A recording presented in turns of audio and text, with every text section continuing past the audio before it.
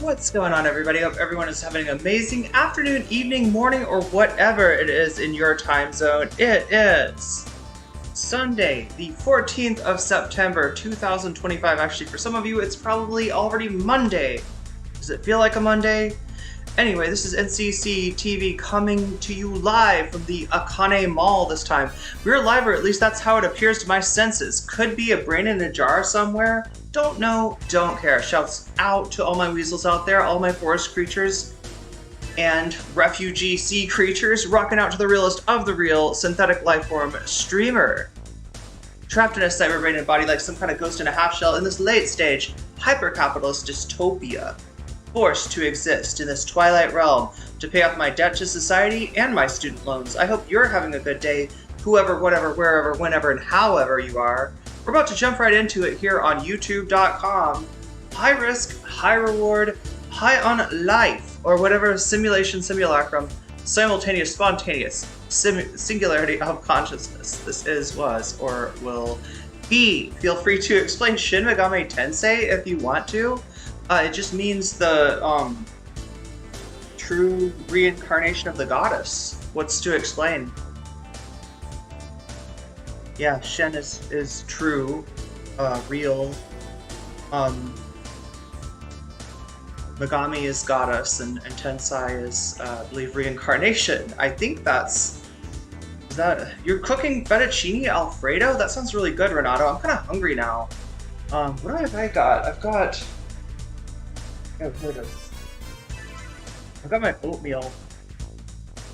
It's not nearly as exciting as your pasta, but it does have mango, banana, and pumpkin seed.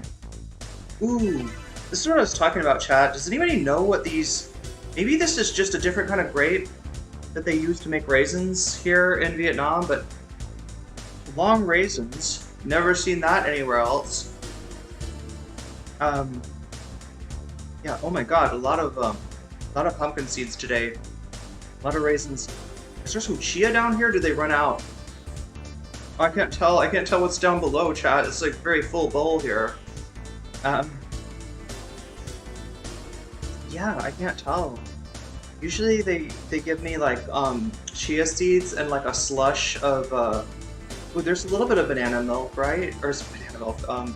It's coconut milk, actually. Oh, there we go. Something? No, that's just oatmeal. That's just oatmeal down there. I don't know. Maybe the chia seeds are down here. I've gotten used to them, chat. I've gotten used to them. But yeah, when I left you yesterday, I was looking at a menu of a restaurant I haven't eaten at before and getting so confused by the bad translation. Which, yeah, you know, you'll find that. Not the bad translation by the restaurant. The bad translation, I think, by the app? Sometimes I don't even get a translation. I have to translate it myself using Google Lens, and then it's even more precarious what I'm actually eating, what I'm actually ordering. Oh no, that's too bad. That's too bad. The chia seeds in here are like really good, but I guess they put extra pumpkin seeds in here to make up for it. But yeah, why do you stream at home? Because I'm in Vietnam. For me, it's 11 o'clock in the... No, 12 o'clock p.m. God damn. No, you're right. I should be on stream earlier. I just had to make this lovely thumbnail for you. I had to figure out... I wake up, I figure out what is going on, and if that affects my plans for streaming. 6 a.m. for you? Well, that's good, I suppose. That's a decent time. Actually, fresh spinach fettuccine? The green guys? Oh, hell yeah. I'm gonna have to quote Lonerbox here and say, I'd eat that. Maybe like a non-dairy version. Oh yeah, so chat, yeah, what did I end up going with? So I ended up going with last night, banh mi, because I was just like, I don't know, I'm here in Vietnam now. I don't eat, like, wheat. I can't exactly explain why. I'm not like a big believer in gluten is bad for you. I think gluten is bad for some people, but not for other people. And I know what gluten allergies usually are like, and I don't experience any of that like digestive discomfort when I eat gluten products. However, I do sometimes get like these little bumps around my mouth. It's called very oral dermatitis, and I thought maybe I was imagining things. I thought maybe, hey, this is a good time. Wheat is a big part of, the like baguettes are big here. Sandwiches are big here. Banh mi is a great dish that, you should probably try if you're in Vietnam. But yeah, I got a little bump. I don't know. Could be psychosomatic, addict, insane. Those are called sapphire raisins, says Narwhal by Nature. I'm jealous you had banh mi in Vietnam. Don't be too jealous. It was actually not a great banh mi. The advertisement is this big sandwich that's being like stretched to capacity with like nut pate and tofu and vegetables. Like it's supposed to have like cilantro and I usually get pickled daikon and pickled carrot, like big strips of pickled root vegetables on there too. So it's crunchy. It's banh mi is one of my favorite things, but this was a sad banh mi, right? With like hardly, I don't know. You know how like your mom smears peanut butter on bread for lunch if she doesn't love you? Sorry, maybe even if she does love you, but it's just like sad little bit of peanut butter on there, like a not very good. Anyway, that's what it was like. It was like a mid peanut butter sandwich. Whatever that nut pate was on, it was there was barely any of it. Pissed my Christian brother still blames groups everyone left of him for the Charlie Kirk crap because free speech and hypocrisy and broad generalizations are okay for some, but yeah, you know what, the media stew is just confusing enough that people just throw their hands up and they believe whatever their biases lead them to, because again, like chat, I've seen so much back and forth about it, right? I have heard like descriptions of the individual in question, right? The quote unquote roommate of the assailant. Like the only thing that we had to go on as far as them being trans was because they're a Twitch streamer, right? They're a person on the internet. They're not just known by their friends and family and stuff. They're also known by I guess people that watch them on Twitch, right? And there's nothing about them being trans. They go by he, him right now. That doesn't mean that somebody might not be trans and just not have come out yet, but it's just a real wild jump to go someone that is like, I don't know, that doesn't look super masculine in like a animal hoodie, therefore trans, right? That's what the concoction seemed to be. Since then, we've had, I think, what is it? The sheriff? Is it the sheriff in Utah, or is it the governor? I don't know. Somebody went on Dana Fash. Y'all know Dana Fash? Dana Fash, yeah. Also, there's a hella dried fruit in Vietnam, including dragon fruit. I've never tried. I wonder what that would be like. I check that out and bring some home. It sounds like. I mean, they sell dried fruit in a lot of Thai places. Sell dried fruit. Unironically sad. Oh wait, about the sandwich? It's a little bit sad. Yeah, it's a little bit sad. But you know what? Yeah. So like overall, yeah, I got that. I got fresh rolls, which I always love fresh rolls, right? And this was like fresh rolls with king oyster mushroom like strips strewn throughout it.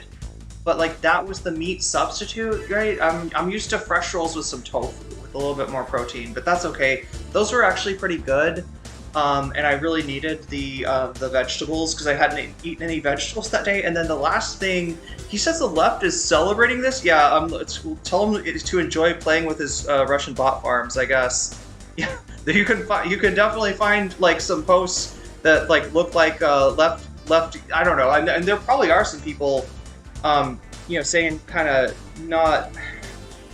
If you're celebrating, also, I don't know. Celebrating is stupid. This is not going to make things better. It's only going to make things worse. Charlie Kirk himself wasn't creating the fucking right-wing moral panic. He was just like profiting off of it. He was just riding the wave, right? It's not Charlie Kirk's not like a great debater or anything like that. He is just a guy that was in the right place in the right time to receive AstroTurf money and to be able to put together a campus invasion organization like Turning Points USA and basically faked it until he made it.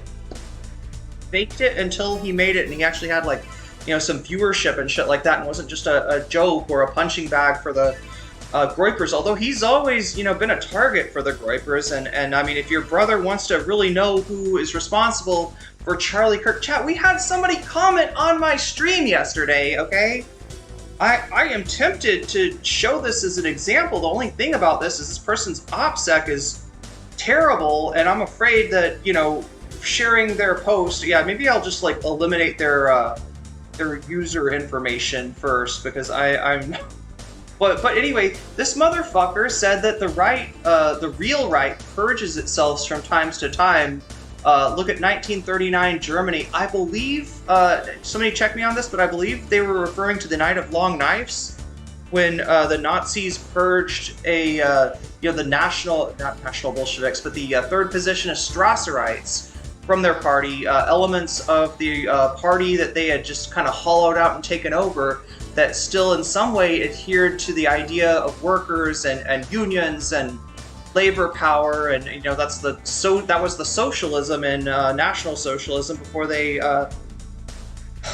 murdered these people, right? But that's what he was referring to. He was basically claiming credit to his movement or his boys, his I would guess like the Groypers, or like the far right at least, for what happened to Charlie Kirk. And no, I bet nobody's targeting, assholes like that, right? They're only going after leftists. They're only going after Hasan, and we're going to see some of that today, thanks to this right-winger right here, right, chat? The title that you see here, they're targeting him, was almost right-wing cancel culture. It's a little too wordy for a thumbnail title, so I took it out and replaced it with this. But it's no less true, right? So I think right-wing cancel culture probably made it. Oh yeah, Elon Musk, the prince of right-wing cancel culture himself right there. He loves cancel culture so much he bought the platform famous for it and made sure that it only canceled people that he hated. And when we say cancel, we're talking about put your life in danger. We're talking about get you fired. We're talking about ruin your whole fucking life, right? It's not like you got yelled at, you looked bad, some people think you're a piece of shit. No, that was the old cancel culture, right? This is the real cancel culture, and the real cancel culture I've always maintained, chat, is something called scapegoating. We talked about Hasan's Mother Jones interview yesterday, and Hasan correctly identified the right wing's modus operandi as being moral panics, right? That is pretty much all they do. That is pretty much what they, and that's why I say it's not a real political movement. It's fucking mass formation psychosis, and humanity needs to get beyond it. Humanity needs to grow past it, right? Right wing politics, I'm gonna say it, is an infantile disorder that humanity is unfortunately afflicted with. Rafe says, I grew up as a white girl in Vietnamese community. The Vietnamese food is like home to me. Yeah, it's been good to me too. The stuff that I ordered last night, though, yeah. So, I didn't like I just, anyway, I felt a little bit. It was a small, sad little baguette. The bread tasted stale and almost moldy, and there was hardly anything on it, right? It was mostly just a baguette with a little schmear of nut pate or whatever, right? So that wasn't great. The fresh rolls left a little bit to be desired, but what was really good is I finally got these, God, what are they called in Vietnam? They're called something else, but I think in China it's almost like what they call bao. I think a bao is like a bigger chunk of sticky rice though, right? It's sticky rice with a core of beans. I think there were some nuts in there too, and then vegetable. I don't know. There was supposedly some vegetable, but those were actually good. Those were actually filling. And that's the only reason that I didn't need to get more food after ordering food. It was cheap though. That's why I went to that restaurant. It was very cost effective. But yeah, I did get something that kind of filled my stomach. So that was good. But yeah, no, I'm serious. I don't think right wing politics are politics. I think that they are a temper tantrum They are a moral panic, and yeah, they are mass formation psychosis, right? I think you can trace right-wing politics way back to the Satanic Panic, modern time. You can trace them back to the, like I talked about, the stab in the back theory that the Germans blamed the Jews for their loss in World War I, and you could, trace it back to fucking witch hunts. That's what it is. It's always been a witch hunt. McCarthy. So many, Chad, this is the key to understanding right-wing politics. But the thing about it is, understanding it shows you that it's more dangerous than you thought. It's more harmful than you thought, and it says something really bad about humanity that we haven't yeeted it. I'm not talking about yeeted the people that believe it or practice it, the suckers, the fools, the people caught up in the mass formation cycle. I gotta say that now, Chad, or else somebody, fucking get taken out of context, right?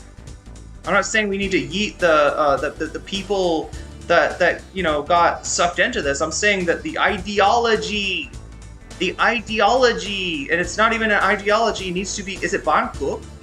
It's probably some kind of Von. Yeah, I think, yeah, isn't there like a lot of stuff is referred to, a lot of like bakery products or just anything. I think even rice. Yeah, it could be Von Cook.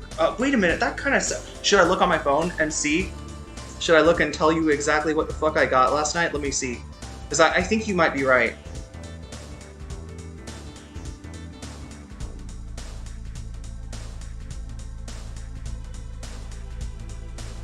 Okay, and I just talked to my school, and they're saying that today or tomorrow, today,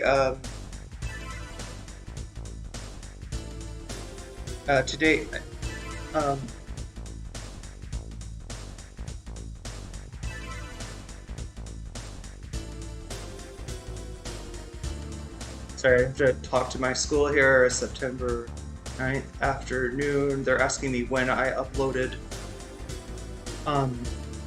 There's also Bon Tet. Oh my god, chat, there's so much I don't know about Vietnam. Okay, so what am I looking for? I am looking for... We're talking about food, chat. The stream is I feel like the stream is at least partly about food. Or maybe I'm just I really like food. Okay, and...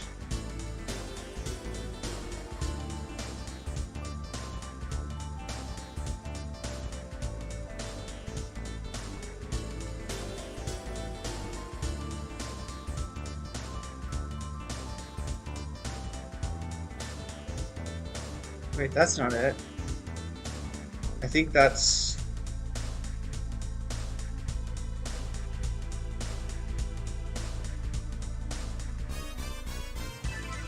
Oh, it must be this one. Yeah, banh mi. They sometimes spell banh mi B-A-M-I, I guess. Yeah, this one was in English, actually. Steamed glutinous rice cake. That was the thing I liked. A steamed glutinous rice cake. Pure vegan. It's probably in Vietnamese. It's probably pure chai. C-H-A-Y. Sticky rice cake. So I don't know. I don't know if anybody. What do you think, Rave? What's a sticky rice cake called here? Any idea? Food chat helping me procrastinate finishing the yard work. Look, if we just talked about politics, apparently I would have no motion, right? This is the whole thing. The supposed lesson of 2024 and the election was that people would rather listen to Theo Von talk about cocaine with Donald Trump than Kamala Harris talk about, I don't know, what did she talk about? She talked about it was like a home buying, oh my god, nobody remembers her policies, right? I think she gives you, the policy was she was going to give a little bit of money to people trying to buy their first home, but it's kind of to qualify for it, you'd have to be pretty, you first of all have to be buying a home, and second of all, it wasn't she wasn't doing anything for anybody that really hardcore needed it, right? She underestimated, as the Democrats always do, the precarious nature of the lifestyle of the working class, because this is what's different between Democrats and socialists. Sometimes not even socialists, really. You got your champagne socialists sometimes in Europe that talk a good game, but don't really. Well, they do more than I guess the U.S. politicians do, but it's not enough. It's not enough. If the people's material conditions are not taken care of, there will be blood, unfortunately, right? And that's what we're seeing right now. They are going for blood, and they are going for blood with Hasan Piker. So that's what we're going to be talking about today. I can't even. The problem is, like, I don't really want. I got this like oatmeal is pretty heavy, right? I don't really need all that. I do have some fruit though. Maybe I'll get that out later. But I'm really feeling like salads right now. Salads are good. I had a Chad, is it poke bowl or poke bowl? I haven't ever tried that before, but there's a lot more I gotta say this, chat. There's a lot more vegetarian stuff in Vietnam than there is in the US. You're made of that, yeah, me too. There's a lot more, the vegetarian stuff, right? So I got to try a poke bowl for the first time. I've always seen it, and it's always been with like tuna or something, or some kind of fish in it, right? Poke, it is poke. Bon Chia, I'm going to say it right. The G, is it more like je? In Vietnamese, is the G pronounced like je? I remember the G's are different than you would think. It's not G, yeah. They used to call them rice cakes, but there's a few different versions. But yeah, I got to try a poke bowl, I suppose, and it was really good. It was really good. It was what I needed. It was just like lettuce, kale, and then I got to put toppings on top of it, which was great. It was just what I needed. A little bit of black beans, some tofu, some broccoli on there, and a shit ton of black sesame seeds. Which, chat, if you can get black sesame seeds, they're pretty good. They're also pretty good for you, right? Sesame in general has a little bit of an anti-inflammatory effect on the body, and apparently black sesame even more so, right? Which is not surprising, because why is it dark, right? It's more antioxidants in there. Although somebody can at me about ORAC values and their real correspondence towards anti-carcinogenic effects. Some people say that is overblown. But that is a conversation for another day, chat. We may be a food stream, and we may be a politics stream, and we may be a media analysis stream, but we're not really a nutrition stream, at least not that much. Otherwise, I'd be having arguments all the time. As my Tai Chi coach always says, that food is like religion to people, right? You can't really talk to somebody and just have a rational conversation about food. If you say something about the diet that they feel like has helped them, they will feel attacked. So I don't want to attack anyone. I'm not here to attack you, okay? I'm here to inform you. I'm here to edutain you. And that's what we're going to be doing today, going over our good friend. Oh my gosh, Chad, I'm sweaty, lady. Look at that. Like, my back is sweating because my hair is on it. It will cool down in a second, and I'll be okay. It's almost like a soft sheet, like Jelaine, like that. So Gia, did you say it was called Bon Gia? Bon Gia or Gio? Yeah, that sounds like what I had. And it's got like mung bean on the inside, and in this version, it had some kind of nut pate. This place was all about their nut. They were like, try our nuts, you'll love our nuts. Like, right? You can't get enough of our nuts. Like, They should call it D's Nuts. They should if there's an English translation of the name of the place, it should be D's Nuts. No, what if it was like D, like the person that owned it their name was D-E-E, and so it's called D's. Oh my god, chat, I'm stealing a joke, aren't I? I am stealing a joke. Wholesome Degenerates, I don't know exactly. It's complicated, and it's like what I know is honestly like too sad to talk about, right? But no, as far as like where that streamer is and what they're doing, I have no idea. But yeah.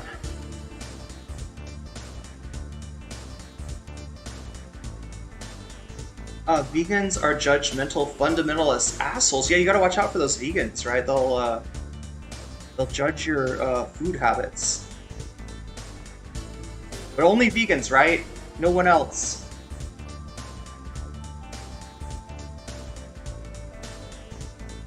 There's a pho place near me. It's called Fuck Him. Fuck Him! There we go. Fuck Him. Yeah. I think there was a channel that talks about. I think it's a Vietnamese creator, and she. I think is it called What the Pho? I swear to God, I've seen a pho place called What the Pho. There's so many jokes you can make. There used to be a place near where I lived that was called Pho King, the King of Pho, right? And if you don't know and you pronounce it pho and you say Pho King, it seems pretty innocuous. But if you know how pho, which is the word, it's not pho, it's pho. I'm teaching you something here, chat. As a judgmental vegan, I am correcting your pronunciation of a delicious dish that is not usually like the default version is not vegan, but there is pho chai as well. We have a fuck up. I've made a few fuck ups. Like, is that like a late night restaurant? Like a bar crowd restaurant? Like, that would be a great name for, the restaurant that you go to after drinking. It's called Fuck Up. Making me crave pho. I need to get some pho too, yeah. You know what's funny is I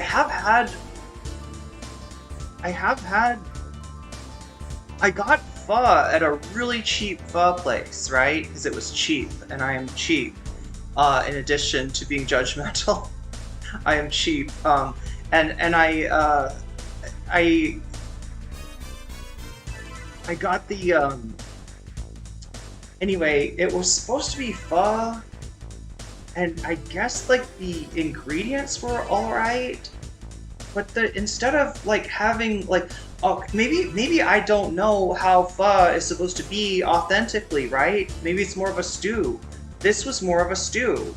And in fact, I would say that the broth that they gave me separately from the pho, which, that's understandable, right? You don't want your rice noodles soggy, you don't want your vegetables all smushy, right? So it's understandable that you don't put that in.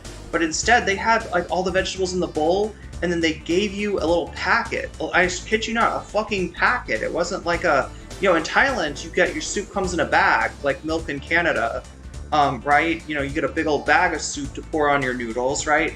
But here, it's just a little packet of broth, and that's all I got. And I was a little bit disappointed that, I'm not like those other vegans. No, seriously, there are vegans that I'm very much not like. There is a phenomenal. It's something like a phenomenon. As a Vietnamese American, I can vouch that Irene is pronouncing pho correctly. Yeah, well, I was corrected. I had it wrong at first, and somebody corrected me. Now I'm correcting some of chat. I would assume. I don't know. Pho is really popular in the United States, though. I wouldn't be surprised if a lot of people know how to. Oh, I love that. Fuck you.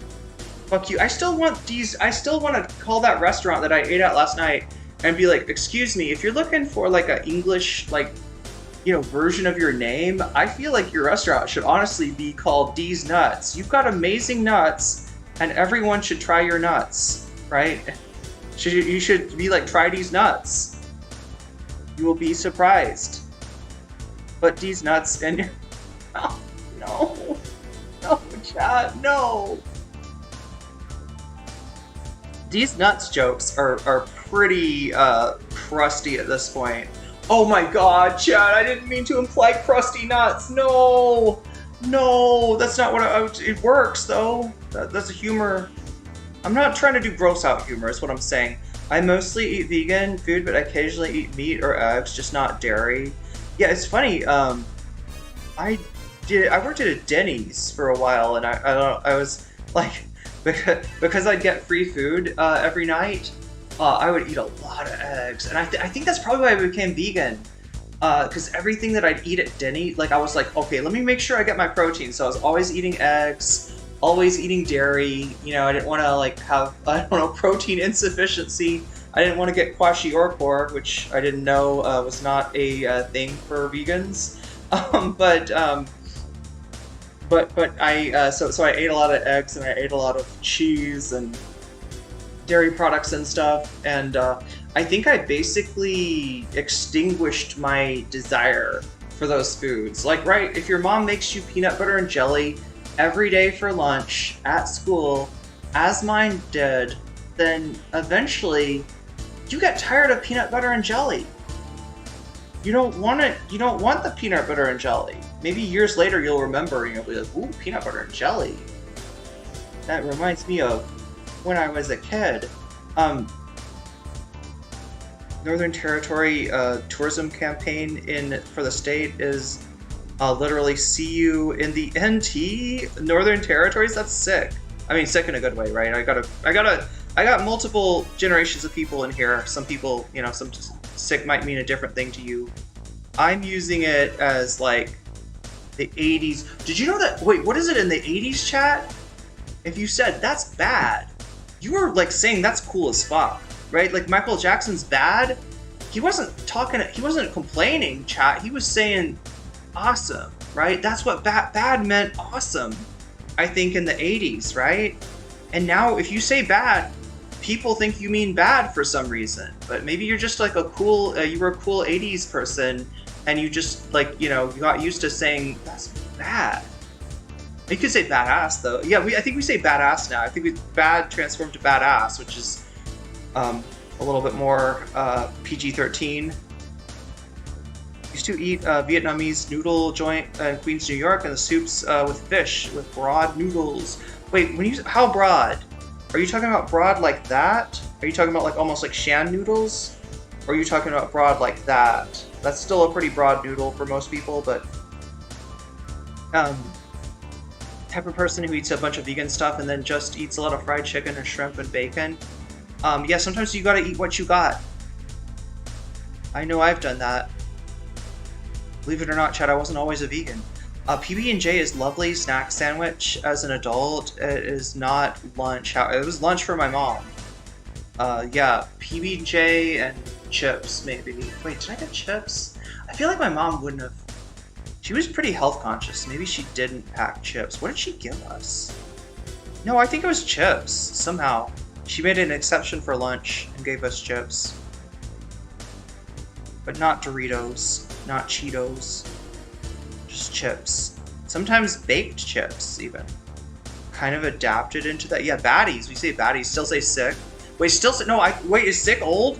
Am I using old lingo? I was afraid that some people would be like, they'd only heard sick as meaning that's disgusting. What the fuck? But, enjoy peanut butter and enjoy jelly separately as condiments. Don't mix them. Whoa, that's an interesting take. Never mix the peanut butter and the jelly. What about peanut butter and chocolate, general public? Will you mix those? I need a bad bitch is a modern day phrase. Yeah, true. But the default for interpretation of bad, I think, is bad. Not good. PB and cocoa spread triple decker sandwiches are my midnight high snack. Oh, that sounds good. Sometimes I toast it so it's like a warm donut. Oh. Can we get Mark Gold a Discord link? I don't know if that's a crusty Discord link though. They're not supposed to get. They're supposed to be shelf stable, chat. The Discord links, they're supposed to be shelf stable, but they don't always work that way. I feel like they actually get old. I heard Hasan uses both versions of sick. I think it turns into the context is what tells you don't eat sugar. I don't think I'm eating sugar today, chat. But if I eat sugar, it's like in a dressing. Like, I don't ever, like, purposefully eat sugar. Oh god, but in Thailand it's so hard to avoid, right? If you want to eat fruit, they give you sugar, salt, like, red pepper, you know, to dip it in, which is pretty good, but I could do without the sugar. I don't really need my food to be sweeter. PB and banana, that's some good shit. That is some good. I will fuck with the peanut butter and banana. Anything. That's so. Oh my god. The only problem is, I swear. Okay, not peanut butter, but I got into this habit, chat, of like when I was really hungry, right? Always having bananas around, always having tahini around, and so I'd come in from a bike ride or something like that, really hungry, and you know, because I wanted something that was like super filling, right away. Like I would dip the banana into tahini, and oh my god, I gained so much weight when I would do that. Back to the dirt before the wind fucks up my life. God, you're tempting me, Renato. I know a lot about blood sugar and diabetes, but probably not the time to drop that knowledge on you just yet. 'Cause it's a little bit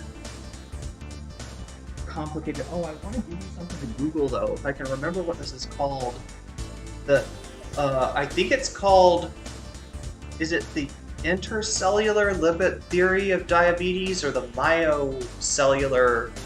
I think it's the I can't remember exactly, but yeah, some interesting research on diabetes and what it actually is, what's actually going on there, right? Insulin is like a key that unlocks your cells to let the you know, to stow away the sugar, and when that key gets rusty or somebody gums up the lock with some intracellular lipids, then sometimes you know, the sugar just hangs out in your bloodstream, and that's really bad. That's really bad. Yeah, the insulin sensitivity is what it's all about there. But that's a conversation for another day. That's a conversation for another day. Because yeah, like if I tried to straighten out people's understanding of nutrition, we'd be here all day. And we're going to be here all day, but we're going to be talking about different stuff. We're going to be talking about Dan Saltman, Elon Musk, and Hasan. So the simple, you know, how this worked out, right, was that Dan Saltman, you don't know, is a Destiny orbiter, alright? This is a particularly gross Destiny orbiter, particularly discredited Destiny orbiter. Who discredited Dan Saltman? He did it to himself. He discredited himself, right? He, you know, he's horny for Hasan's cancellation, and one night he got too horny on stream, and he said the quiet part out loud, and admitted that he knew that things like the brothel slander against Hasan had no basis in truth. But he said that he's told his chat, there are no bad, and I'll always remember these words, there are no bad tactics, only bad targets. What Dan was saying there was that it's okay to lie as long as you're going after somebody that we hate. And they hate Hasan. They hate Hasan because he leapfrogged. You'll see this. It's so common, chat. In fact, the only person I can think of that bucked this trend was actually Xanderhall. Hey, there you go, Xan. I'm giving you your flowers today. Xanderhall started before Vosh did, but Vosh was working on, you know, he was starting off in DGG, debating Destiny and doing lots of debates, and Vosh's debate videos ended up popping off in the algorithm more than Xanderhall's. Why Xanderhall could only do so many videos of how I escaped the right-wing pipeline. So Vosh leapfrogged right over Xanderhall. Xanderhall will always bring this up, like, you know, when people like little bro him about being a Vosh orbiter, right? He didn't start off as a Vosh orbiter. He started before Vosh and actually popped off with a pretty popular. I think his first video was like, I don't know if it's his first video, but one of his first videos was over 1 million views on how he escaped the alt-right rabbit hole. And it's kind of dubious like how far he actually went down, but he made a video on that. That was really interesting to people, but not as interesting as Vosh debates Nazis and uses the N-word to show them that he's not afraid of saying the N-word. I don't know. But yeah, but in general, chat, you'll notice a lot of streamer jealousy that starts when somebody, when somebody leapfrogs another streamer. In other words, they start later or they are smaller, and then something happens and they get bigger. You'll see this time and time again. That's the deal with Hasan and Destiny, right? Hasan, maybe, I don't know, how do they actually, like, I mean, there's a whole interpersonal thing between Hasan and Destiny, and I've covered it a bunch of times. There's like a bunch of different versions of exactly what happened between the two of them. I remember Hasan calling Pete Buttigieg, and Destiny being like, that's homophobic. If you heard, in fact, I think he used Charlie Kirk as an example.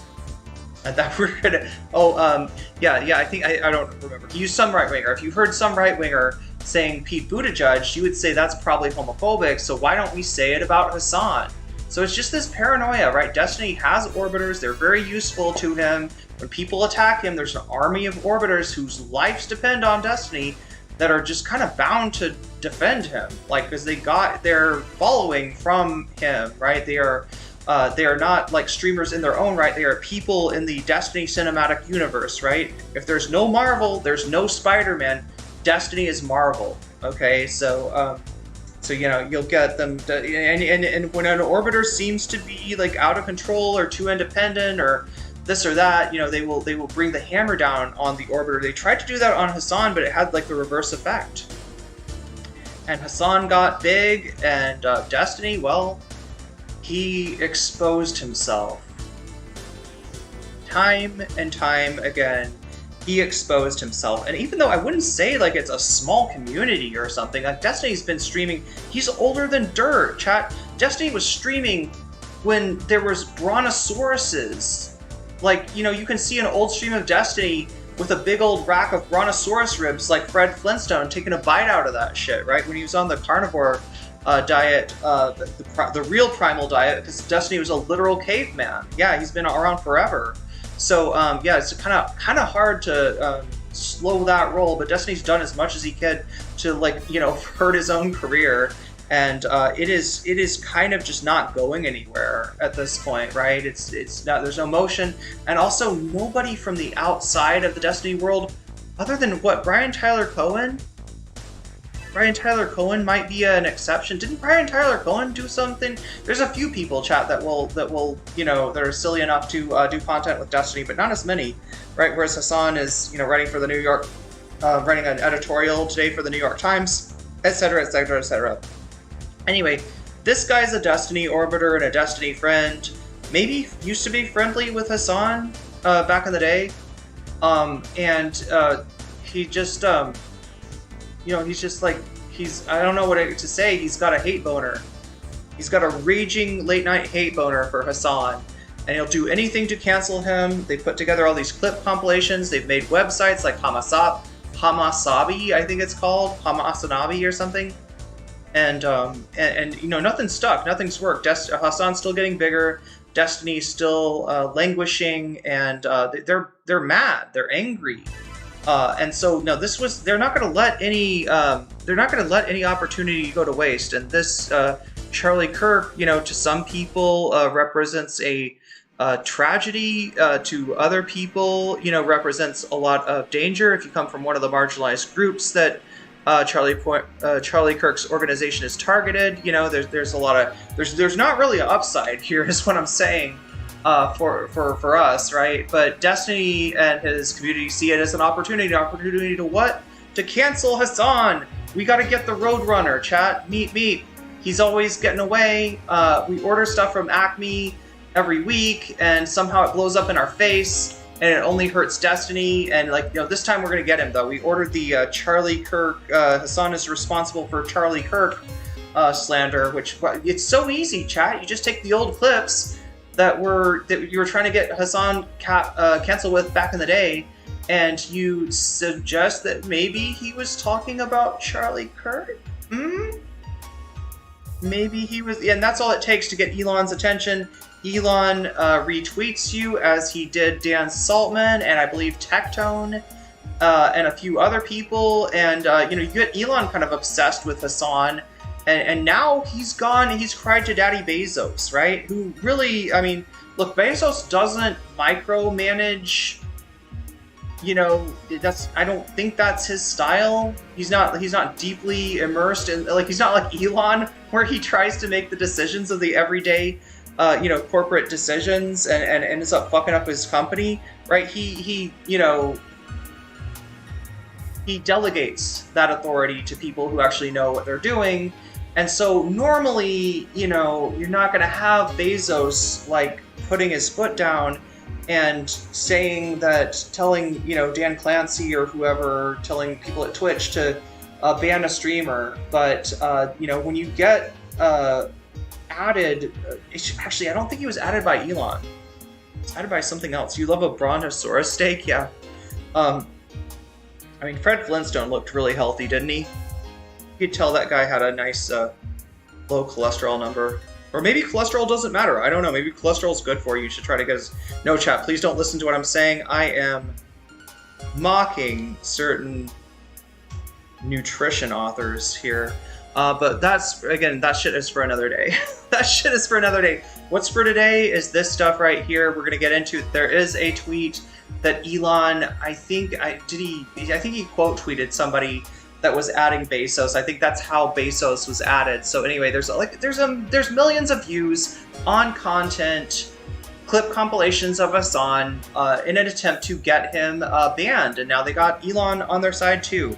Yeah, that's what we're going to be covering in just a second. With that, chat, I should probably get, let's see, what do we got to get? Oh, look at that. Oh, look at that, a bonus skull. A bonus skull, right? Because I still need money in order to live, and I still need to live in order to stream. I'm not fully digital yet, and even if I was, chat, I would still need like lots of compute, you know, because I would be AI probably. So, you know, we need resources, right? And this is where the resources go. The nice thing about the resources is they allow you to keep me here for a little longer than I would otherwise stay. I give you a free half every day, and I also give you the chance to get me to stick around for a fun half, right? The fun half, the free half I choose, and I've chosen this right here. Underscore by super chatted $5. You need a new Discord link. Discord okay. link?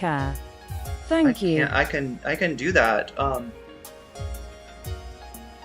Do we have the Discord set up so that...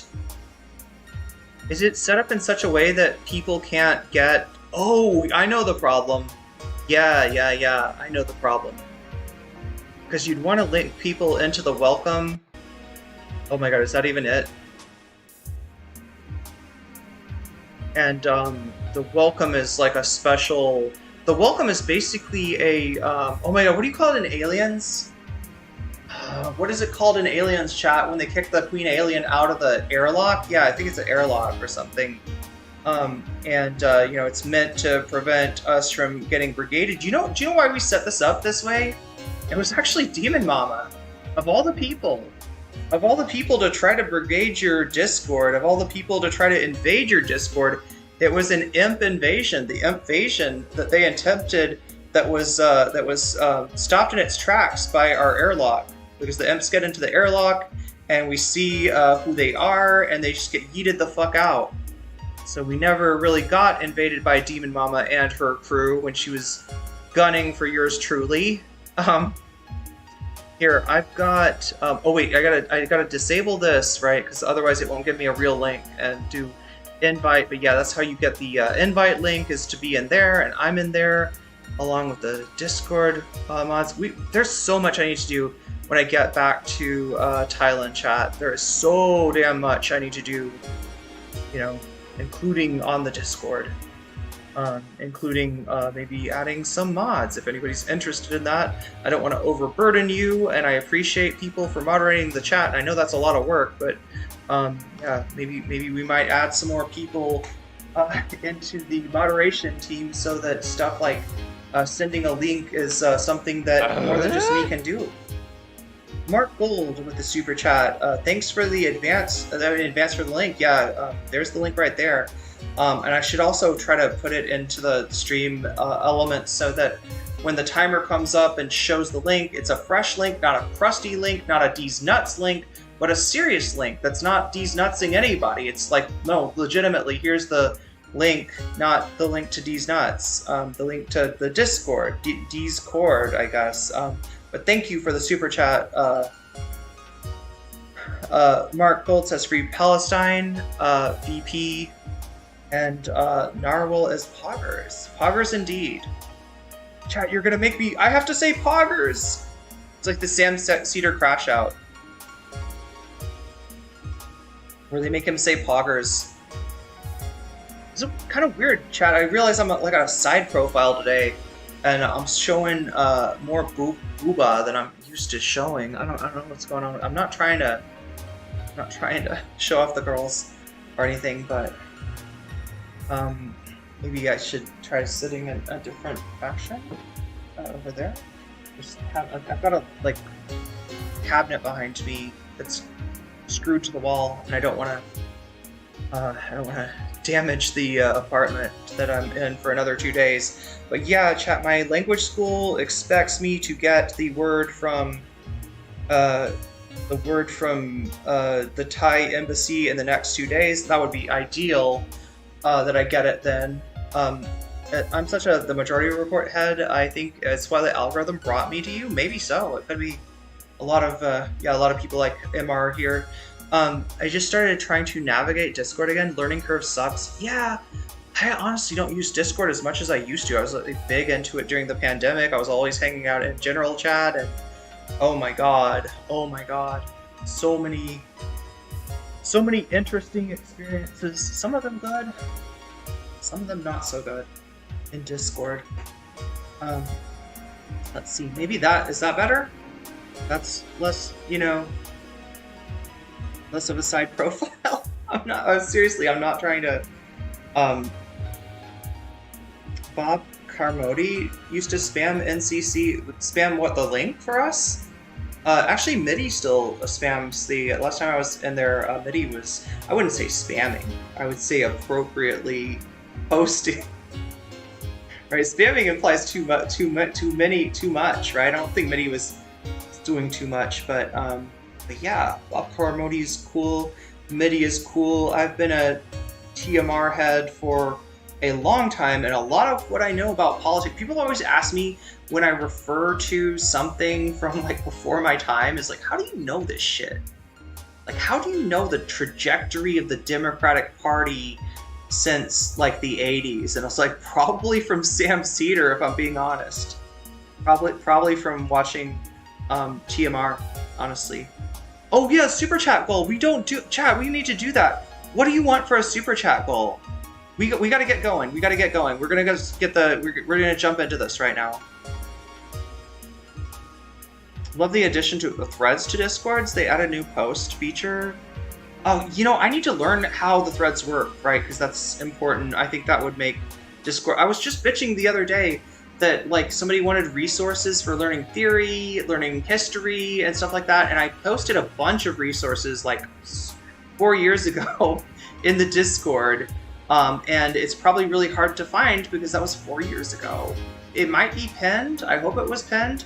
But yeah, maybe the threads make that easy. Maybe we could do like a, thread for theory within resources, just so it's easy for people to find. Because I know sometimes stuff that I say piques people's interest, and I do intend to pique your interest in those things. Obviously, there's a limit into what we can get into on the stream, but more side boob? I'm joking. Okay, I'll just do like a general super chat goal for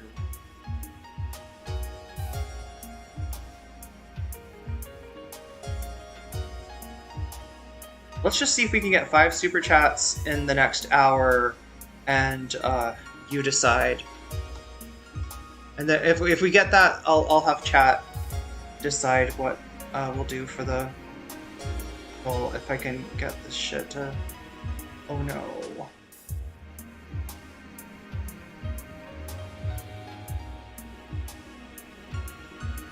Here we go. Super chat goal is started.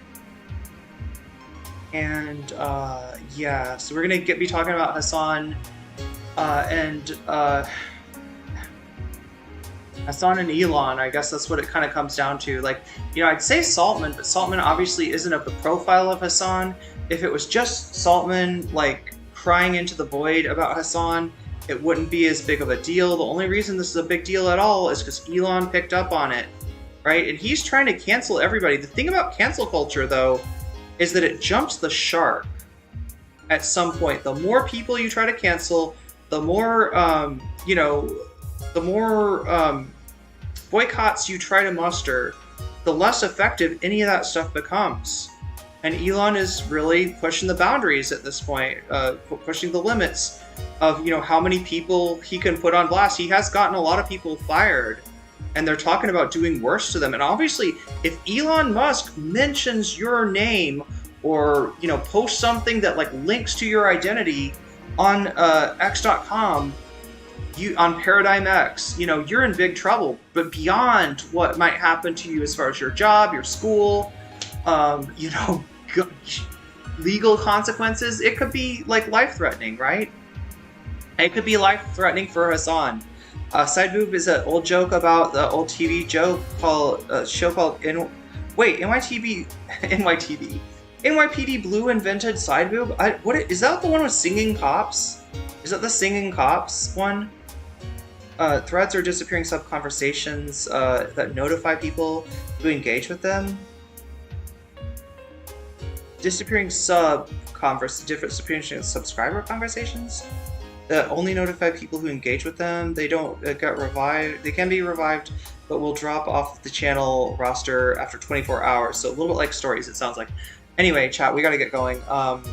Yeah, so as far as bonus content goes, all right?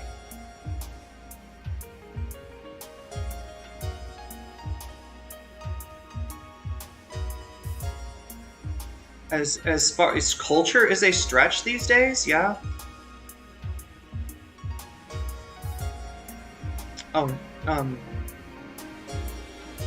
So yeah, the bonus content here, let me put it on the screen here for you. So like I said, chat, I am gonna give you the fun half for free. Or sorry, no, I mean kind of like it's free for most of you. it's gotta cost something to somebody, but yeah, most of people. Anyway, I'm gonna give you the free half for free. That is the Charlie Kirk Hasan stuff. But we have a chance after that's done to cover another topic. And here are the topics right here, right? These are the list of topics I'm going to bold. Oh, I just bolded one. Try bolding them all. There we go, they're bold now. These are the possible topics that we could cover in the second half, in the fun half, if we even get there. Now, that's dependent on this number right here. If this number gets to 100 out of 100, that's when we get bonus content, right? And if we get bonus content, I have to pick from this list on what I'm going to cover. The way that I pick is through your votes in YouTube chat right now. There's a poll. If you'll look up and avert your gaze to that. And right now in that poll, Stabby Baby, Stavros Halkia, says trans rights is in the #1 position with 54 votes total, right? Second place, we have New Taylor Lorenz video on Charlie Kirk. Third place, we have Adam Friedland talking about the Majority Report. Sorry, no, talking on the Majority Report. What am I saying? And in last place, we got Dave I thought this would be more popular, chat. Dave Rubin went on Piers Morgan with Cenk Uygur. Maybe nobody cares about Cenk Uygur anymore. But he went on Piers Morgan with Cenk Uygur, and I am told that he embarrassed Cenk Uygur. So if you want to see what that's about, if you want to see that debate between old friends, old enemies, Jink Uger, Dave Rubin, then you could pick that one. But right now, only 11% of you are. However, chat, it's incumbent upon me to point out that there's another possibility, right? So vote like you've never voted before. 55 of you have so far. If you haven't voted already, get those votes in. I want to hear your voice. I want to see what you're interested in, especially if you're wanting to see that Dave Rubin, Jake Uger content. You better get there in there and vote right now. The other thing that you can do is, when you donate, which I said, donations make the world go round, or my world go round. They make it possible for me to stream and such, and for me to exist and such, which is a prerequisite of streaming, I think. They allow us to see the bonus half. If we get to 100, we will see it. If we don't get to 100, we won't see it, right? But they also give you the opportunity to play a little hardball, politics with this. Here, let's move this up. I like it like that. There we go. That's way better. To play a little hardball politics, and by which I'm saying, you can be a fixer. You can be a mover and a shaker in the polls. The polls aren't what you want them to be. You want to see Stabby Baby, but nobody's voting for Stabby Baby.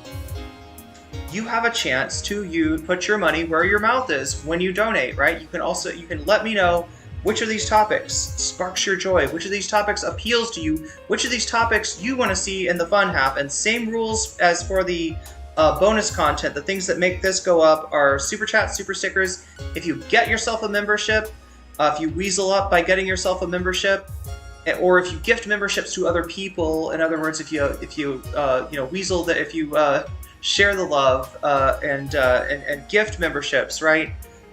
If you support me on throne.com/nocommentchick, or you sign up for my Patreon, patreon.com/nocommentchick, or secretly, chat, you can also support me on Twitch if you want to. If for some reason that's easier or better for you, Prime, if you have Prime, you can use that to make this number go up for free. I think that's the only way you make this number go up for free, with no cost to you, right? Is if you have a Prime membership to Amazon. We won't judge you, okay? You can use it for a free sub on Twitch, and yes, that will also make this number go up. It'll give you the chance to put your money where your mouth is, and it'll make me happy as well, because I'll know that I will survive for another day, which again is important for doing the stream. Any of those donations make the number go up, but they also give you the ability to put your money where your mouth is by telling me, I want to see Stabby, baby. Or I want to see Adam Friedland. What does he say on Majority Report? I haven't seen that yet. Or I want to see your reaction to it, or whatever, right? Dave Rubin getting revenge on Jink Uger. What's that all about? I want to see that, right? Taylor Lorenz's new video on Charlie Kirk. I want to see that. Tell me any of these things, and not only will you make this number go up, but you'll make one of these numbers go up, whichever number you say, and that number gets added to the poll at the end of the stream. I know it sounds complicated, but it's actually pretty simple. Make this number go up to keep me here after I talk about Hasan, to talk about another topic, and then vote for the topic that you want. And then, if you're donating to make this number go up, you can also make one of these numbers go up too, and that'll make it more likely. So even Dave Rubin, who's sitting at 11% right now, there could be hope for Dave Rubin. Does Jink rub himself with oil while yelling? Doesn't he look like he's doing that? What is this, chat? Anybody want to tell me what is Jink Uger doing when he goes like, oh wait, doesn't he say this about like Silly and Billy? But dude, oh no, then he does the fake hair flip because he's imitating Gavin. Like, dude, he doesn't have the hair, but he's flipping it on dude. But doesn't he do a thing? You're talking about Jink rubbing himself with the oil. Is that what you're talking about? The way that he moves sometimes when he's like trying to make a point. I don't like anything about the way that Jink Uger moves, by the way. Maybe Hasan's anarchist friends have some tips for him to get through this? Wait, what? Hasan's anarchist friends? I thought he'd burned those bridges. Only kidding. NYPT Blue had slight nudity and more mature violence or something like that? What?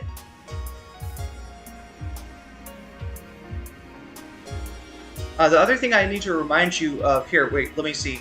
So yeah, I think I've explained the poll. I think I've explained the bonus content.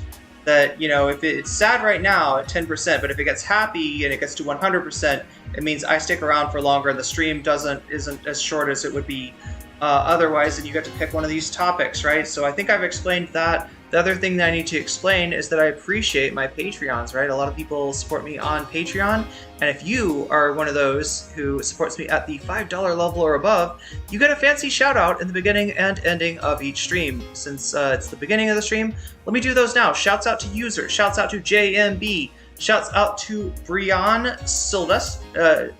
You know, I'll just say Brian. All right, I'm never sure who's like cool with having their whole name read, right? I know Emily French is, because Emily French's name is that on YouTube. So shouts out to Emily French, shouts out to Big Al, shouts out to Direful, shouts out to Sarah, shouts out to Izzy Mandius, shouts out to Steven Sayer, shouts out to Animus, shouts out to Oral Ellipsis, shouts out to Nadia Yvette, shouts out to Choki, shouts out to Moinoip, shouts out to Funky Monkey, shouts out to Temporal Insanity, shouts out to Good for Gabby, shouts out to Jules K, shouts out to Buffy Geek, shouts out to Rachel, fancy shout out to Rachel. The order changed, so I'm not used to this. Fancy shout out to Rachel, to Omega Star, to Crystal Saphira, and to Zerax. There we go. That is the Patreon list read. All right, with that, chat, we're moving right along, I hope. Let's bring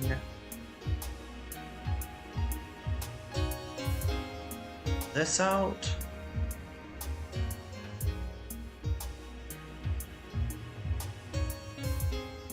All right. I might have to adjust this a little bit. Yeah, just a little bit. Something like that. All right, so. All right, we're gonna get started here today talking about Hasan Piker, the fact that the Destiny orbiters like Dan Saltman still hate him, and the fact that they now have traction with Elon Musk. Should we be surprised about this, right?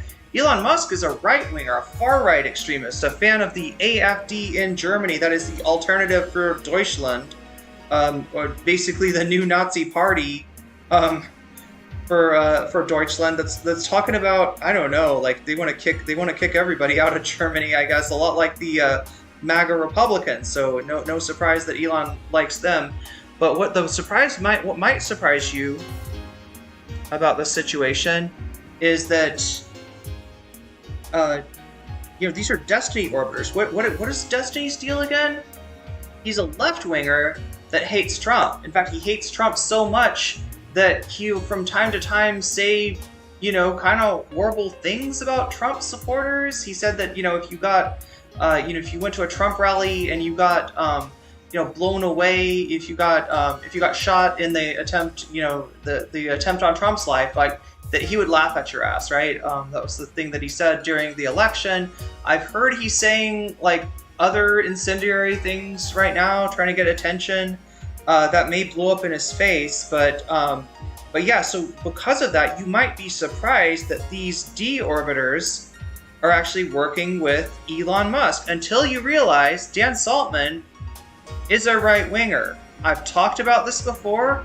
I've gone over his takes, right? This guy is straight up like anti-woke. He believes in the woke mind virus, right? So it kind of makes sense. Like, this is Destiny's, I don't know, emissary to the right, I guess.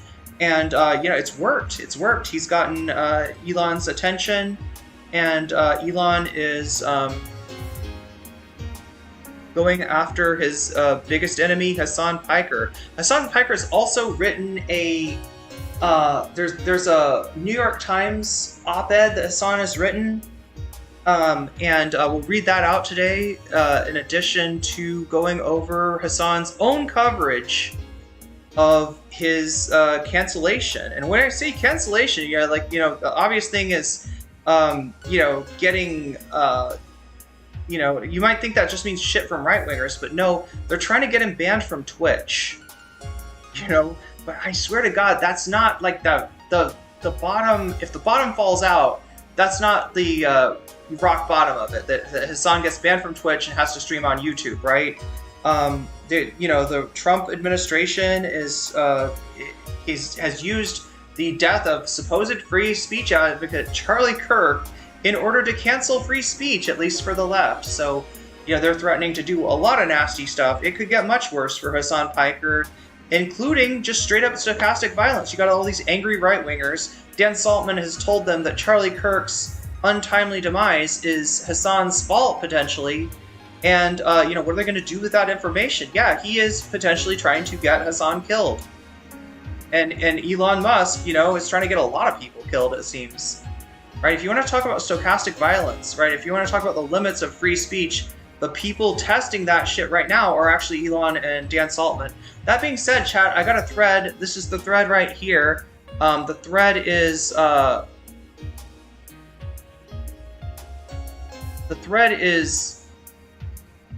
pinned in the chat. So if you want to click on it, it's way up there above the poll, right? If you want to click on that thread, and if you're on Blue Sky, you can like the thread, you can reply to the thread. Hell, you could even repost the thread if you want to, wait, make sure that can you see Zara's? Oh my God, it's just too. Chat, could somebody up here? I'm gonna have to do this myself. If somebody could post, if somebody could comment on this thread.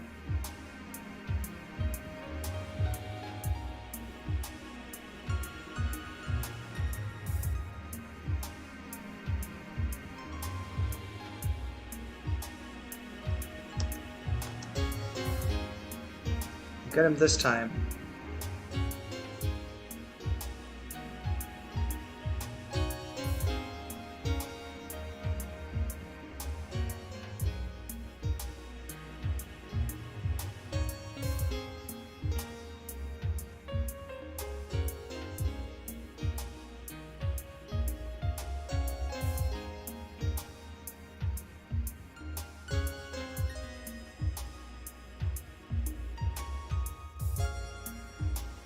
Okay, something like that, and then get GIF with I need to be able to see Zara's. I want to show you that if you post on this thread right now, your post might come up for me, and it might get shown on screen.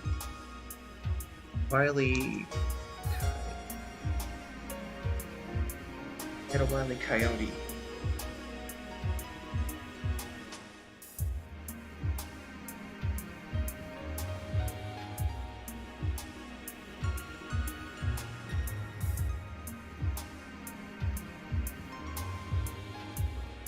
All right, there we go. I just had to put an extra post on this Blue Sky thread in order to make Zara's post visible.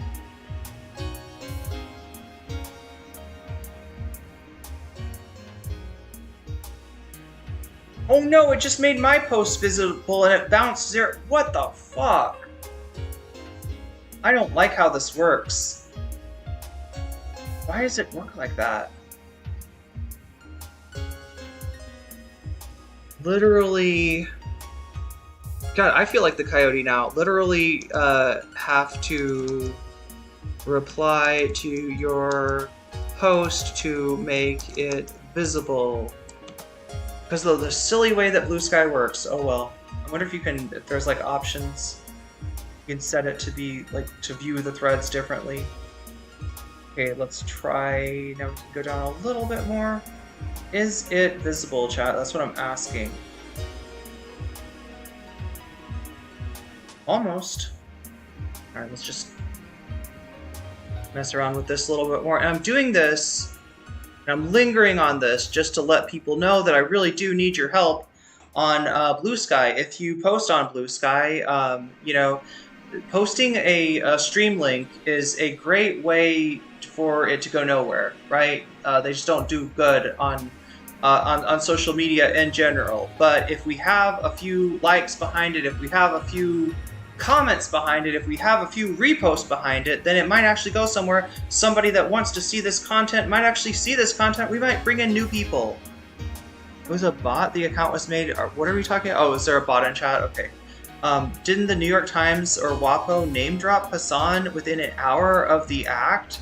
Like the first article reported on Wednesday. There's some bad authors. I think it was WAPO. Am I right about that, chat? Was it WAPO? Seems like putting Hasan's name in either into the ether was a knee-jerk reaction for them. But yeah, there you can see Zara's post, and that could be your post too.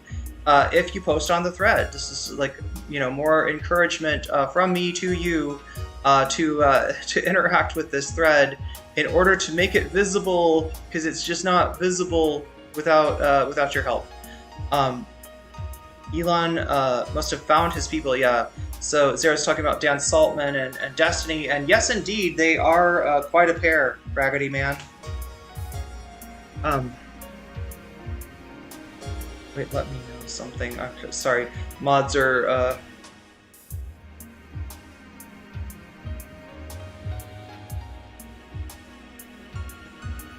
know that if you see more bots, oh yeah, let me know if you see more bots so she can put the chat in sub only. Is it not in sub only mode? I feel like we could probably do with sub only. They're trying to get him banned from breathing. Exactly, Narwhal. Exactly. Taylor's video is really good, but we got to do go with Stabby. Yeah, we can go with Stabby if we get to 100 out of 100. We're at 10. We're 10% of the way there. That's not nothing.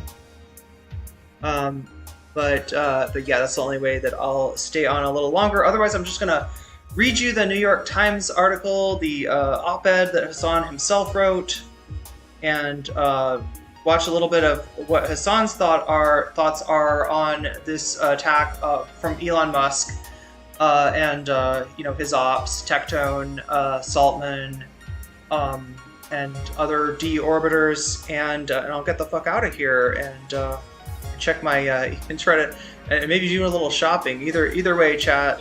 Either way, I'm supposed to buy some coffee while I'm here. Refresh to check.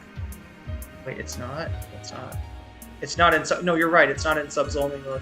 I just thought that I normally. Oh wow, wait. There's more stuff I need to do, isn't there? That reminds me. Oh, I know what's going on tonight. Oh my god. All right, we're gonna do this. We're gonna do that. We're gonna do that.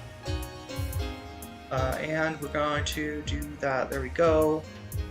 I think we should be good now. Let me just check the deets. The deets are there.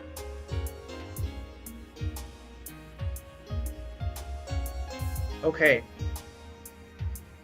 Sub only it is. Alright, so we are gonna get to that now. I don't know, chat, you want me to... I almost want to, like...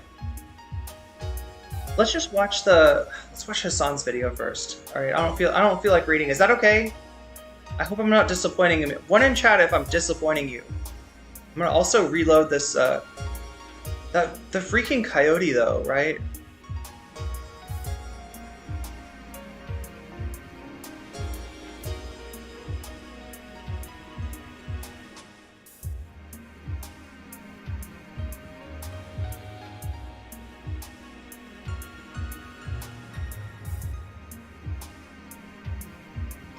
Okay, so we got a little bit more. One person cares.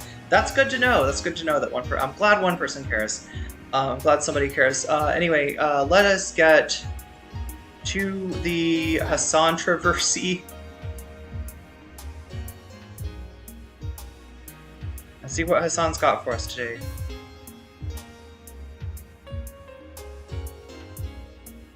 If I can make Luke Beasley go away. That on the one hand, they're like Charlie Kirk was a free speech icon, while on the other hand, they're just like bashing you in the head with this inconsistency where they're like, how dare you exercise free speech against a free speech icon like this? Okay, so if somebody's accusing you of doing something, bashing you over the head, saying that you're doing something bad, and they're doing the same thing to you, right? There's two courses of action. You could treat the person like you know, like a infant that I don't know, an undercaffeinated infant or something. Maybe their brain is broken. Let me walk you through this. Let me explain this to you. There's something you're not understanding here. There's something you're not perceiving here, right? Or you could realize that they're fucking gaslighting you. That's what's going on. They don't care about free speech. They never cared about free speech, right? A lot of streamers, a lot of pundits, a lot of voices, myself, Hasan, many others, when the panic about cancel culture was at its height, told you that right-wingers did not care about free speech. When the campus invasions were going on, told you that it wasn't really about free speech, that these people don't want free speech. They want to use free speech as a bludgeon to get power. Then, once they get power, Chud Logic, can we get Chud Logic? Any Chud Logic watchers in here? Chud's got a phrase that he likes to use of like, when I have no power, I come to you and I beg. But then when I do have power, I don't know. He'll use it to try to talk about lefties and to try to talk about cancel culture, but it actually applies to the right wing right now. And Chud, where the fuck are you? I thought you were the moral pillar of this community. In between, grooming your, I'm sorry, I shouldn't say that word. You didn't know she was 17, right, Chud? In Discord conversations with your Discord kitties, Chud will, tell us that the left is massively hypocritical, and But he's not doing the thing that he's known to do. Chud is fair. Supposedly this guy, and we've seen it from time to time, including with the Ethan Klein Hasan thing, the little peek of it. You see more of it from Quimon. You see more of it from J-Stalk. They're like the inheritors of Chud's supposed legacy, right? But where's Chud Logic right now? I think he's like making fun of lefties getting fired from their employer for making a joke on twitter.com. Anyway. We're gonna cancel you. Have you watched the wife's speech yet? I have. I was planning on... people are telling me the wife's speech is like deranged. Are they really talking about are they really talking about taking an AI Charlie Kirk hologram like Harry Seldon style on a tour of college campuses? Is that what the latest plans from the wife? Not doing it because I feel like it's just very strange. But here, we'll watch. Like, Chad, this is like Diddy and Biggie right after Biggie died, right? Full military honors. They brought him home to Arizona.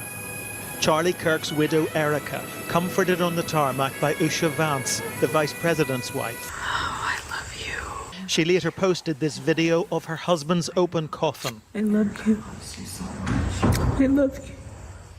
Wait, oh no, I feel like we shouldn't be watching this. I feel like we shouldn't be watching this. Oh no, this is horrible. That my husband's mission was powerful before.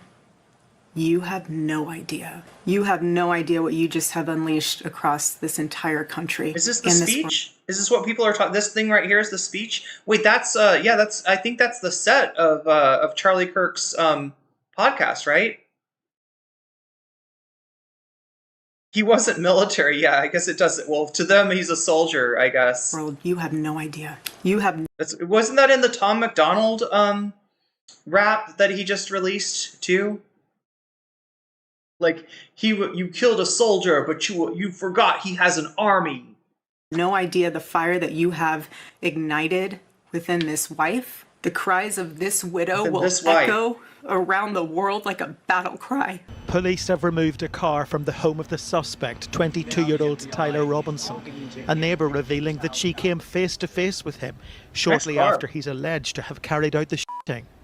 Looking over, seeing that he was limping, kind of being like, oh, okay. And then long black shirt, kind of thinking that's kind of weird. It's kind of super hot outside. It's kind of odd. I don't know. Like, now that I think about it, it's just very, like, chilling to me. The killing of the conservative influencer who championed Donald Trump highlights the depth of division here. 83-year-old Marty has been protesting outside the White House for 7 years. He was no fan of Charlie Kirk, but longs for peaceful discourse. I disagree with him on so many things. And certainly if he had been my neighbor, I would never have invited him to dinner nor accepted an invitation from him. Find him a reprehensible man, but political violence can only lead to political violence. There is no other outcome possible.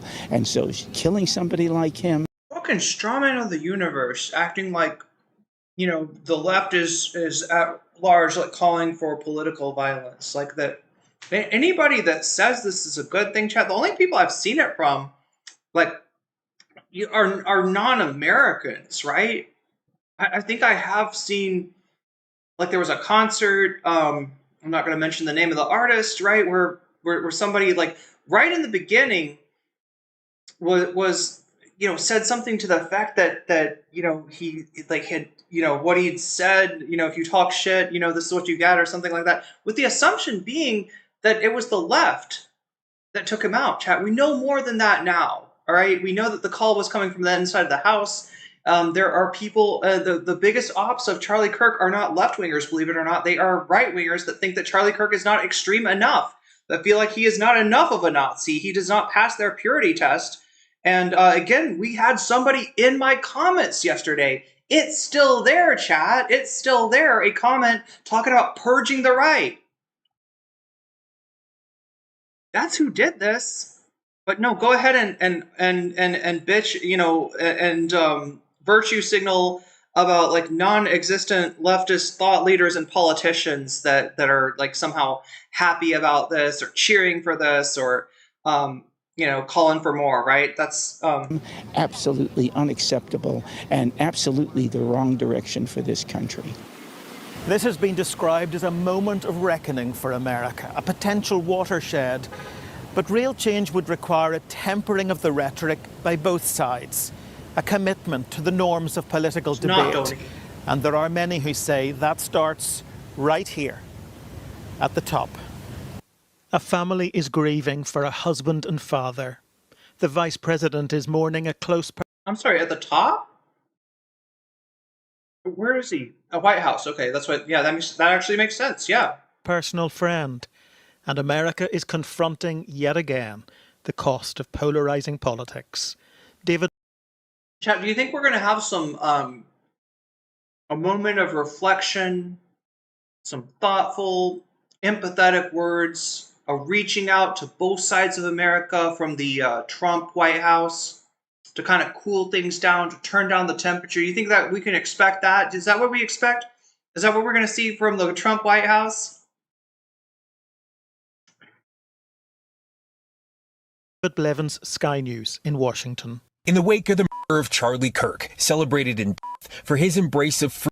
Dude, I can't get over the fact that, like, Democratic legislators were assassinated in their homes, like, what, 2 months ago, and there was no conversation. It was, like, literally only there was a point of contention. There was a conversation about political violence because for, like, the first couple of hours they just cynically claimed that the shooter was a leftist. It almost feels like the media landscape design here is like, if you are right wing, you're a person, you're a human. If you're leftist, liberal, Democrat, doesn't matter. You're just not a human. Like, you get killed. Becky says you got lies about, like, why you got killed, back and forth.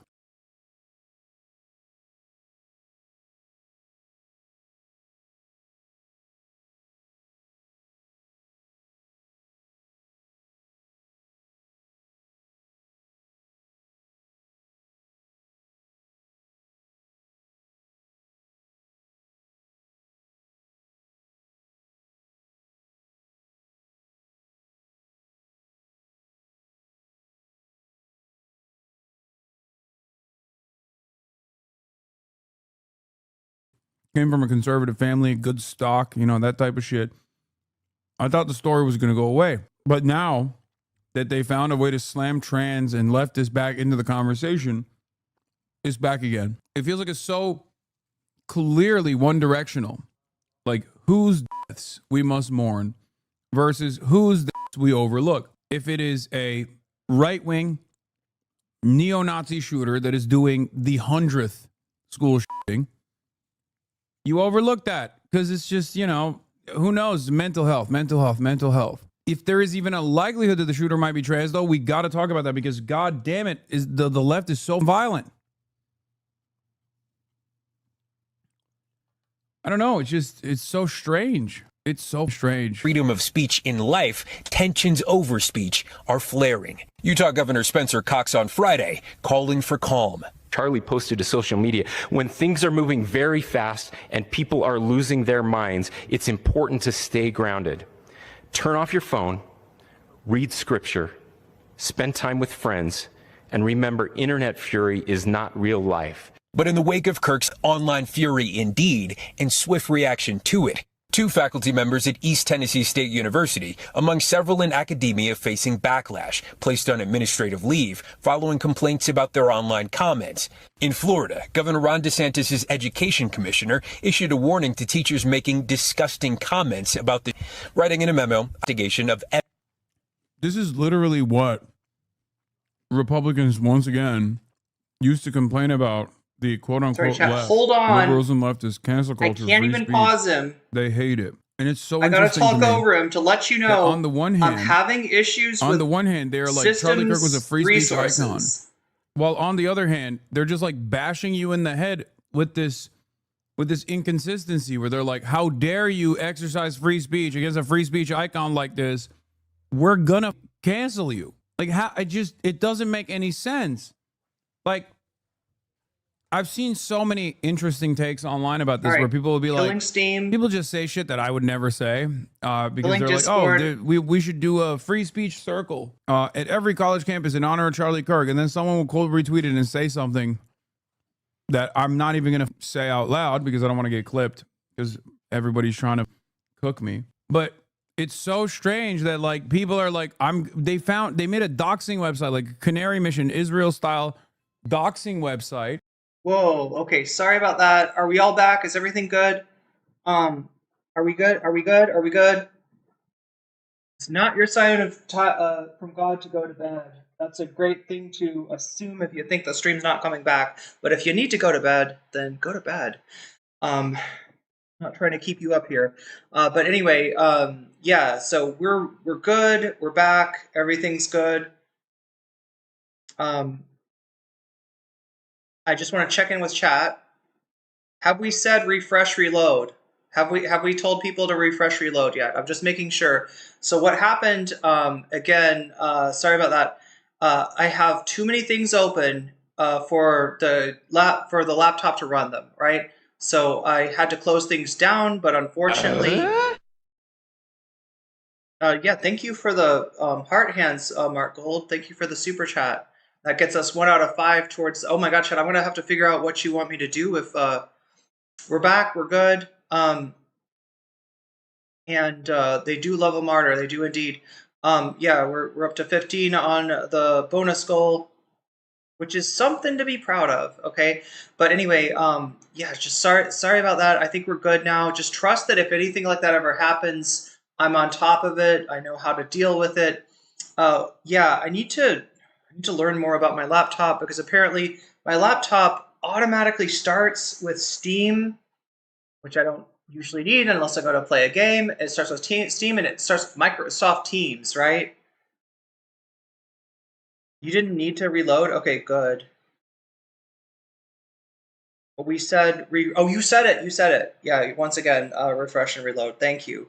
Just making sure that, yeah, everybody's back and we're good. And we can move on. Sorry about the hold up. I'll rewind Hasan a little bit because I was talking over him just because I couldn't pause him. So when that shit happens, right, sometimes I can't do anything, right? Sometimes I got to wait for it to chug through it, right? And that's why I was talking over Hasan. Here, let's go back. At every college campus in honor of Charlie Kirk, and then someone will cold retweet it and be like, people just say shit to you. Like, in the head with this. that on the one hand, teachers making disgusting comments about the writing in a memo investigation. Turn it back to the here's the beginning of the stun lock chat. We're back. These are my favorite parts of Hasan streams, by the way, the stun locks. This is literally what Republicans, once again, used to complain about the quote-unquote left. Liberals and leftists, cancel culture, free speech. They hate it. And it's so interesting to me that on the one hand, they're like, Charlie Kirk was a free speech icon. While on the other hand, they're just like bashing you in the head with this inconsistency where they're like, how dare you exercise free speech against a free speech icon like this? We're gonna cancel you. Like, it doesn't make any sense. Like, I've seen so many interesting takes online about this where people will be like, people just say shit that I would never say because they're like, oh, we should do a free speech circle at every college campus in honor of Charlie Kirk. And then someone will quote retweet it and say something that I'm not even going to say out loud because I don't want to get clipped because everybody's trying to cook me. But it's so strange that like people are like, they made a doxing website, like a Canary Mission, Israel style doxing website. Now you make me Spanish rather than this. Watch them. They made a doxing website to identify anyone who hasn't like sufficiently mourned or grieved Charlie Kirk. And they got 20,000 names and their addresses and shit on said website. And they're claiming that these people actually contributed to Charlie Kirk dying. Every educator. That's wild. That's wild. Yeah, I mean, super bad faith. The other thing, like, this is what I said about testing the limits of cancel culture. When you look, cancel culture works when you got a person of the day, right? Brianna Wu is usually our person of the day, and I think she is again. I think Finster got in some shit too, right? When you got one person that everybody's concentrated on, everybody's shooting their fire, then yeah, maybe cancel culture's got some reality to it, right? Then maybe it's actually got some teeth.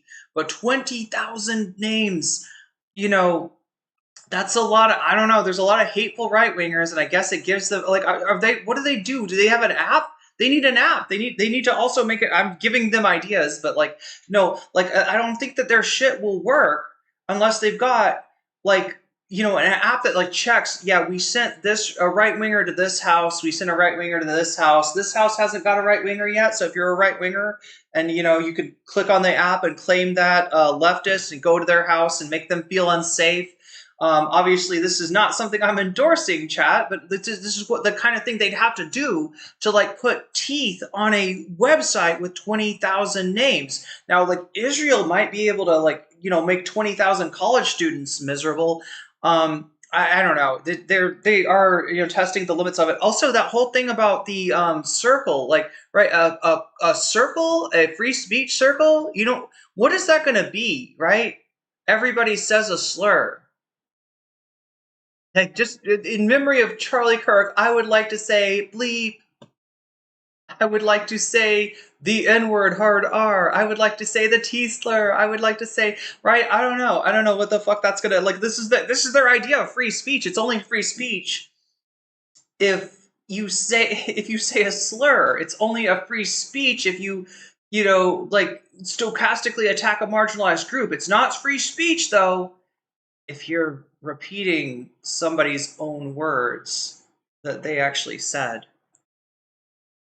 More on that later, though. Meant to be a database, so bosses. Okay, so that is a thing that's existed for a long time.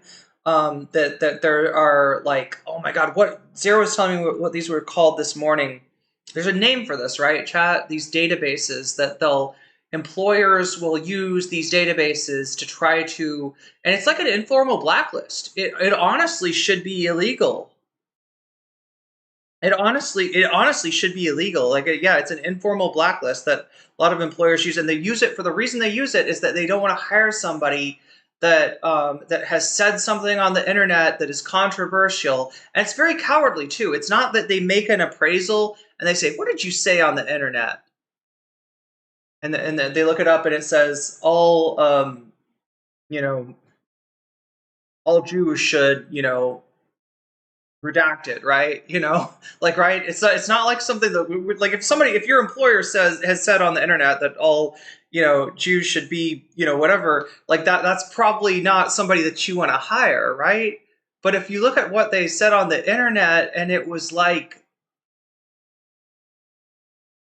I can't, like, they're insufficiently remorseful. They're insufficiently grieving. They're insufficiently sad about Charlie Kirk. I mean, that's just ridiculous. But I don't think they look at it. I think they just have a list of names to be like, there's something bad on this person's record. But again, you can't fucking, that's not scalable at some point. And the more you lower that standard, right?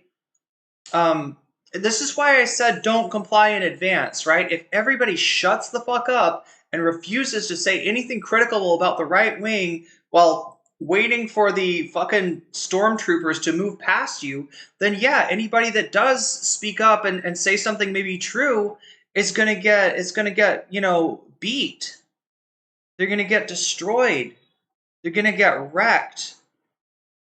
But if people don't comply in advance, then it's hard. Again, like I said, this was a tightrope that you're walking, and on one side you've got like Fed posting, right, saying shit that it's just like, I don't know, is that like cathartic for you or something? Does that feel good? Look, I understand on some level if you are one of the groups that are targeted by somebody that you might have some complicated feelings on their passing. Like, it's understandable. But it's still, you know, I would say protect yourself at all times. And maybe now is not the time to make that shit post, to make that joke. But on the other side, there is complying in advance. There's doing what we saw Ethan Klein do, which is roll over, show your belly, say, I'm one of the good ones. Brianna Wu did this today, chat. Brianna Wu literally posted this, right? On Twitter. You know, just showing a picture of herself and her husband and saying, I'm one of the good T-slurs. I'm not like those bad T-slurs. I know there's a lot of bad T-slurs out there, and they deserve a lot of things. You know, do whatever you want to them, right? But I don't own a gun, and I'm not, you know, I know my place in society, right at the bottom, and you know, like right that, like, almost showing her husband to be like, look, I like dick. You know, I'm not a transvian. Like, right? I don't know how far it goes, how much she has to show that she's one of the good ones, but it's not going to work. It doesn't fucking matter. All she's doing is getting like attention, and yeah, attention from the left wing, which, you know, a lot of attention from trans people. Trans people do not appreciate what Brianna Wu is doing there and throwing the rest of trans people under the bus, and then right wingers, they're not going to see that and be like, oh, hey, let's take Brianna Wu off that list, right? We're going to go after all the T-slurs, but looks like she's the good one. She's the good one. Let's keep her around. No, you got to learn this lesson from history. Looked at this site. They want the snitches to submit the full name, location, employer, and school, pics of what the person said. Well, they're looking for people that are insufficiently grieving Charlie Kirk. I believe we had one yesterday posting to my stream. There's only a few comments on that. Chat is a live stream. There's only, most of the comments are chat, right? There's only a few comments on that live stream, right? So it's not very hard to figure out exactly which post I'm talking about. But they were literally saying the true right, they said the true right needs to purify itself, needs to purge itself, right? They were literally celebrating the death of CK on my timeline. And, you know, with way too shitty of OPSEC, I should say no more. Nobody do any, nobody. Anyway, what I'm saying is, if they're looking for names, like, I guess we got one for you. I don't think they're interested in that, though. I don't think that they're interested in groypers, literally, or far-right weirdos, or Tommy Robinson fans that are celebrating the passing of Charlie Kirk. I don't think they give a fuck. But if they really want to see somebody celebrating that, yeah, we fucking I saw that on my own fucking in my own fucking comment section. Who engages in this violence? No shot that's true? Huh. It sounds incredible, right? It sounds insane, right? Except it's not. It's real. That's a real thing that they did. Microsoft tweeted, "We are aware that views expressed by a small subset of our employees regarding recent events. We take matters like this very seriously, and we're currently reviewing each individual situation. Comments celebrating violence against anyone are unacceptable and do not align with our values. And my name is... What is this? Hi, my name is Rachel. I'm first on the website, and the North American far right is using to target people that celebrate Charlie Kirk's death. There's one problem. I never did that.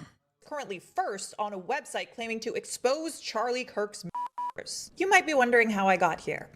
I'm kind of wondering that too. I already told this story to Wired, but let me tell it to you now in my own words. Because for the last 2 days, I've been getting messages like this non-stop, claiming to know where I live and saying they're coming for me. Now, what did I say to deserve all of this? Let's go to the website and read the screenshots that they included of me celebrating Charlie Kirk's murder. I said I was terrified to think of how far-right fans of Kirk, aching for more violence, could very well turn radicalizing moment. Will they now believe their fears have been proven right and feel they have a right to retaliate regardless of who actually was behind the initial shooting? That analysis came from the fact that I am an experienced journalist who has extensively covered right-wing extremism. That's also why, by the way, a lot of people hate me and want to shut me up. And I was immediately proven right. Many far-right personalities are using this as an excuse to agitate and retaliate against their political enemies. That includes former conservative leader Andrew Scheer, because this is where it all started for me. The hate massively escalated when former conservative leader and sitting currently conservative MP Andrew Scheer took my words and called me twisted and said, "Look, chat. I know there's some sharing going on in chat right now. I would really discourage you from sharing too much personal identifying information about yourself right now, especially. Oh God, I hate to fucking break this up because it sounds like chat is being really wholesome. Just understand, we got some very unwholesome eyes on us potentially. I mean, obviously, not as much as in like Hasan's chat or something like that, but they're going for blood. All right, so just be careful, protect yourself at all times. I have so much hate in me. Pierre Poilievre's wife... I mean, you saw what she posted, right? She didn't say anything about Charlie Kirk. Not even talking about Charlie Kirk. She said something about his fans. She said something about his followers. She said something about people on the right. And now they're not, I mean, like as far as I know, she's a content creator, right? I guess I don't know Rachel Gilmore that much. Anybody want to give me a rundown? Rachel Gilmore? Hopefully she doesn't have a boss they can call. Hopefully these people in her DMs are just trying to scare her. But yeah, no, this shit is scary. This shit is really scary. And again, like this is the context that Dan Saltman's trying to throw Hasan to the wolves in. We'll get to that in a second.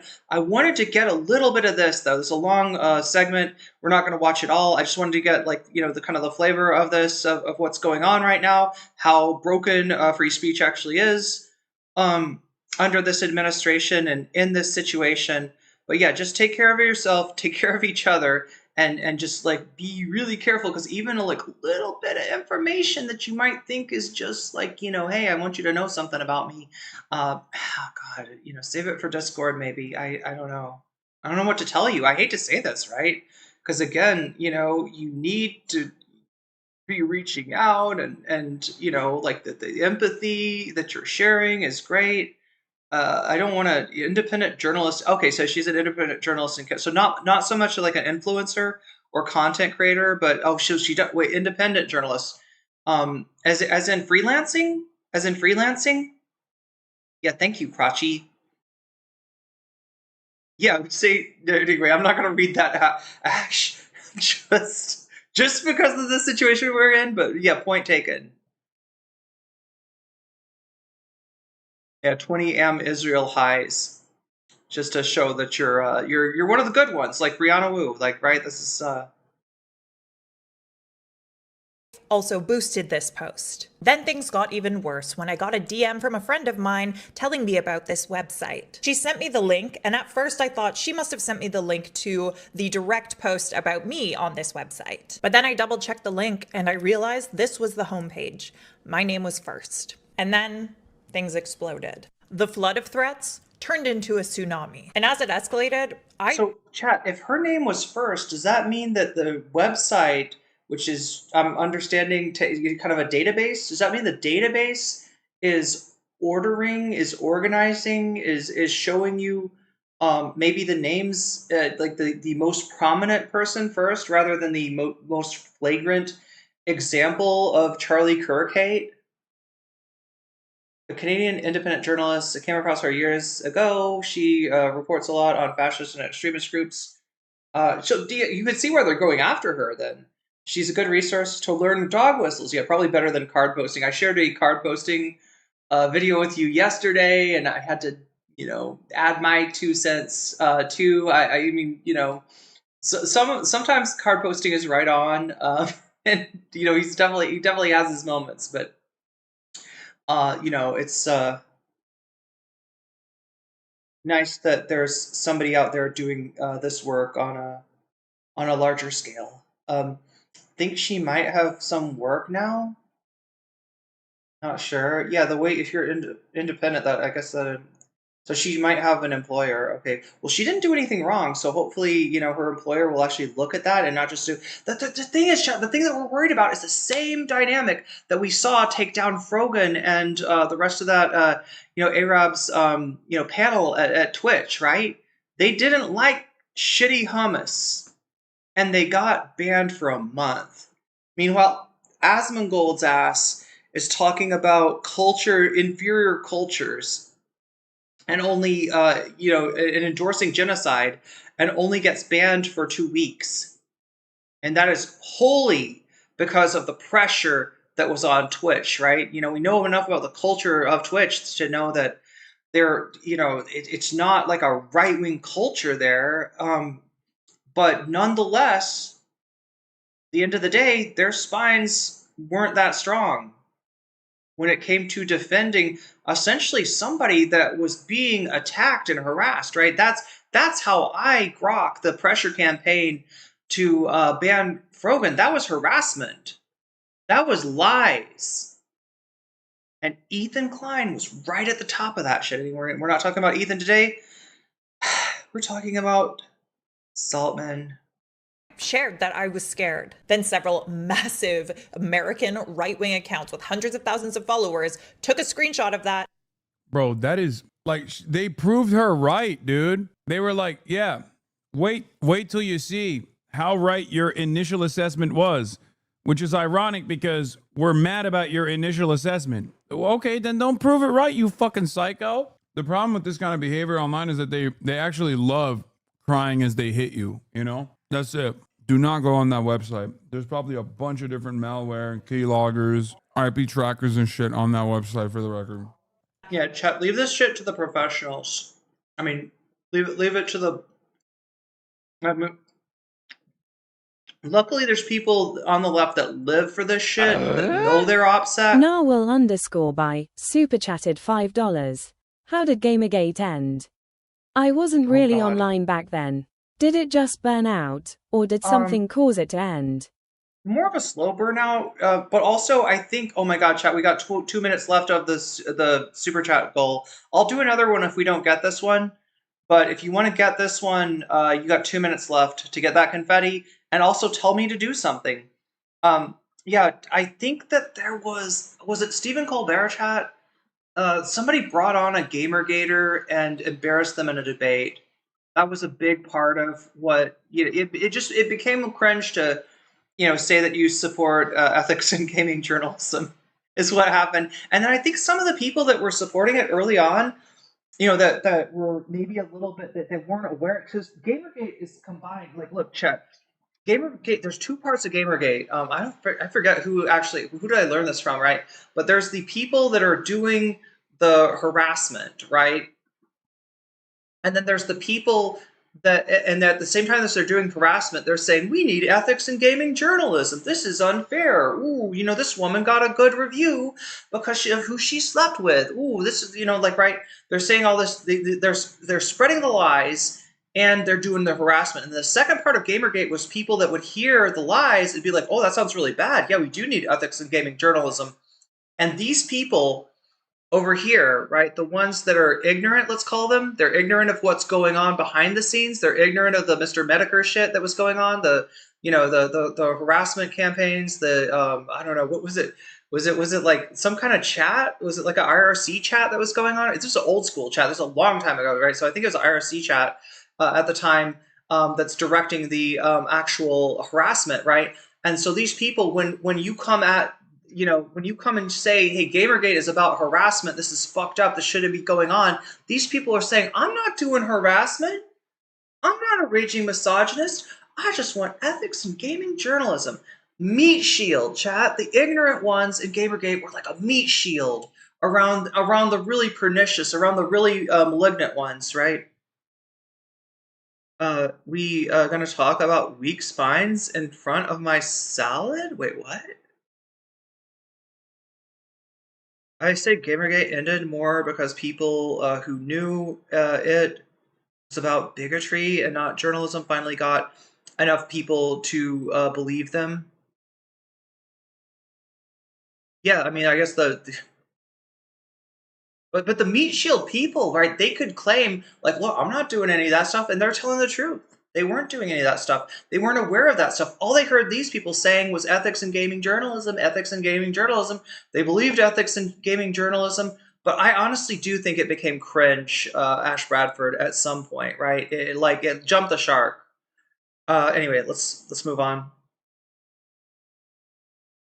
Ooh. And it's so interesting to me that on the one hand, like for years and years saying like, oh, Democrats hate free dissemination of information, they hate free speech, while simultaneously turning around and being like, things are woke, things are CRTs, things are DEI, we have to delete them. That is a real initiative to change America.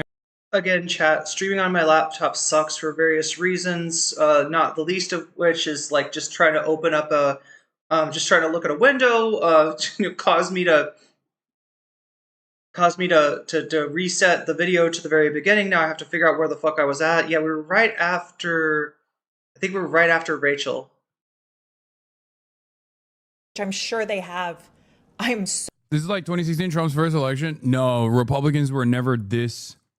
Republicans in 2016 were yelling at the liberals because the institutions were still like slanted in the direction of liberalism. This is a totally new phenomena.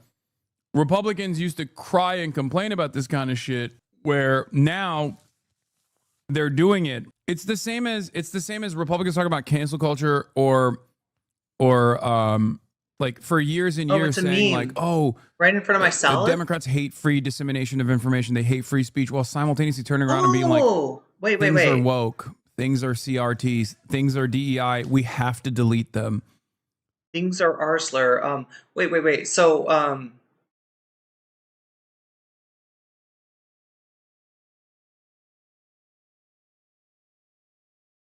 right in front of my salad meme. It was a classic. How classic? Because I might not have been around. It's because I was just talking about hurting my spine. Well, I hope your spine feels better. I was at 10 minutes. Thank you, Ash. Her hair her hair is really amazing. I should, like a look for Rachel Gilmore. I should ask her. Oh, you meant into the video. Okay. No, I should, like, honestly, if I could get a hold of her, I would ask her about her hair care regime, because it seems really strong. That is a real initiative to change American history, and it's a successful one. Just like when the problem with this kind of behavior online is that they actually love crying as they hit you, That's it. Do not go on that website. There's probably a bunch of different malware and keyloggers, IP trackers and shit on that website, for the record. And that's where we were when I started reminding, and I'm going to remind you again, okay? Hasan's right. If you don't know a lot about cybersecurity, if you don't know a lot about OPSEC, then yeah, don't leave it for somebody else. Leave it for somebody else. I trust there are people that live for these moments, and they are going into action right now, doing everything that maybe you think you can do, but with the knowledge of how to protect themselves at all times. Shared it saying I deserved it without showing what I actually said. And suddenly I was like the face of people celebrating Charlie Kirk's murderer, even though that literally never happened. And it's made the last 48 hours of my life a living hell. Every single person who's ever disliked me is using this as a chance to get their pound of flesh. But this is the part I really want you to hear. It's not just me. There are tons of people listed on this site who aren't public figures, who have never dealt with this before, and I am terrified for them. Some of the posts on this website are private messages. People are snitching on folks in their lives. And if they've received what I've received in the last 48 hours, which I'm sure they have, I'm so... This is like 2016 Trump's first election. No, Republicans were never this... Republicans in 2016 were yelling at the liberals because the institutions were still like slanted in the direction of liberalism. This is a totally new phenomena. Republicans used to cry and complain about this kind of shit, where now they're doing it. It's the same as Republicans talk about cancel culture or like for years and years saying like, oh, Democrats hate free dissemination of information. They hate free speech, while simultaneously turning around and being like, things are woke, things are CRTs, things are DEI. We have to delete them. Okay, now, now I relate to that salad thing. Yeah, no, I'd be grossed out too. Like if I left a salad out and I came into this kitchen and my roommates were fucking, yeah. I mean, even like, I'm not saying I think that like something's gonna squish and get squirt onto. I'm not saying I think I'm gonna get a little extra dressing on there. But just the fact that, I don't know, chat. Anybody relate to that? It's just kind of gross, yeah. But it almost sounds like she's saying, I don't want my salad to see this. Like, the salad is, avert your virgin eyes, salad. I don't want you to know how babies are made. Anyway. That is a real initiative to change American history, and it's a successful one. Just like when these guys go, Charlie Kirk was a free speech champion. How dare you use your free speech to criticize him in the aftermath of his untimely demise? You need to be punished. You need to lose your freedom. So worried about them. People are out for blood right now. And there are people out there who are using this moment irresponsibly to serve up their perceived political enemies as a sacrifice. And for what? They're just proving me right. And I just really hope no one makes good on these threats, because I now have to live as if they might.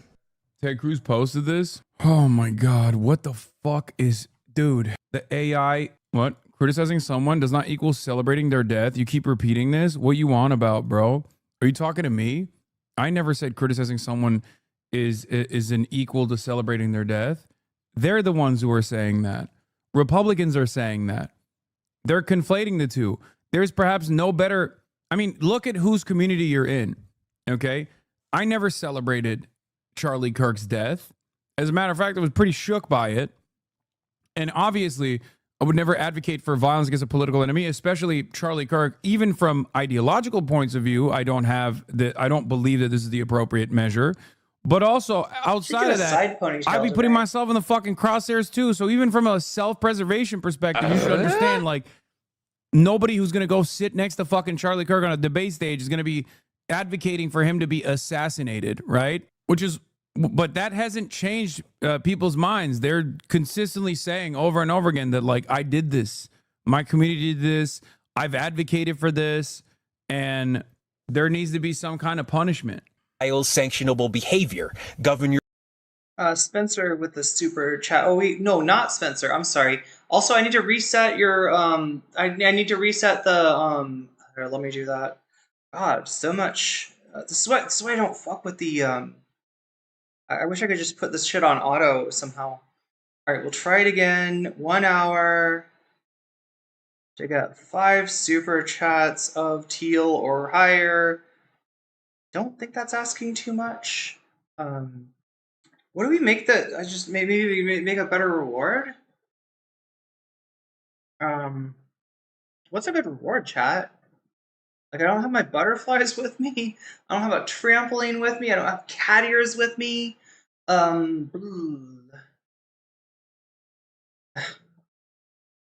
Make NCC hydrate with coconut water. Yeah, that's a good... I don't know, chat. We'll see. We'll see if you think that's a good...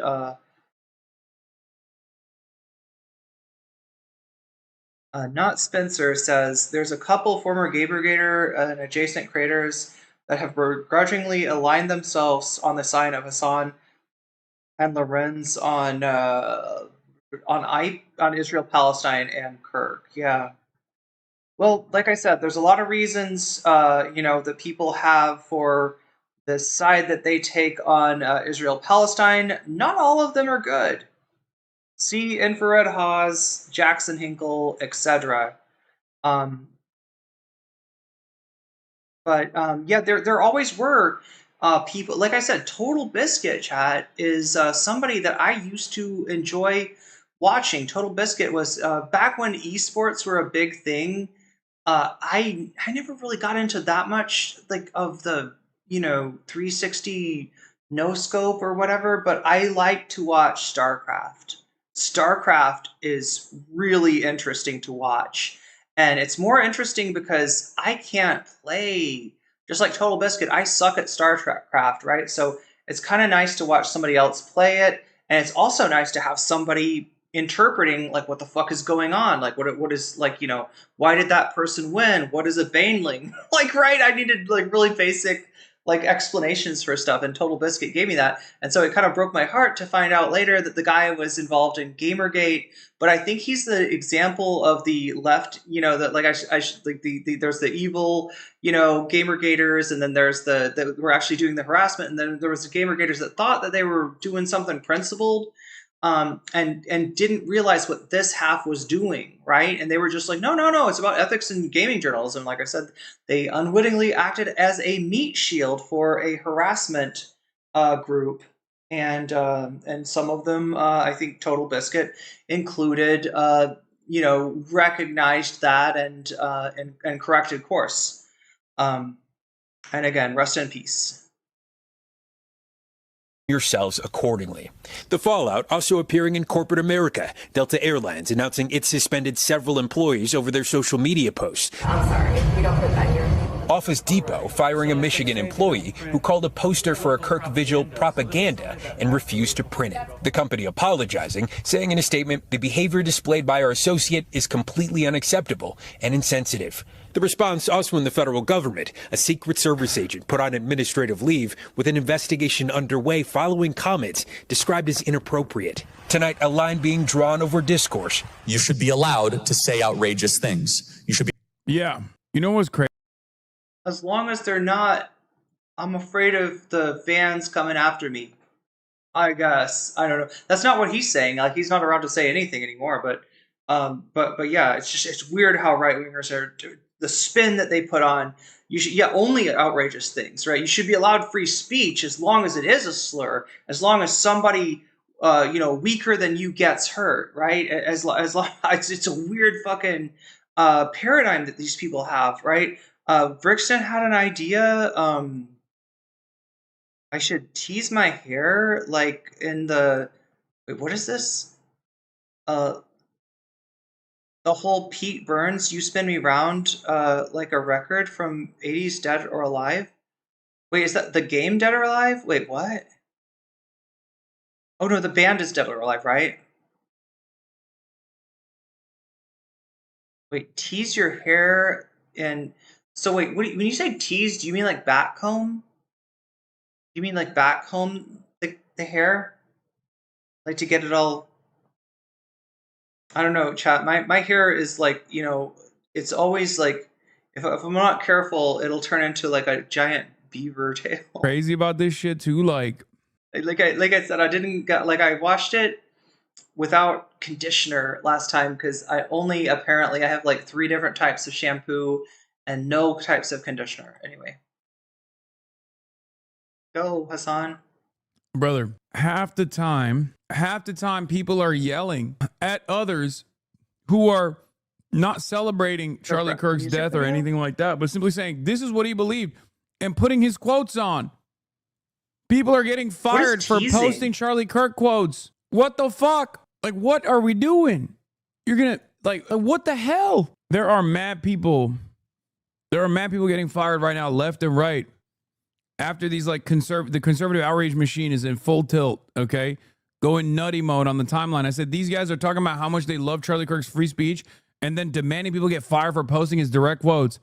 Meet U.S. Army Lieutenant Colonel Ladnier, the Provost Marshal of Fort Eustis, Virginia. He has thoughts about the assassination of Charlie Kirk, and they don't seem in the least sympathetic. I think it's worth it. I think it's worth it to have a call. This sounds like Nazi talk, right? You don't seem in the least sympathetic, right? The way that they're coming about this guy's talking less than sympathetic. Again, chat, what does the right wing do? What is the right wing? What is conservatism? At this point, it's a fucking moral panic. There is no principled conservatism because it's not about thought. It's anti-enlightenment. It's about moral panic, chat. That's Dark Ages philosophy. And I would hope that as a human species, we're done with the fucking Dark Ages. Maybe that's just me, though. Teasing is backcombing. Okay. I called it. I never learned it as teasing. I only ever backcombed. And even backcombing, like, right, I think I had a lot more product. Like, I had hair wax. Weird Taylor Lorraine's saying things can't get worse. Like, Trump has taken away rights from people for less. Wait, I wanted to... Oh, fuck, chat was saying something. I hate pausing it this much, but... 80s prom? Oh, you're talking about harmful opinions. I almost said harmful appendix, not Spencer. Yeah, harmful opinions. I don't know that much about H.O. I don't know much about Ho, but I did like his takedown of Alec Gunter. Do you know what I'm talking about? Not Spencer? Totally not Spencer? Do you know the Alec Gunter debate? Yeah, it was the card posting thing too, right? It was Alec Gunter coming from card posting. Also the weird like homophobic crash out that Alec Gunter did against Lyrics. It's weird, chat, because if I was Team Sports, I'd be like, Alec Gunter is right. Alec Gunter is a principled leftist, and even though he fucks with Vosh, which I don't fuck with, like I'm gonna choose him over commentary people like Lyrics or. Whatever the fuck harmful opinions is. I don't know that much about harmful opinions.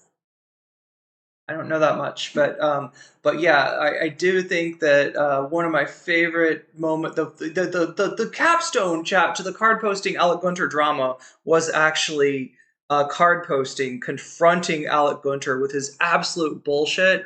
And Gunter running like a little bitch. It was beautiful. It was beautiful.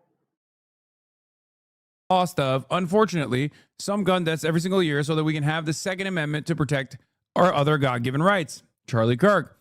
MLK was awful, Kirk said. He's not a good person. He said one good thing he actually didn't believe. Charlie Kirk, December 2023. The Civil Rights Act, though, let's be clear, created a beast. And that beast has now turned into an anti-white weapon. Charlie Kirk, March 2025. I don't like the word empathy. I think empathy is a made-up New Age term that does a lot of damage. Also, Charlie Kirk. It's just quotes. Like, Charlie Kirk's assessment on this, if sincere, is that, like he said, you could say outrageous shit. Like, you could literally celebrate, as he did with, like, George Floyd and numerous other people. You should be able to unironically celebrate it and not see any repercussions for it. That's his worldview. That's not even my worldview. You know what I mean? But these guys aren't even doing that. These guys are just simply showing quotes, which is good. Like, that's not even what these people are doing, right? He never celebrated, you liar. He never celebrated what? Isn't that not your view, though? So why are you saying, yeah, free speech means you don't go to jail, not people don't think you're a horrible person or an idiot? Dumbass. We're talking about the fucking American government taking action against people who they have perceived as political enemies by using what happened to Charlie Kirk as this spark. What are you talking about? Yeah, I don't give a fuck about like people's distaste or anger. Who's gone to jail? Are you going to be outside of the jail when it happens? Are you going to be protesting? What do you mean, who's gone to jail? I'm talking about what the president has said so far, you fucking baboon. What the fuck do you mean, who's gone to jail? That's what the president said. Take it up with him. Why are you yelling at me? Stephen Miller said we're going to hit a RICO charge on anybody that's ever exhibited what they consider to be bad opinions. And you're over here yelling at a fucking Twitch streamer. So somebody said that. Nothing has happened. Listen, dipshit, you can't say somebody when that somebody that we're talking about is the fucking president, and the other is like one of the most notable administration, the administration's most notable advisor, Stephen Miller. What the fuck do you mean somebody? Also, this administration has already put people in jail for their speech. Mahmoud Khalil comes to mind. Do you remember? For criticizing Israel. I'm sure you didn't have a lot of issues with that either, because ultimately you don't have any sort of serious principle that you're fucking abiding by. This screenshot, this could be a fancifully quoting his favorite lines. Charlie was such a fucked up guy that quoting him implicitly reads as trying to make him look bad. That's deeply sad. This was his life's work. Own it. If Obama said we're going to war with the right, we are going to dismantle all right-wing organizations that arrest those right-wing terrorists, the right would be up in arms. Exactly. It doesn't make. I gotta say, that's the H Bomber guy tweet. Now, chat, that tweet would get you cooked in America. You'd be on the list. You'd be on every list. You'd be on Donald Trump's desk. But maybe, I mean, like, maybe H Bomber guy won't be able to get a visa in the next 4 years for the U.S. But what can any Brits in chat want to tell me what the atmosphere? I mean, I obviously know like what's going on with Tommy Robinson, but what is the atmosphere like in terms of Charlie Kirk? Is there like a similar mobilization and are the right wingers swarming in the UK the way that I don't think so, right? I think I've like I said, the musician that I saw basically assumed that yeah, this was somebody on the left that had done that to Charlie Kirk and kind of be like, well, you got what he basically said, Fafo, right? Was I believe a British musician. Make any sense. Many of the quotes are out of context, though. I feel like sharing them like this is weird. Okay, here's a quote that's not out of context. When Charlie Kirk was asked, you have a 10-year-old daughter, okay?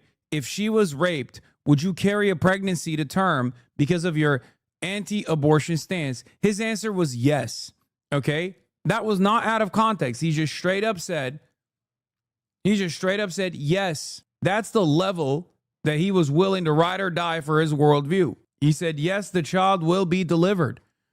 So one must ask the question, why? Like, why do you find yourself going, oh, these are out of context? Because there are instances where people get clipped out of context. Like, for example, the empathy quote, he said on numerous occasions. On some occasions, he follows that up by saying he actually cares about sympathy, but that's for a different day, for example. Or in certain instances, because he said the empathy thing a lot. He said that it was, invented by Bill Gates, Bill Clinton, I believe. Like, there have been a million different places where he said this, and sometimes he follows that up with, I have compassion, and we should have compassion. Okay?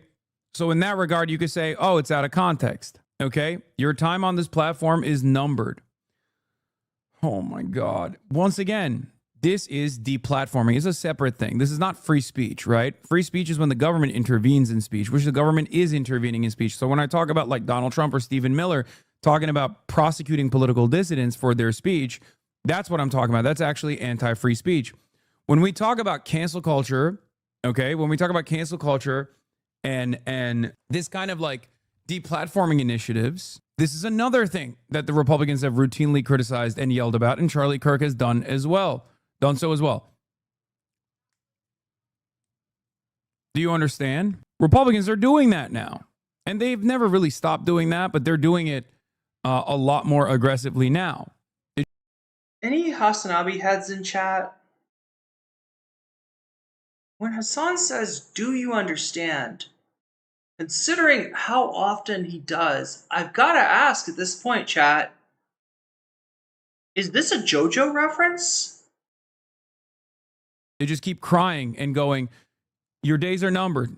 You need to be banned. You need to be banned. Why? Because you misunderstood something, or you got inflamed, you got whipped up into a frenzy to believe that I've said things that I don't actually believe. Is that what happened? That's it. This guy just posted quotes, though. It seems like just posting the quotes implies he thinks because he said X is fine that he died. First of all, that's your assessment of the situation. Okay?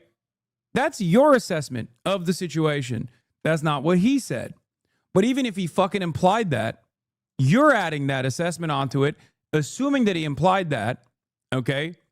He could very easily feel that political violence is completely unacceptable, as do I, right? He could feel like Charlie Kirk did not deserve this, as did I, but simultaneously make an accurate assessment of his worldview in the process. He didn't say any other words. The reason you have to ask yourself, okay, why do you feel this way? Why do you feel like this makes Charlie Kirk look bad? If these are positions that he's had, and these are positions he has defended on college campuses, but now when you look back at it and it makes you feel bad, ask yourself why. And I know, I mean, this is an issue that hits close to home for me because I say incendiary shit all the time too, especially in my most passionate moments, okay? If there was a role reversal, everybody would be talking about how a terrorist has been taken out, one that loved 9/11 and wants to do more 9/11. Now that is an improper assessment of my words. But if they were to say America deserved 9/11, that'd be a quote. Do you understand? Does that quote reveal the full extent of my worldview or what I implied when I was talking about that? No, of course not. I was talking about the concept of blowback. But this statement, the Civil Rights Act, though, let's be clear, created a beast, and that beast is now turned into an anti-white weapon. This is something that he did believe. This is like, even if there is more to there's more nuance to it, the nuance is still in the direction of Charlie Kirk not being misconstrued here, but simply not being able to fully defend his position of how white people are under attack in the aftermath of the Civil Rights Act. Do you get it? Out of context for a quote only works if within context the meaning of those words or the direction of those words change. Okay? If the meaning and the direction of the words don't change with additional context, then it's apt. It's just an abbreviated version. That's the difference. So if you feel as though these things do not look in a positive light, do not leave you feeling positively about Charlie Kirk, then you probably don't agree with Charlie Kirk. You've just conditioned yourself into thinking that you agree with his worldview, but you probably don't. Do you understand? Even the... There it is again, chat. There it is again. This is like... Do you understand? てめえ、ずいぶん好き放題コケにしてくれたじゃねえか。俺はコケにされると結構根に持つタイプでな。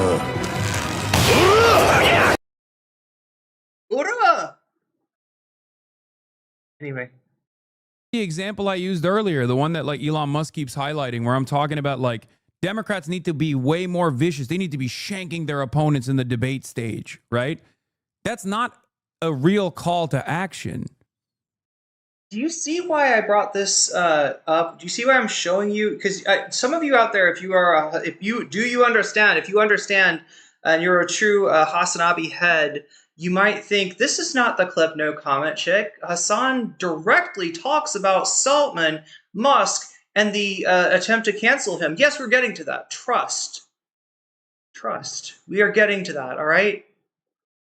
But do you see now why I am why I think that this clip is a good appetizer before the full course meal. What am I trying to say? Before the main entree comes out, right? This is here. Just in case anybody missed it the first time. Talking about like Democrats need to be way more vicious. They need to be shanking their opponents in the This was part of the cancel compilation that Saltman put out, right? Him talking about what the Democrats need to do on a debate stage. Now, I gotta say, as many flowers as we've been giving to Jay Stalk and Sherry, this time I feel like their take was a little too nuanced. And that they were like, well, he did say shanking, and that technically this is like, look, either you're allowed to use figurative language to describe a fucking debate, and when you say on stage, that means on stage. It doesn't mean on the stage of, I don't know, some hypothetical you know, like fight to the death or some shit like that, or it doesn't. I don't know. Do you want to use figurative language, J-Stall? Because I feel like your stream would be a lot shittier without. I feel like you use figurative language well.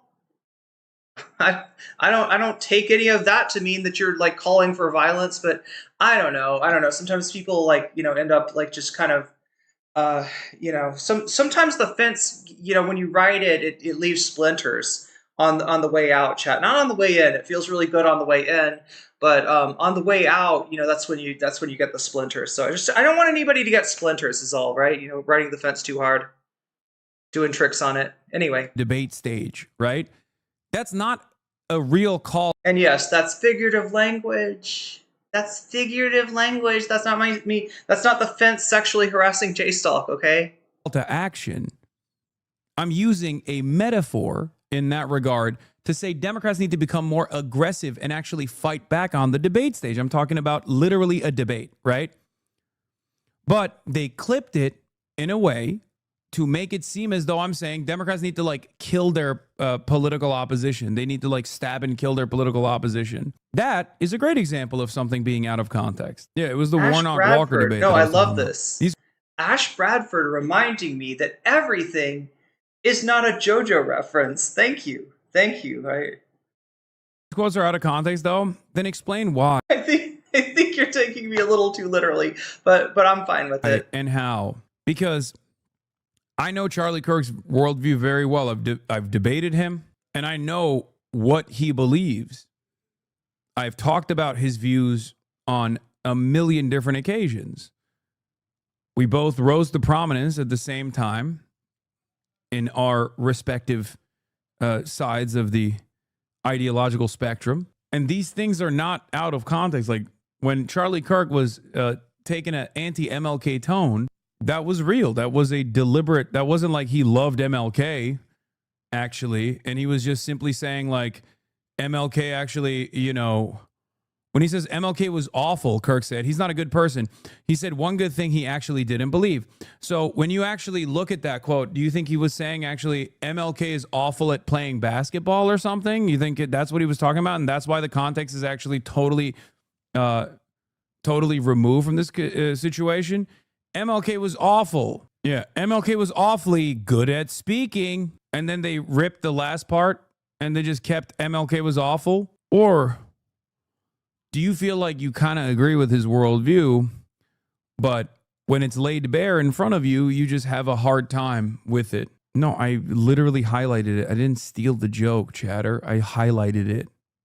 Be allowed to say contrarian things. In the wake of the assassination of a man who defended it. Steve Patterson, NBC News. We thank you for watching. Well, this week's fruitcake is President-elect of the Oxford Union, the world's leading debating society. His name is George Aberonye. He debates... Chat, are these our friends from Australia? What is this? Freya's, is this the lefties losing it? Is this the lefties losing it, chick? Am I wrong? Is this not... Wait, here, let's... against Charlie. It actually sounds like a British, Charlie Kirk back in May. No, it is Australian. It's Australian. Chat, please tell me I can correctly identify. Have I correctly identified an Australian? Yeah, Sky News. This is isn't this lefties losing it? Lefties losing it. Loony lefties. That's not. I'm not doing an Australian accent. I realize that's a British accent. I had it for a bit yesterday after stream, not during stream. Anyway, I think is this our friend? Is this who I think it is? Is this lefties losing it, lady? So, of course, you have the agency to do that. With all due respect, have you been to London the last 10 years? Men can do whatever they want. I live in London. Are they happier?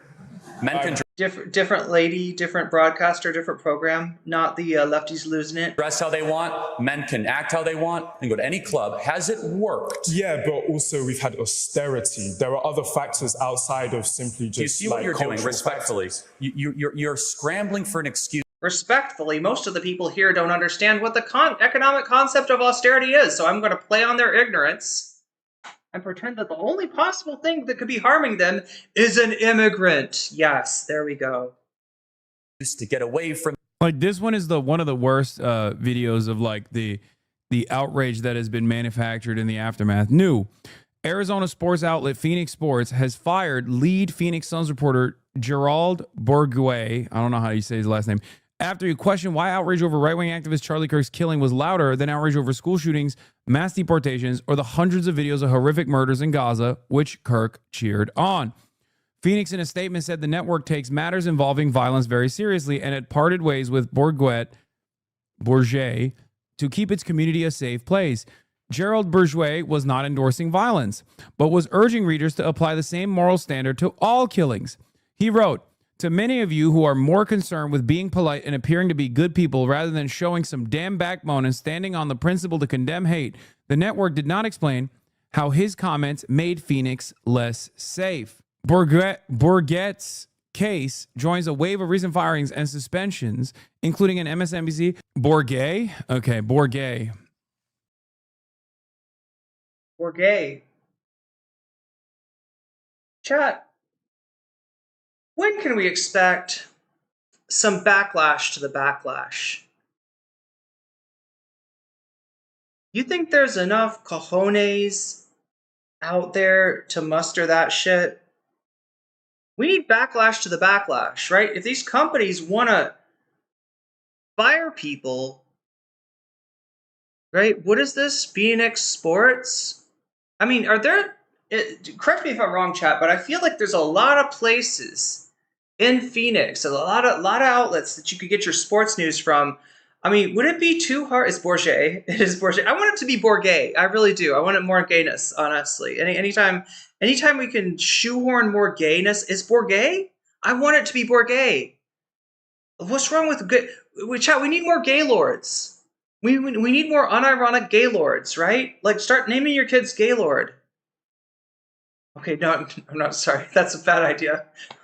I wish though. I want more Gaylords. I want to fucking force that meme until they like it.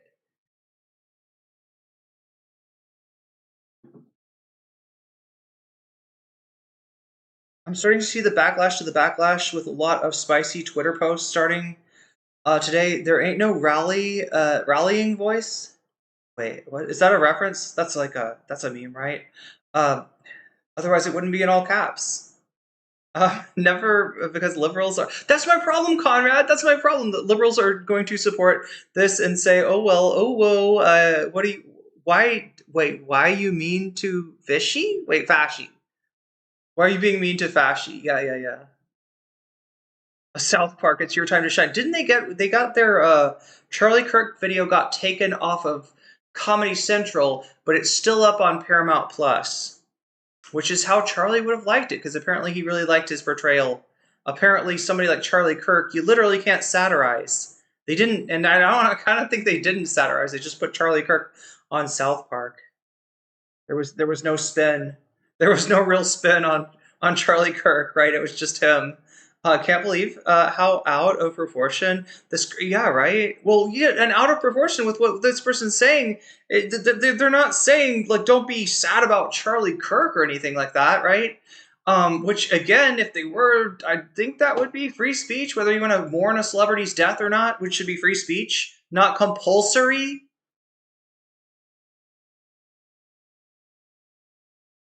But they're literally saying, like, there's other really fucked up shit happening. And we went over this a little bit, like, right? My explanation, I think Hasan got asked this in the Mother Jones video, Mother Jones interview yesterday, and my explanation for this was that, yeah, people have cultivated more of a parasocial relationship, unfortunately, with somebody that they see every day on his podcast than with children in Gaza or, state senators in Minnesota. That's what Borg gay. Is the Borg gay, though? Is it gay? Is it gay enough? Maybe is there like an alternate universe maybe where the Borg is gay? Funny for the... There is an alternate universe in Star Trek, right? Funny for the censorship because I pirated. the episode. I'm sorry. I'm not trying to dry snitch you. I'm not trying to dry snitch you, anonymous chatter. Choki super chatted $6.78. Yo, Choki. GM just wanted to send love to everyone in this community. Aw, GM to you too, Choki. And like right back at you with the love. Right back at you with the hearts. What do we have left on this? We got 39 minutes left on this sub goal. If you want me to hydrate, you think my voice sounds a little dry. If you want to vicariously enjoy my sip of coconut water, which I got right back there, I think the lime's already in the cup.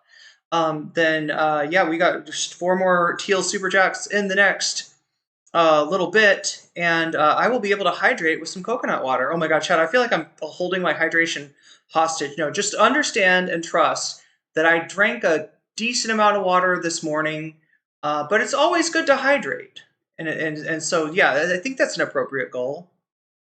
I think that's an okay goal. I don't feel like I'm holding you, hostage or being like, oh, geez, I'm crawling through the desert here. Please, chat, give me some water. Please, somebody, a super chat. I need to drink some. No, I'm okay either way. But I'll be better with some coconut water. TBH. All right, TBH.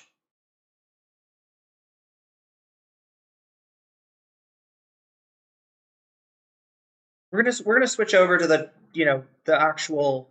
Anyway. This is I feel like this stuff is important, but I gotta get to the Elon Musk thing as well, and we'll be getting to that. But see how this informs that, right? This is the larger context. We're starting off broad, and we're gonna end up narrow, and then we'll end maybe with the Hasan New York Times article if we have time for it. And hey, maybe even after that, a little cherry on top would be to get some bonus content. How close are we to that? Ooh, it looks like I gotta add up some numbers here and find that we're at 29%. That's almost a third of the way there. We are kind of crawling through the desert a little bit today, chat. That would be the bigger thing I'd be worried about than the coconut water, right? But anyway, we're 29 out of 100, and if you want to support your streamer, you can do so with a super chat, super sticker. You can get yourself a membership. You can gift a membership. You can you can support me on patreon.com/nocommentchick.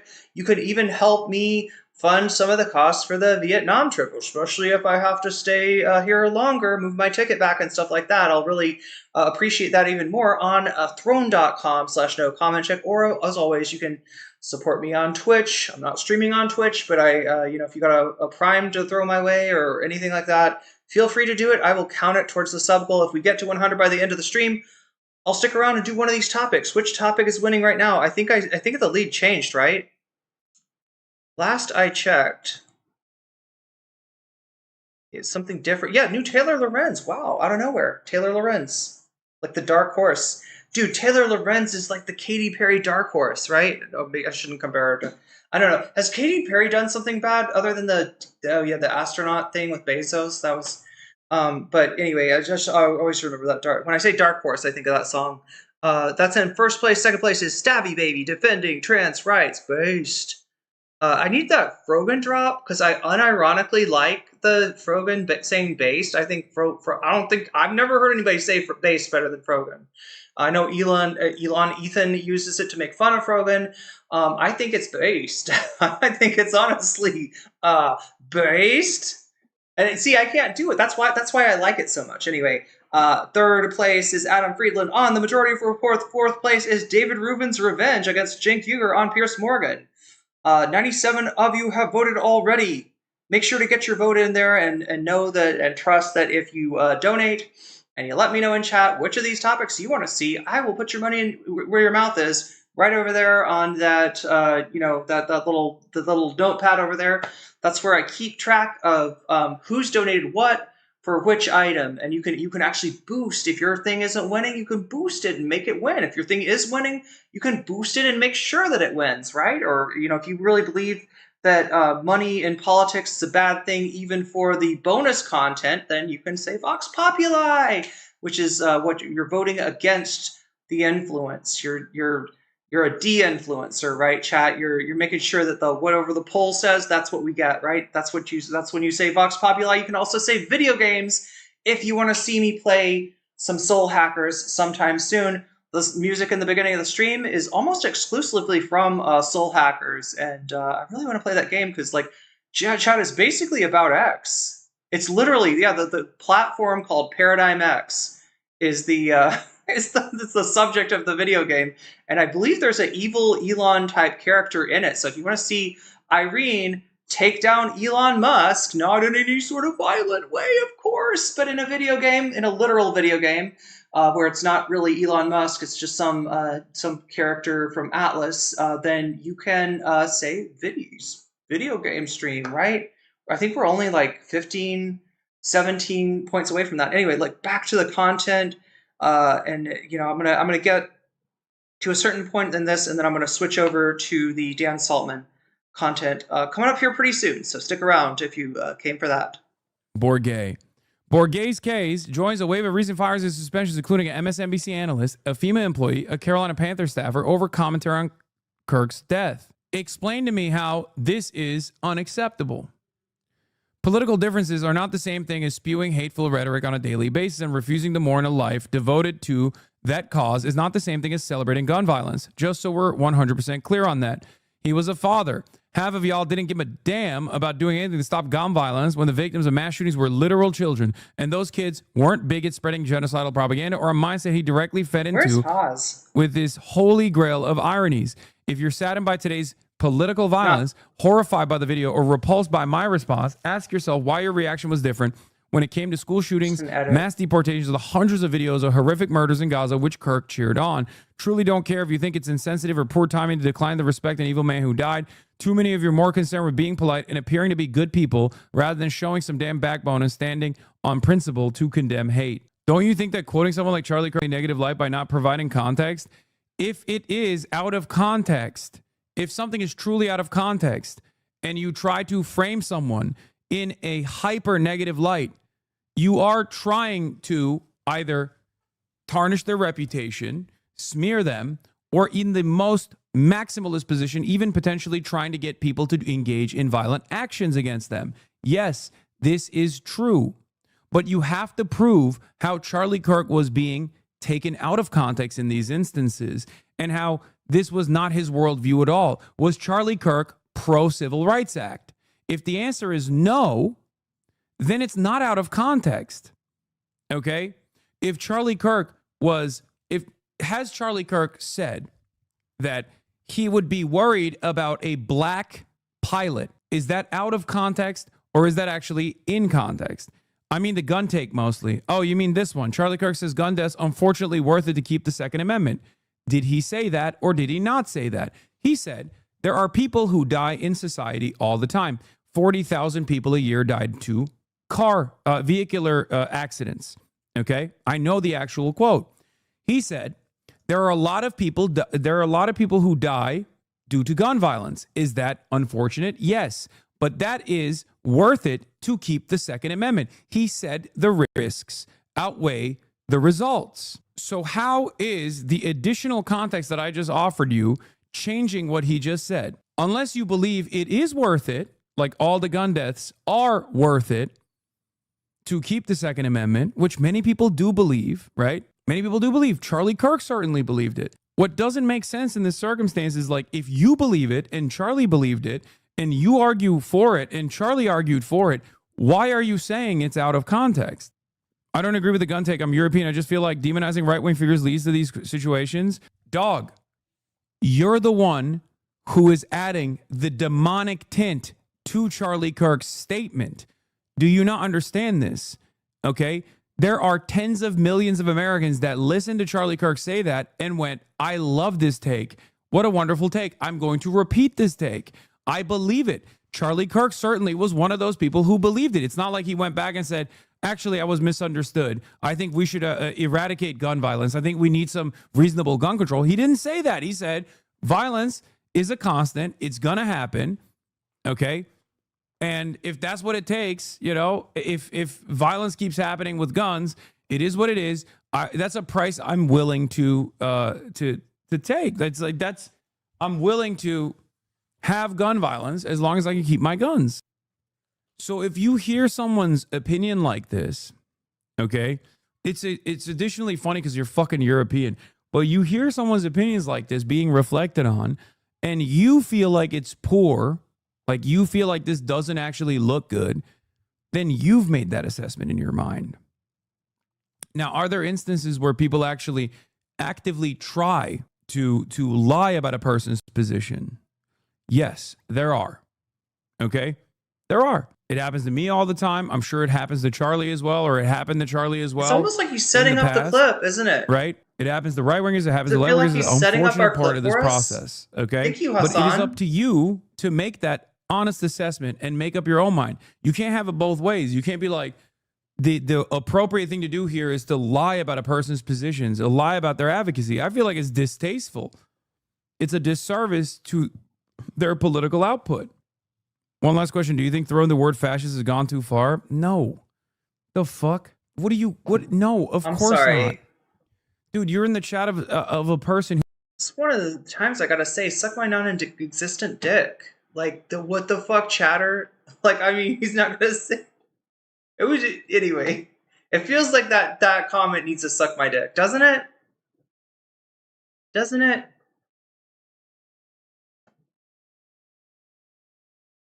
who gets called a fucking terrorist every day. What do you mean? Okay? There's actual violence against those who are declared terrorists. There is no violence against those who are declared fascists, okay? Historically, yes.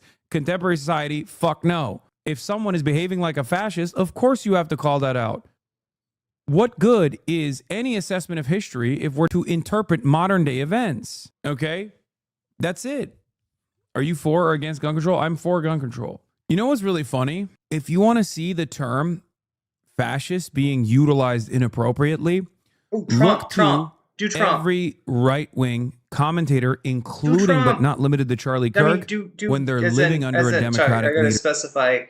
Show the clip of Trump misusing the word fascist, not do Trump in any other sense. Okay, just so we're clear, we're 100p over here.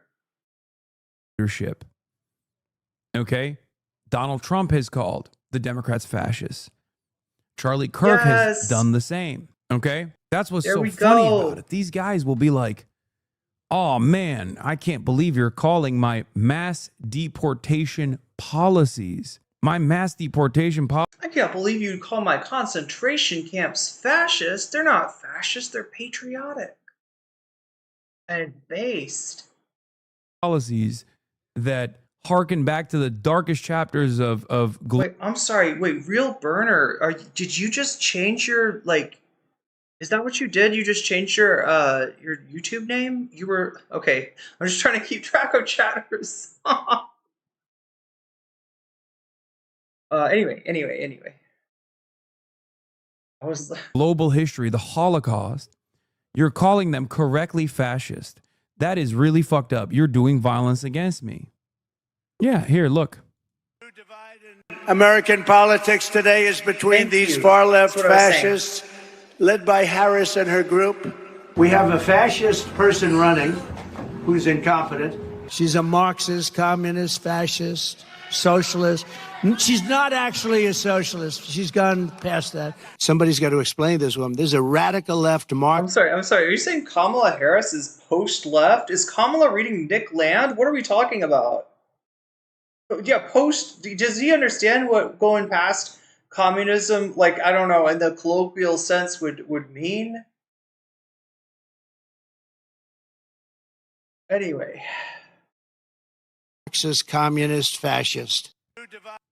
It's just so fucking stupid. It's so stupid. There is no consistency, no honesty in our discourse, man. Yeah.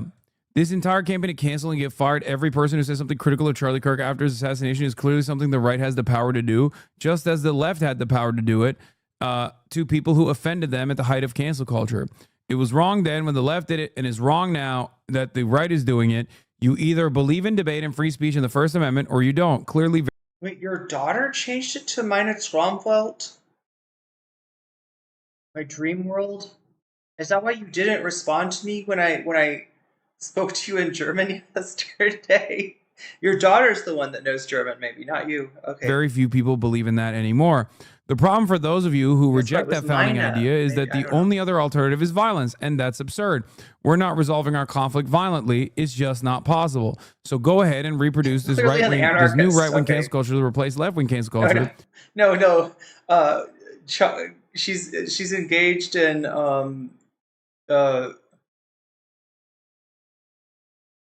God, Now, the reason why I don't agree with Ryan Grimm here entirely, sometimes he is a little boomer coded, is because there's never been a moment in American history where the right has not celebrated cancel culture. Everybody does it, but the right is also very good at marketing. They do it, and while they're in the process of doing it, they claim it's just the left's doing, and that actually stuck for a very long time. Yeah, Trump was trying to point out that Kamala engages in left-wing communism and how it's a... Anyway, sorry. Time, okay? That actually stuck for a very long time. There has never been historic left-wing movements against curbing speech. Never. Whether it be McCarthyism, which was, again, a government-sanctioned operation directly in violation of the First Amendment, or whether it be making it illegal for a card-carrying communist to be a union leader, for example, right? I believe was it Taft-Hartley that made it so, or whether it be taking out directly and engaging in an interception and subversion for left-wing revolutionary movements in the height of the civil rights struggle, or going after dissidents that spoke out against the war on terror, for example. There has never been a moment where these real incursions, these real measures that the government has taken that is in violation of the First Amendment has ever been directionally applied by left-wing government dissidents. That has never happened. It's always one direction, okay? And if we're talking about cancel culture, which is a different thing, right? If we're talking about the First Amendment, that's different. That's the government, right? The government doing something. The government penalizing speech. The government creating a chilling effect on speech by stopping demonstrations from taking place, for example, right? That is the First Amendment. That's a violation of the First Amendment. Whether it be the current active anti-BDS legislation that exists in 38. Dr. McRib, but isn't free speech restricted in China? What is the price of tea in China right now? Anybody know? States in the United States. Per gram of America, where you can be fired from your job for ever engaging in the peaceful act of demanding boycotts, demanding sanctions, or demanding divestments from the state of Israel, a foreign state. That is illegal in 38 states. You can be fired, okay? Whether it be that or all these other initiatives where the government tries to actively suppress speech. It's never been directionally left-wing, okay? Its targets have always been left-wing movements, progressive movements, socialist movements, communist movements, and it's always been pushed by right-wingers, okay? On the other side, if we're going to talk about cancel culture, okay, even on the cancel culture front, in terms of trying to actively suppress certain things from being talked about, right-wingers are very successful with that too. They always have been. Even at the heat of the cancel culture of the left, where the left was like chirping at people on Twitter, trying to get them fired or whatever, right? The right never stopped manufacturing outrage. The right never stopped manufacturing outrage, farming outrage against those who they consider to be political dissidents. They never stopped book burnings. They never stopped book cancellations. They've always done this. I noticed that as the right wing keeps trying to cancel you the past week, you actually have more viewers on now. No, that's only because there's like a lot of attention on this issue and people want to hear what my take is. Okay? That's not violence. No, it's not. We're talking about the hypocrisy of right-wingers For a quad of Earl Grey, what is that like? Is that like a lit? Do you if you ever like look at like the '60s and shit, like shit from the '60s? They're always talking about like a lid of weed. How much is a lid? What the fuck is a lid? What kind of anybody know what that? I'm so sorry. What is that measurement? What even are they talking about when they say like a lid? They're never like a quarter. They're never like, you know what I mean. They're always like a lid. Can I get a lid of that? I bet it's a lot because my understanding is the '60s stuff was very weak, and you had to. That's why Cheech and Chong had that famous like they had to smoke their joints were like this, chat, back in the '60s, right? Cheech and Chong had to smoke on a big ass spliff like this big, like this, like the thing was like, you know, like a Hasan's arm, right? That was the side of that was the size of the lid. Talking about how they abhor cancel culture while participating in it and celebrating it against their ideological opponents. Wait, I'll give you one great example. The lid of a mason jar? Are you saying that it's like a quart? Wait, no, you said the lid, though. Wait, what does that mean? So just as enough to fit inside the lid of a mason jar? Like a little bit? That's not going to do much for you, is it?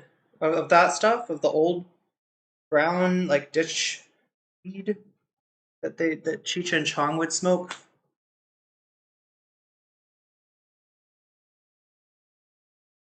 I have never advocated for Asmongold to be banned off this platform for a multitude of different horrifying shit that he's said, for things that he's advocated for that I find to be morally repugnant. I've never demanded it. Asmongold, between me and him... Oh, shit. It was the size of a particular coffee can, and it measured about an ounce? Yeah, that makes sense, right? That, if you don't know, chat, an ounce is a lot. Like, honestly, like a gram is... I mean, I wouldn't say it's a lot, but like... a gram would last me, I don't know, a week or more. But yeah, what is an ounce? Like 28 grams? Okay, so like, wow, 28 weeks. I don't know. That's a lot. That's a lot. You read about it in a Philip K. Dick? No, well, thank you for sharing. I didn't know. I always hear them say a lid. I was just like, what the fuck? What does that mean? What is that? What even is that?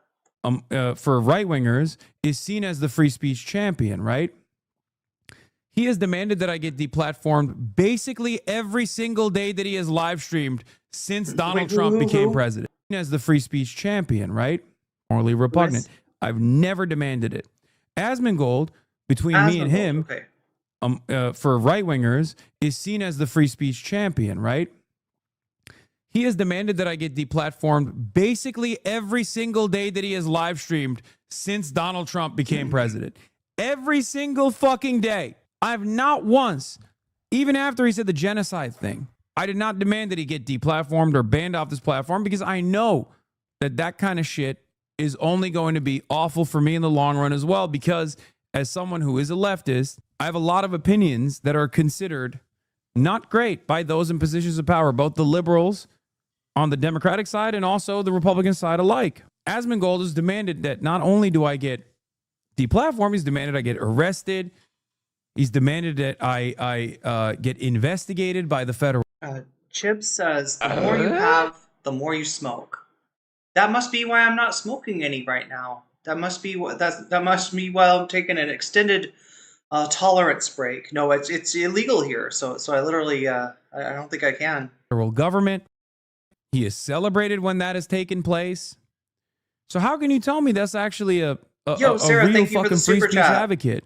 How can you tell me that he hates Hydration cancel Station. culture? Yes. This is the inconsistency. I cry as I strike you. This is how the right operates. Okay? Hydration Station. What's your station? I don't know about that. I'll have to workshop that.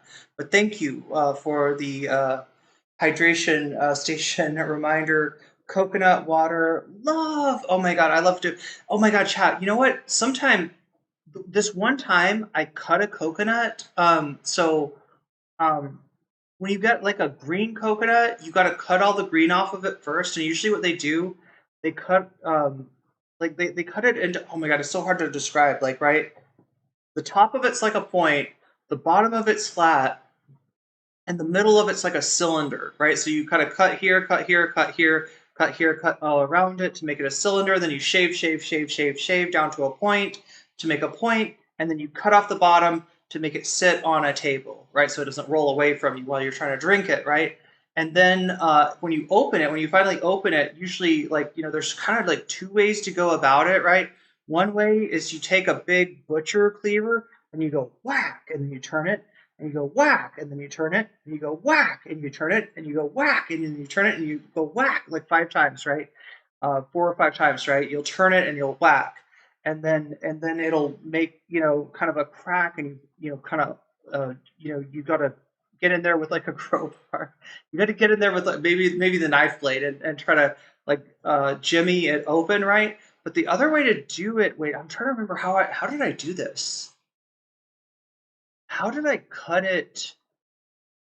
Anyway, there's another way with a serrated knife where you just kind of saw it. And then you got to cut it right above the soft part of the coconut where, you know, it's like the meat, right? But like there's this one time where I cut it and like it made a heart shape. I kid you not, right? Like the shape of the opening of the coconut was just literally this right here.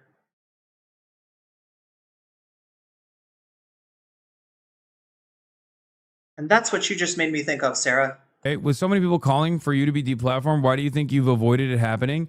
Because I play by the rules. Relax, buddy. I don't want to hear what your take is. I'm trying to wait for Clint Stevens to go online. Okay, well, good luck with that, buddy. That's never going to happen. Because I play by the rules. Also, I have been suspended before on this platform for, you know, understandable reasons. But I've also been deplatformed on Twitch for ridiculous reasons. Give me the bottle of pre-made coconut water. Oh my god, just at least taste like a fresh coconut once in your life. All right.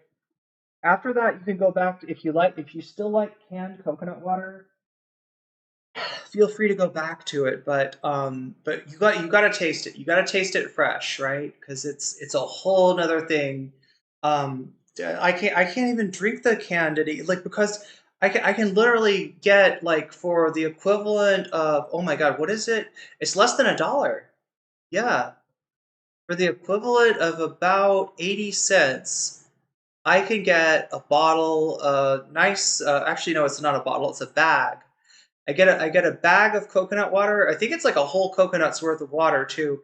And they put a little piece of the meat in there for me to keep it, which also keeps it fresh.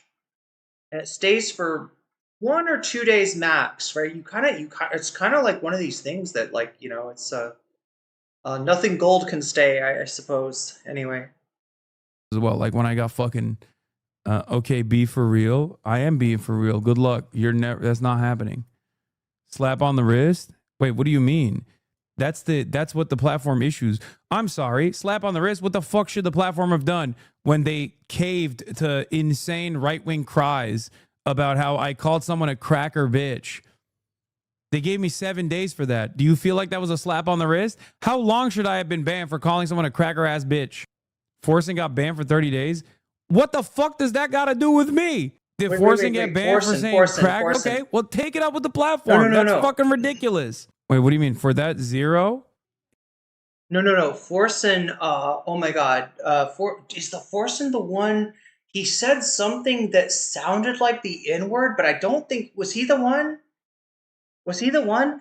Like I've seen one clip of a streamer getting banned on Twitch, and it was pretty clear to me that he wasn't saying the N-word. I can't remember what word he did say, but it does sound, you know, I don't know, it sounds like the N-word. It wouldn't make sense in context, right? That would just be like, you know, the only person that would say, like, you know, you'd have to have Tourette's to say like the N-word. That was how out of context it was, right? It wouldn't make sense, like the grammatically, syntactically, to have the N-word in that spot in the sentence, right? So yeah. For some reason, fresh coconuts was my migrant Italian grandfather who didn't speak English. Oh, it was his favorite snack. Nice. Yeah, he said cracker again. Ban him. He got banned for 30 days for showing animal porn. I think when that happened, I literally talked about how this was not the platform. That's fucking ridiculous. Who showed animal porn? Wait, what do you mean? For the person got banned for 30 days? What the fuck does that got to do with me? Did Forsen get banned for saying cracker? Okay, well, take it up with the platform. That's fucking ridiculous. Wait, what do you mean? For that zero? He got banned for 30 days for showing animal porn. Forsen got banned for showing... When you say animal porn, are you talking about like the nature? I feel like the nature channel. Am I wrong about this, chat? I feel like I've watched like nature channel shit where they're showing animals like in their habitat and stuff, and then like they'll be like the male mounts the female from the back, and you know or like they're not just like showing animal porn, but they're like doing a play-by-play. Like, right? I feel like I've seen this on TV. I don't watch. I swear to God, I haven't watched. I mean, there's a TV right there that I probably has cable. I haven't checked on it, right? But I have not. I just don't watch TV. I have not watched TV for like fucking since like 2014 or something. I swear. But I remember seeing like nature. In fact, I remember my dad would watch these things. I'm like, Dad, what the fuck are you watching? Dad, that's two animals fucking. And he's like, oh, it's interesting. I'm like, Dad, come on. What are you doing? What are you doing? Why do you need to see? Why does this need to be on the big screen TV? We really need to have like fucking animals. Like, who are you? Who the fuck are you? And what did you do with my dad? I think when that happened, I literally talked about how this was not his fault as well, by the way, which is ironic because like Forsen fans will somehow make that my fault for some weird. Am I wrong about this, chat? Am I misremembering this? Does the Nature Channel not show like animals? You know,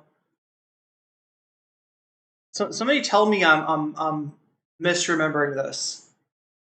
We ain't nothing but mammals. That's right. I watch animals do animal things daily without the internet. I mean, yeah, you kind of can't avoid it. I remember, like, before my parents were so embarrassed to explain sex to me, and I remember one day I saw like two bugs, or I don't know what kind of bugs they were. They were like one was on top of the other. I was like, why is that bug on top of the other bug? Is he gonna eat the other bug? They're the same species. Like, what's going on? And my friend was like, I know what it is.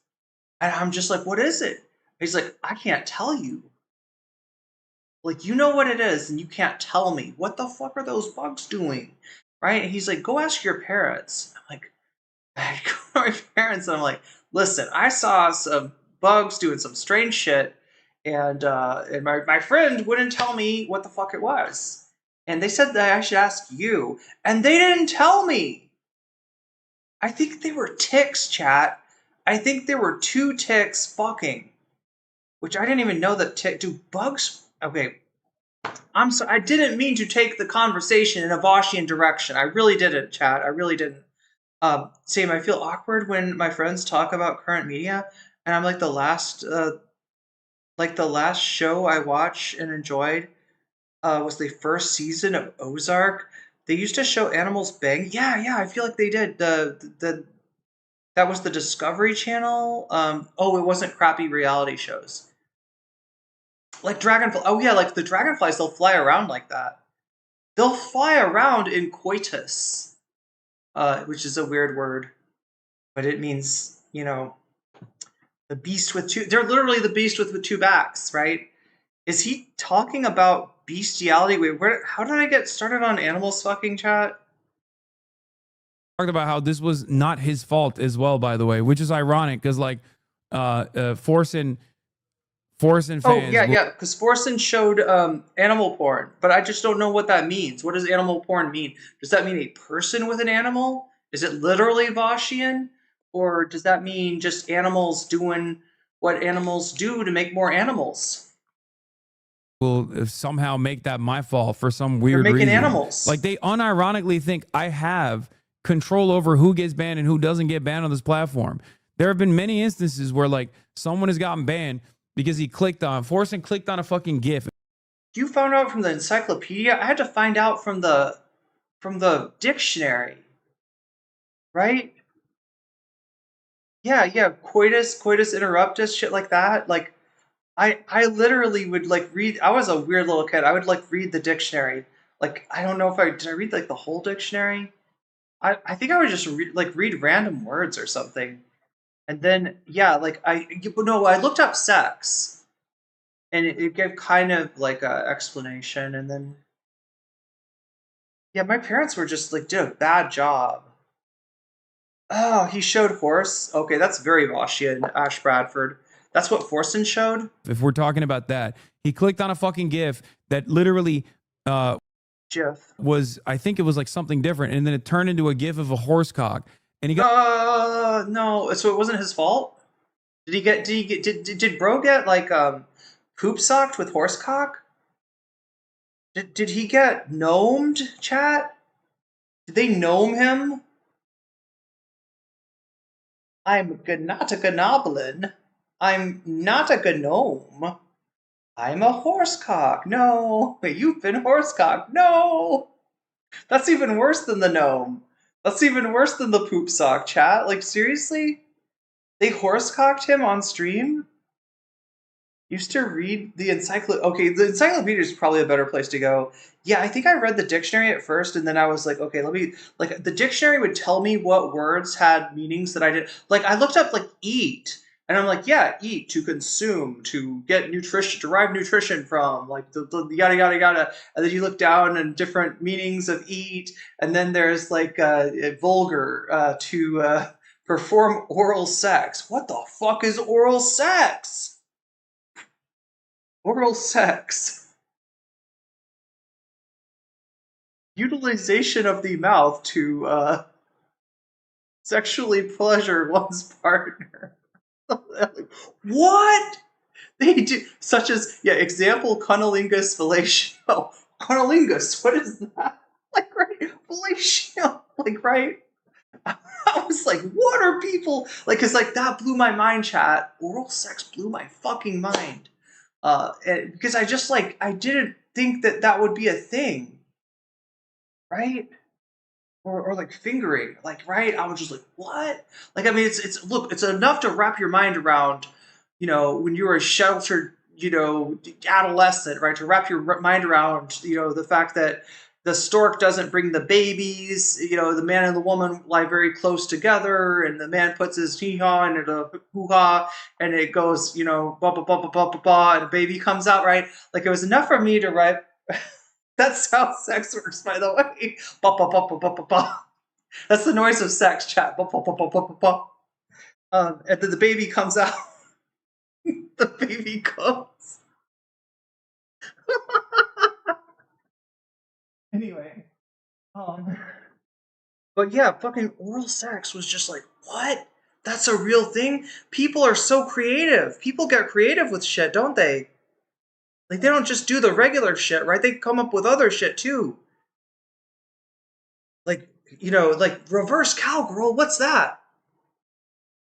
He got banned for it, and at the time, I remember, you know, I thought that was ridiculous because he got baited into clicking on a link. Like, it's not his fucking fault. Someone else. Yeah, it'd be more like you got stick bugged, but the stick bug turns into a horse cock? Damn, how does that work? Just like a morph? Linked him a GIF that turned into horse cock. But does that matter to that chatter? No, because he's just trying to fucking deflect, because deep down inside he thinks I have control over who gets banned and who doesn't.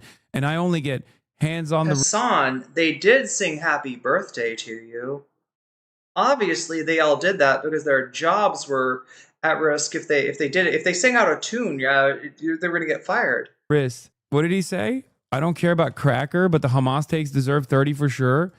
Well, good thing you don't get to fucking issue these bans, you dumb fuck. What do you mean the Hamas take deserves 30? Do you not realize you're doing the thing that I'm talking about? Right-wingers who unironically talk about how they're champions of fucking free discourse. Cancel culture, brain damage. Turning around and being like, I don't like your free discourse. I don't like the thing that you said. So you should be fucking banned for 30 days. You're a goddamn idiot. What the fuck do you mean? The Hamas take? Which take? That rapes happening on October 7th do not justify genocide? You think that's a take that I should be banned for? Are you fucking psychotic? Hey, mods, please ban this guy for 30 days because he hurt my feelings. No, my favorite thing of the encyclopedia was to look up, to get the A out and look up art, right? That's how I found out. I learned a lot from Michelangelo, let's just say. That's all you're doing. That's all you're doing. I didn't understand what he was saying. When you said they're necessary evil, wait, you think that? You think, no, I didn't say they're necessary evil. I said that they are the lesser evil in comparison to Israel, which is doing a genocide. That's a take that I stand by. It's been reported on numerous. Chatter, he said they were evil. What do you fucking want? What do you fucking want? You want fairy tale morality? Where the United States is good and every country is good or evil, determined on their their diplomatic relationship with the United States? What the fuck? Do you believe in a rules-based order, Chatter? What the fuck is that? This is like, oh my god. Times on Fox News and everywhere else. Okay? Of course someone has to resist against a genocidal apartheid state. What the fuck are we talking about? Thank God people are not making these fucking idiotic decisions and these idiotic assessments over there in the halls of power inside of Twitch. Okay? Asmongold straight up said that Palestinians are inferior people that deserve genocide. He got 14 days for that. Okay? 14 days for saying that. Can you imagine a world where I would say the same, but for Israel? I'm not even going to entertain the reverse hypothetical because I don't want someone to clip me out of context and act like I believe that. Okay? Do you understand? Anyway, chat, if we don't switch now, I'll never have time to show you what the fucking thumbnail is about, which is not even this video. I just think this video like kind of serves it up to you in a broader sense. Now we're going to move from that broader sense to a narrower sense, right? As it applies to Hasanabi himself, Dan Saltman, Elon Musk,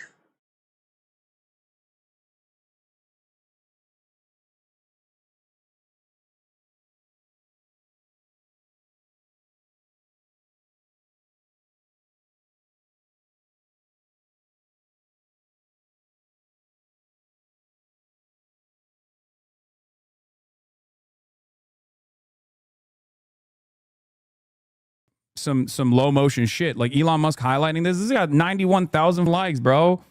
It's got millions, 6.2 million views, you know, at this moment. But yeah, there is also this going on. There's an ongoing smear campaign on Twitter that has led to all of right-wing Twitter targeting Hasan.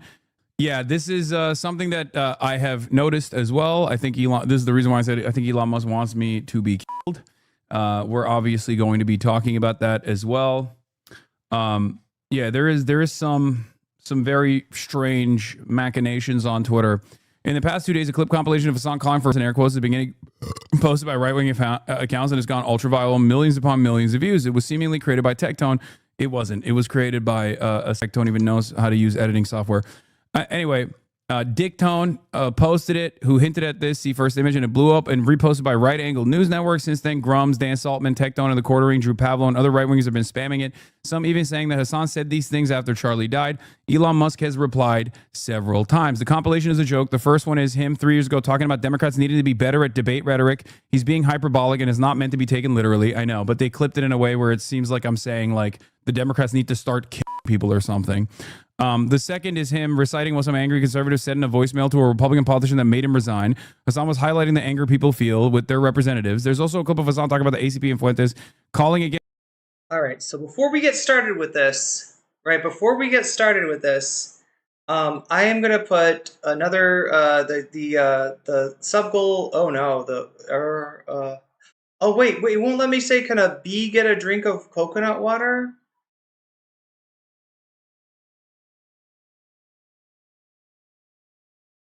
What?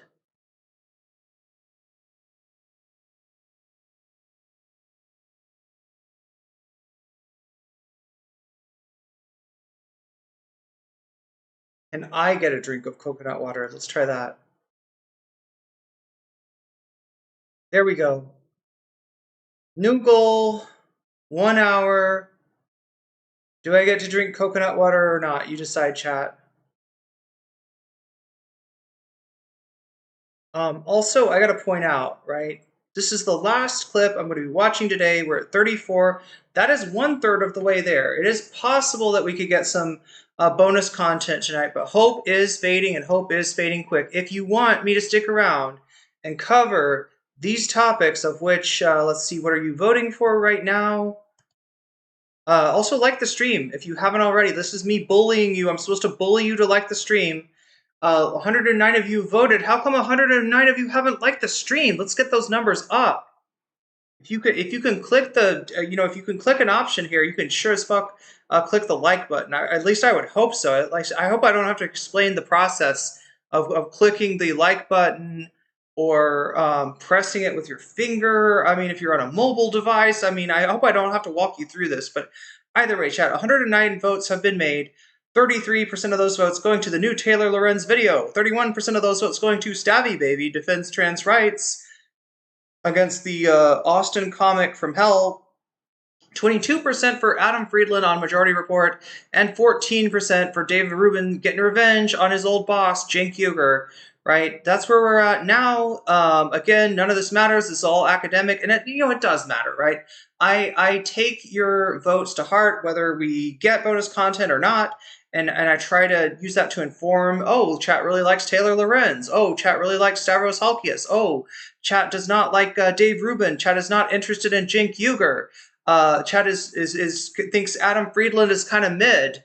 And also Emma Vigland, apparently, also kind of mid, according to chat. I just use this to inform my programming of future streams, even if we don't get it. So it's not like it's for nothing. It's never for nothing, chat. But what I mean is you won't get to watch it. You'll vote for it. You'll want it. You'll pine for it. And then I'll be like, all right, bye-bye. And I'll end the stream early. Unless we get from, oh my God, chat, are we really at 29? Are we really? Yeah, no, 34. We're at 34. Okay, we're we're more than a third of the way there. It's entirely possible that we get bonus content tonight, but it's all dependent on you.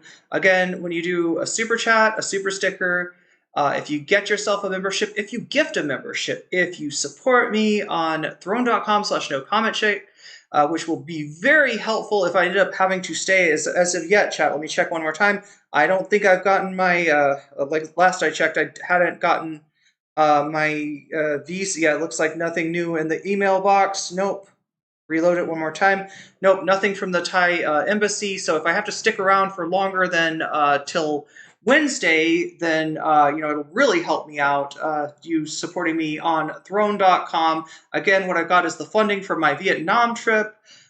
We funded, let's see, the plane ticket. We funded the accommodations. We sort of funded some of the food, I guess, and but we don't have funding for like the e-visa and the plane ticket that's going to have to be moved, and the wherever I ended up staying, if I have to stay till Thursday or Friday or whenever.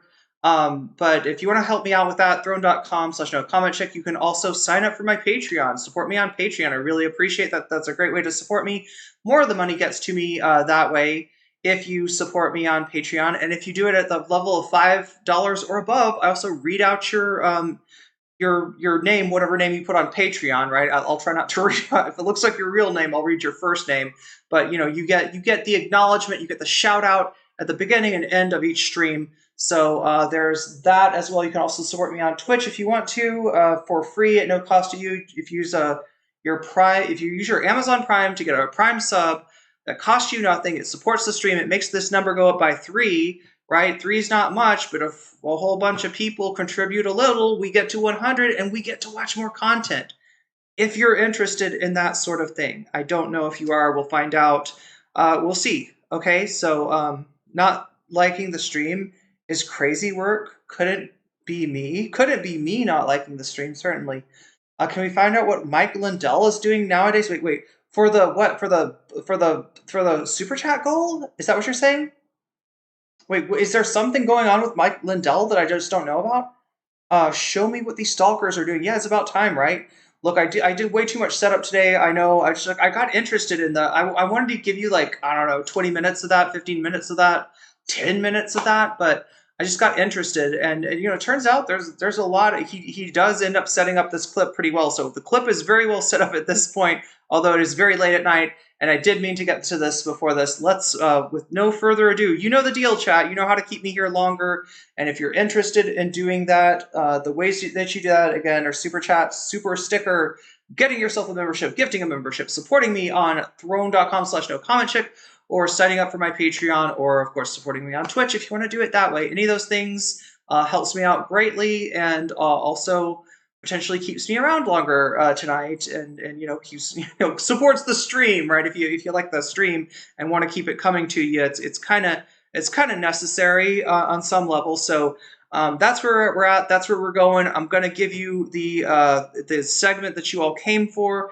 which is the Dan Saltman, Elon Musk, Tectone. Who else is on this Hasan cancellation train? Chat, is Asmongold? I would be surprised if Asmongold was not cheering up. Yup, based. They're gonna fire Hasan. They're gonna ban Hasan. Based. Yup.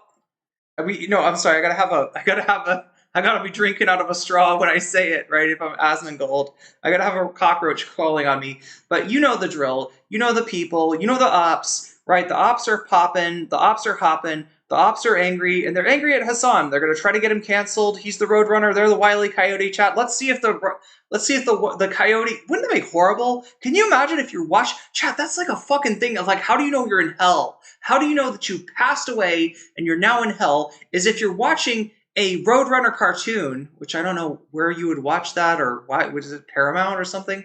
Why you would watch that? But if you're watching a Roadrunner cartoon and the coyote actually gets the Roadrunner and starts to eat it, right? That's how you know. You're like, wait a minute, something's not right. Something's not right. The coyote's not supposed to get the Roadrunner. This is not okay. Again, not for a call for, but they're banking on people not knowing what the ACP is and doing what they always do, taking his jokes sincerely. Regardless, this trick most of the right-wing Twitter, who are all calling for him to either be banned, arrested, deported, or... Wait, what is this? The Thai long-tail boat? Are you just suggesting stuff to do for super chat goals, Josh? These are kind of good ideas. So you're saying Thai long-tail boat racing scene. Rice tractor racing. That sounds interesting. Wait, rice tractor? Do those tractors go in through the water? Like, are they like aqueous tractors? Are they amphibious track? That sounds fucking cool as shit. Is that real, chat? Rice tractor? I don't know. I mean, it's interesting to me. I don't know if it's interesting to the rest of you. That sounds really cool, Josh. These right-winger influencers either don't understand or do. Okay, so now what is this? Is this just they're doing an article about Twitch, maybe? Because you got Kai, you got Hasan. What is this from? What did we see? Oh my god, I'm so confused. I don't see that. Why are they popping up that image? Is that just like Twitch? Is that just an image of people on Twitch? I don't know. Anyway. Posted it, who hinted at this, see first image, and it blew up, and reposted by Right Angle News Network. Since then, Grums, Dan Saltman, Tectone and the Quartering, Drew Pavlo, and other right-wing... Roll it back. Posted by right-wing accounts, and it's gone ultraviolet. There's some... I think he's looking at R. Hasan at the subreddit. Some very strange machinations on Twitter. In the past 2 days, a clip compilation of Hasan calling for an air quotes at the beginning, posted by right-wing accounts, and has gone ultraviolet, millions upon millions of views. It was seemingly created by Tectone. It wasn't. It was created by a Tectone even knows how to use editing software. Anyway, Dictone posted it, who hinted at... Look it up. It's real. I would, Josh, but that's like bonus content, right? We haven't even gotten through the stuff on the thumbnail, right? I would be thinking you'd be wanting that paying for that stuff. Before it was the Rolling Stone. Oh, most influential. That makes sense. Yeah. That makes all the sense in the world. Yeah, Hasan was what, number 8 on that one? Kai Snot was Kai number 1? Kai was like up there. But yeah, that does sound like really cool stuff. Unfortunately, yeah, we're at 34 right now, so I don't know if we'll get bonus content or not, but we could definitely include stuff like that, right? if you'd rather see me watch some long tail boat racing or some rice tractor racing, or just find out what the fuck a rice tractor is, I'll throw that in with drinking coconut water.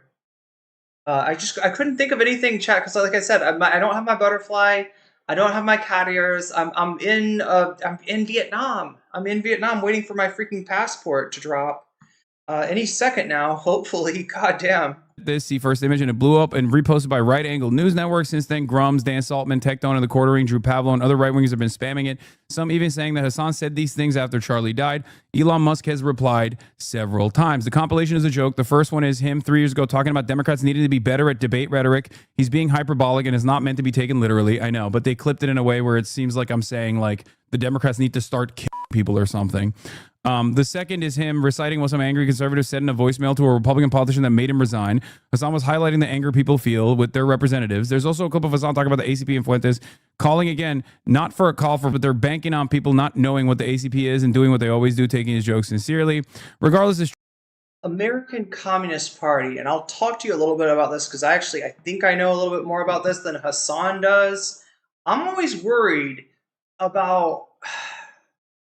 And Hasan's not the only one, chat. When I started streaming, one of the first big events that I guess I covered was a debate between Dylan Burns, Lauren Southern's editor, who he was big friends with back then, right? Samantha Banana, and a bunch of people, and Infrared Haas, and maybe some. I think Haas had some like. Some fans of his were in the chat as well. Yeah, Dylan thought that he was debating a Marxist-Leninist tanky. That is what Hasan would describe. Haas, Infrared Haas, Haas al-Din. You may know him as any of these names. That's what he would say. That's what he would call himself. But I recognize what he actually was. Motherfucker is a Duganite. What is a Duganite? Alexander Dugin is a political theorist who I would put under the umbrella of a third positionist. What is a third positionist? A liar that tries to describe their political position as a fusion of fascism and socialism, fascism and communism, right, in some way. In other words, these fuckers are literally trying to make horseshoe theory real, right? You got many different examples of third positionists. Anything from the Strasserites in Germany that fucked around and found out on the Night of Long Knives. They got purged from the party because they were the socialist element supposedly in the National Socialist party, and it turns out the actual Nazis didn't want them around for some reason. It's almost like they're anti-communist. I don't know, chat. But yeah, so that's what the American Communist Party is. It's not communist. That's not your grandma. That's the wolf. Okay, that's the wolf. Okay, it may have grandma's hat on, grandma's bonnet on, grandma's glasses, grandma's nightie, but it's not. I swear to God, it's not it's not your fucking grandma. That's not communism, poo. That's not honey you're eating, right? That is fascism, right? And fascism by any other name still smells like shit. And that is what Infrared Haas traffics in. Shit. The man is made of shit. All right? So I'm not even sure how much Hasan understands that, but I have actually dealt with Infrared Haas, right? Talking about my outfit, talking about my gender, talking about my sexuality in a really fucking strange way, right? I know what this guy's about. I've lurked enough to know what he's actually about. Like what he's kind of well read in theory. Although I fucking hate hearing people glaze him like that, right? I think J-Stalk was actually kind of glazing him about theory, but yeah, compared to Destiny, compared to Vosh, compared to a lot of, not all of, the leftist commentariat, or especially the fake leftist commentariat, right? Who masquerade as leftists but are actually liberals. Yeah, maybe the guy knows a lot more theory. I don't think that I wouldn't say he's like the best read necessarily. Although some people, if you don't read shit, then maybe you know, right? Or if you're a former gossip streamer, like, you know what I mean? Like, it's just you don't, you know, it's anyway. I don't blame people too much for not understanding this, but I understand this shit all too well. This dude is trouble, and he's always been trouble. Same thing with Hinkeldink. Same thing with Peter Coffin and Caleb Maupin, the rest of the patriotic socialists, whatever these people call themselves, I call them shit. And they are. They are trying to launder fascism as something to the left, right? So Hasan, what Hasan said about Haz al-Din most recently, and again, he doesn't even know the guy. He didn't even say his name right. So yeah, obviously he doesn't know the guy. But what he said most recently was when Nick Fuentes called Hasan out and tried to get something started. I think he was angling for a debate with Hasan, right, to try to, you know, I don't know, raise his profile. What Fuentes wants is to debate Hasan and to portray himself in a way that's attractive to some of Hasan's audience. Not the most of Hasan's audience. Most of Hasan's audience knows exactly what Nick Fuentes is about, but he wants to peel off like the soft like bark on Hasan's audience and like add it to his own, right? That's what he was going for. Hasan's a little too smart for this. He did, you know, respond in a clip of his own, but he didn't accept the debate invitation. And he said that if Nicholas Fuentes wants to debate somebody on Israel-Palestine, which it sounds like was what he was talking about, that he should have a conversation with, you know, Haz al-Din and the rest of the American Communist Party, Midwestern Marxist, Eddie Liger, all those fucks, all those ridiculous fascists masquerading as leftists. Have a conversation with your own kind, Nick, because I got no interest with, and I think that was kind of based. I think that was a good choice. I also turned down the opportunity to have a debate with Infrared Haz because I do not debate fascists. Just as a matter of principle, just like Mehdi Hasan said in that debate, I don't debate these people, right? I don't, and it's not that I'm afraid of giving them a platform. Obviously, Haz has got more attention than I do. You know, it's like saying that you could have a conversation with somebody that is trying to like smuggle Duginism under the guise of communism is just, it's worthless. There's no point in it. Okay, there's no point whatsoever, and I had no desire to do that. Glad to see Hasan made the same decision. So what Hasan was trying to say is have a conversation with the American Communist Party. Have a conversation with those shitheads, right? Because, you know, I guess the idea was that their opposition to Israel as maybe informed as by, you know, bigotry and bias and, yeah, probably, you know, anti-Semitism as it may be, it's more principled than Nick Fuentes is. I'm not sure about that, actually. I don't know. I think that they're kind of the same. I think they're kind of the same. But that's what, so Hasan said something about like, yeah, like let's let the ACP have a go at him, or I don't know, like maybe we'll see it, But what he didn't say is that I want Haz al-Din to, you know, physically attack Nick Fuentes. I don't think, as bad as Haz is, I've never seen any signs that he has, you know, physically attacked anyone or done anything violent. I'm sure that, you know, there's probably some violent ideation in his following, but, you know, Hasan was not trying to suggest that somebody hurt Nick Fuentes. That's how this is getting portrayed, right? Hasan wanted these communist guys to hurt Nick Fuentes. First of all, they're not communist guys. They're third positionists. They're you know, Duginites, and they're fascists, right? Just like Nick. And second of all, no, they're not going to hurt him. They will treat him gently if he debates them.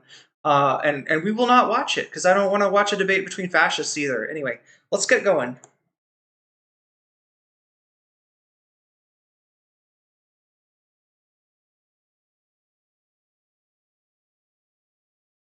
For all the hate Vosh gets, listen, Conrad, Vosh doesn't just get hate. Vosh is fapping to Loli, okay? Can I make it any more clear to you? Dude is attracted to underage drawings, okay? Let's be really fucking clear. He was, you know, Whether he was ever a leftist, I don't know. He's definitely not one now. He's more of an opportunist. If anything he's done, he's fed his audience to the Democratic Party in a way that's not helpful at all. And as you know, yeah, you can find worse people out there, rhetorically speaking. But guess what? They're not fapping to pictures of horses violating little girls like Bosch is. So please understand that. Right? Please understand that he's so far beyond the pale.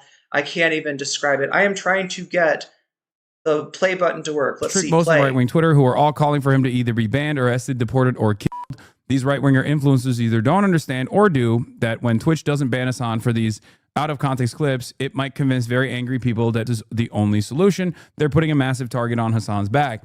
There's one tweet, the very last one from Tecton, where he completely fabricates quotes from Hasan. He's as good as putting a hit on him. Oh, wait. Okay, so, oh my God, chat. Okay, look, last stop. I know everybody wants me to go on with this. Josh is asking a very good question. I still haven't figured left versus liberal. Okay, so it's not left versus liberal. Liberals are on the left. Progressives are on the left, right? Progressives, liberals, leftists, all on the left. Okay, so no, you're asking a good question. Don't think I'm getting mad at you. I just, you know, I know that people's patience is waning here late at night, and I'm trying to get to the Hasan thing. But you're asking an important question, and if you don't know the answer, chances are other people don't know the answer either. So I can help with that, right? All right. So now we're talking about in the United States of America, right? Liberalism is to the left because the big party, you know, one of the two major parties that have a chance of winning electorally is the Democratic Party, and they are liberal, right? Liberalism is a form of capitalism. It is a philosophy designed for the capitalist class that, due to a lack of class consciousness, some of us, a lot of us, most of us, working class people that are not right-wingers have adopted, right?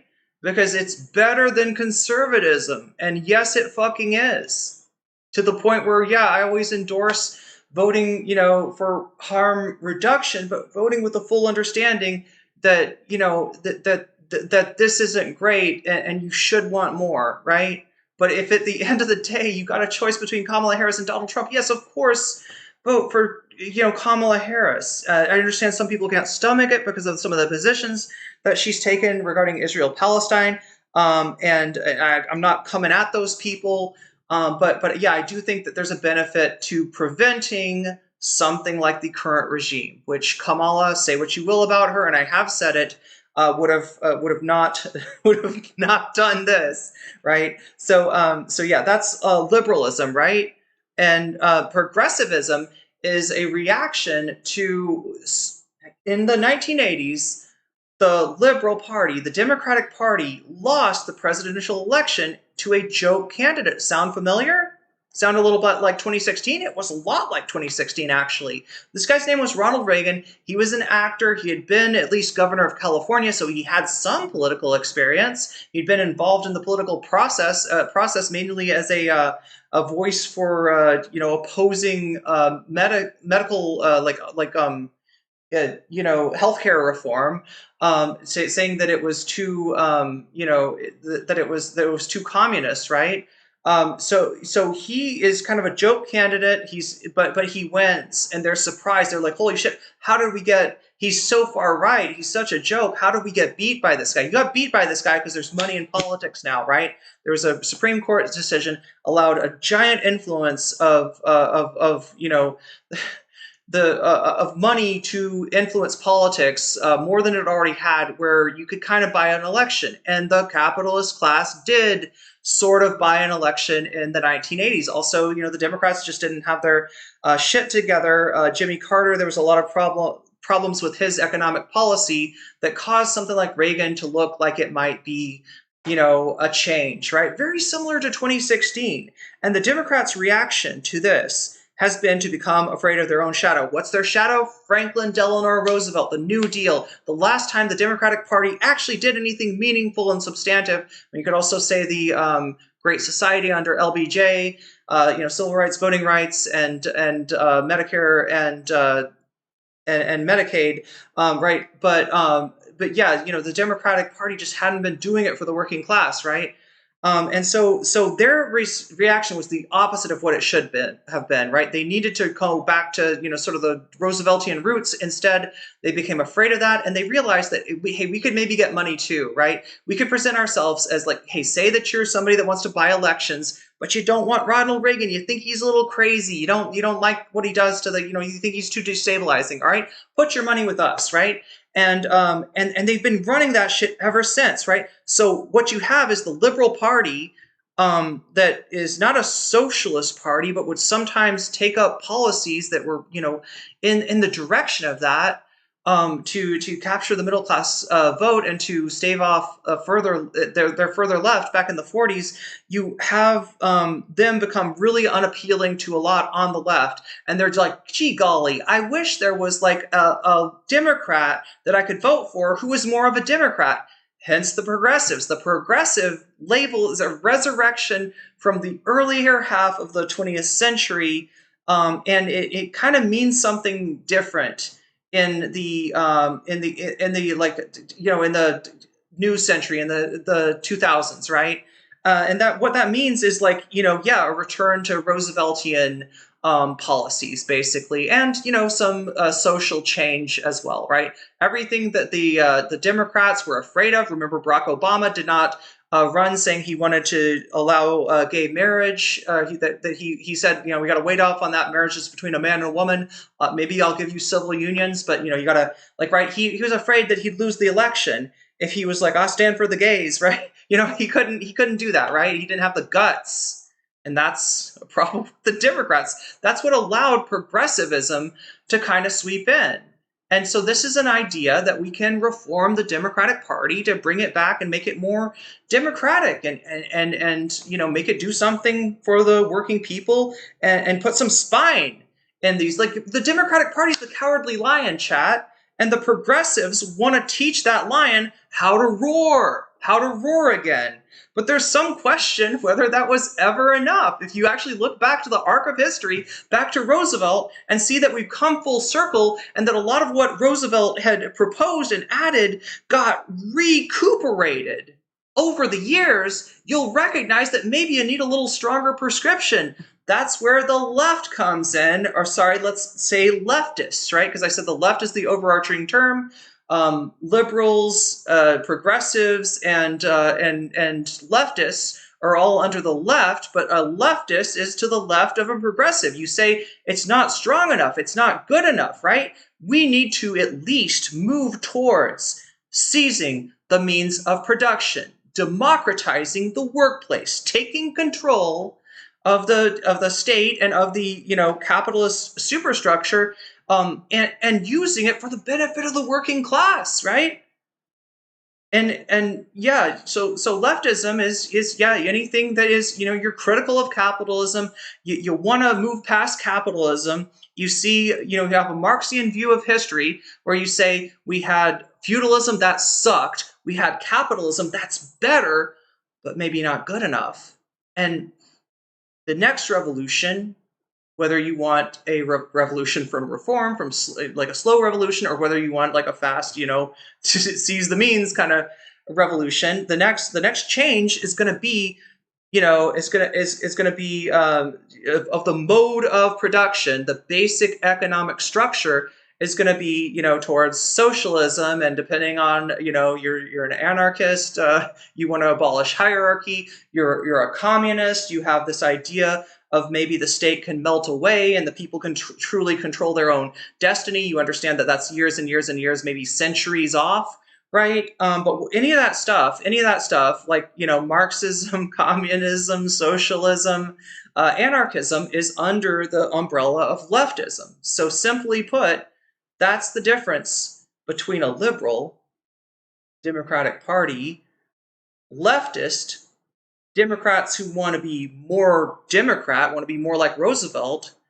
and a leftist, somebody that says this mode of production, capitalism, it's better than feudalism. I don't want to go back to that, but it's not good enough, and we deserve better. Right? There you go. There's the difference. Just so the labels annoy me. They're important, Josh.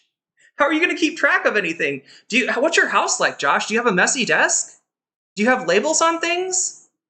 If you had a bunch of folders, would you put labels on them so that you know this is my taxes, this is my these are my bills, this is my right? Would you have labels on them, or would you be like, no, I don't. No, labels annoy me. Fuck that. I'll just be like, what's in this? Okay, right? It's just you want to keep track of things. You want to know what things are. You want to understand things. Think of them as handles.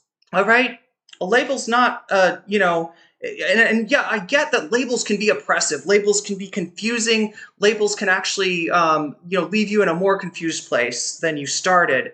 But what you want them to be is like handles, right? If you want to move anything, if you want to do anything with something, you need a handle on it, right? Like a drawer. Try to pull out a drawer without a handle. It's very hard. Have a handle on that drawer. It's good, but it's only as good as it's functional. If your handle is like, if you screw that handle into the wall, that's not going to do you any good. That doesn't move anything. That doesn't do anything. That handle's attached to the wrong thing.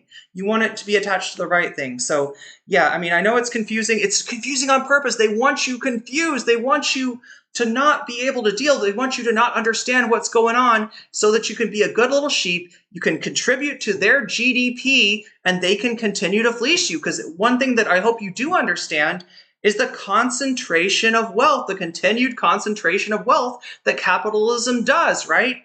You do work, you get paid a wage, okay?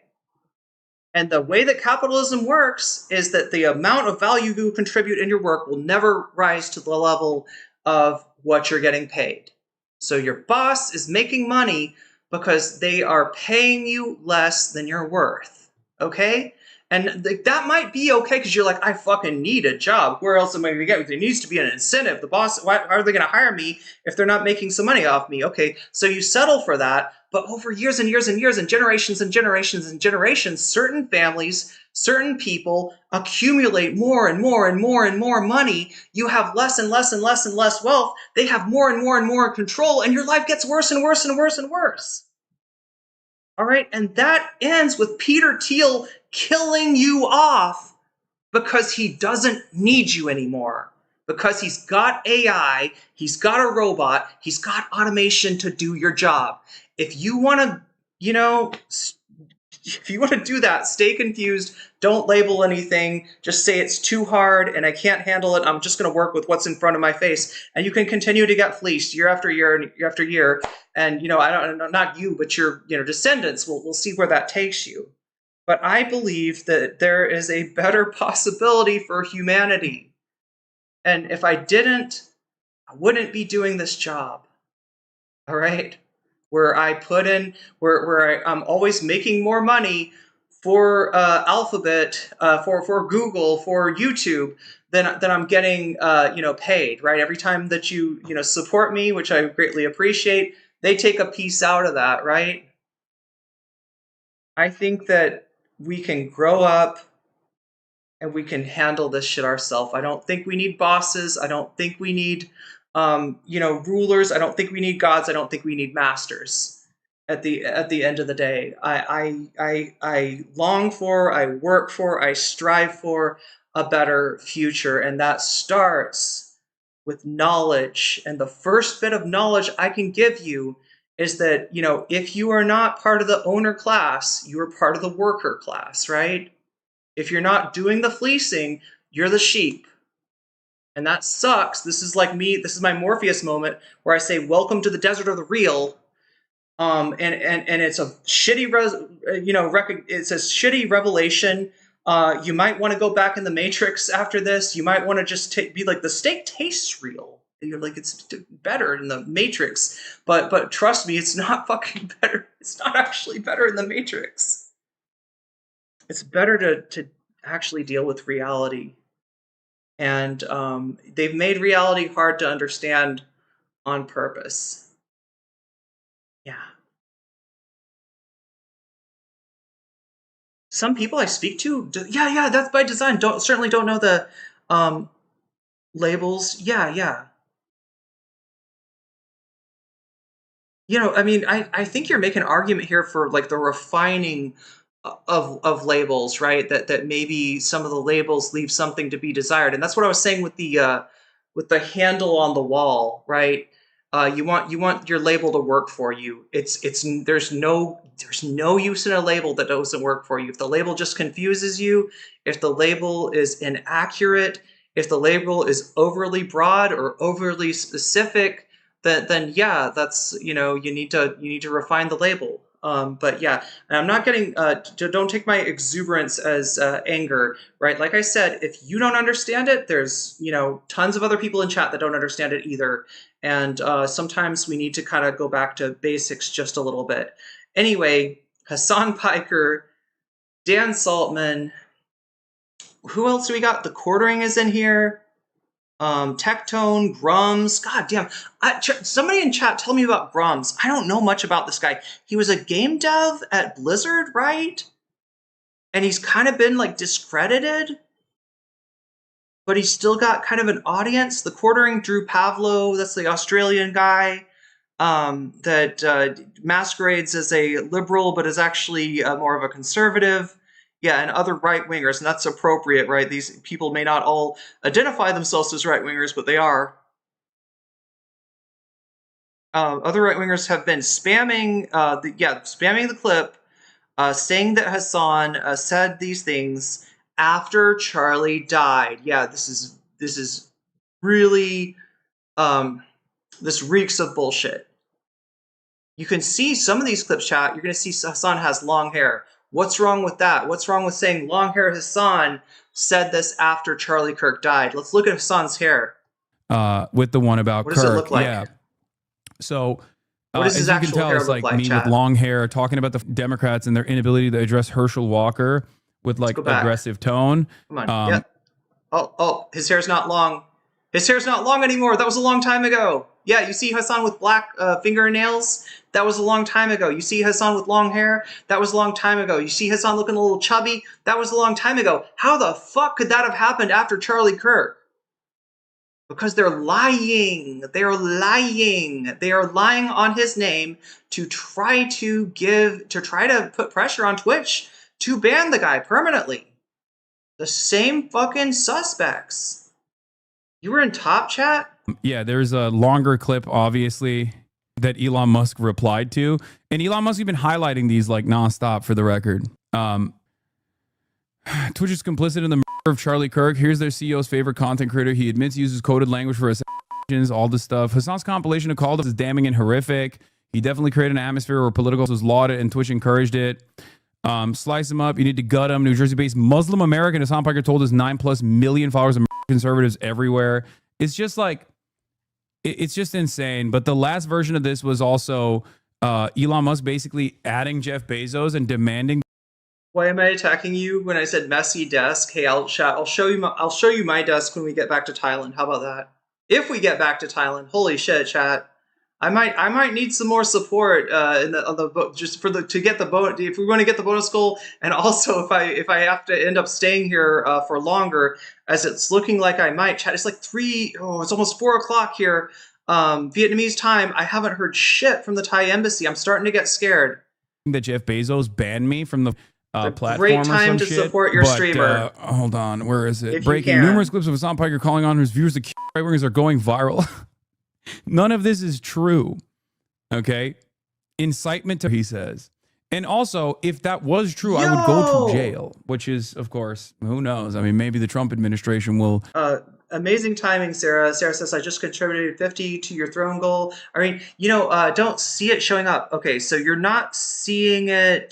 YouTube has taken down the video where Charlie Kirk questioned whether Israel issued a stand-down order on October 7th. Yeah, that is kind of wild. Is it YouTube, or do you think it might be his, whoever's in control of his YouTube channel? No, I relate to you, messy desk gang. You are valid.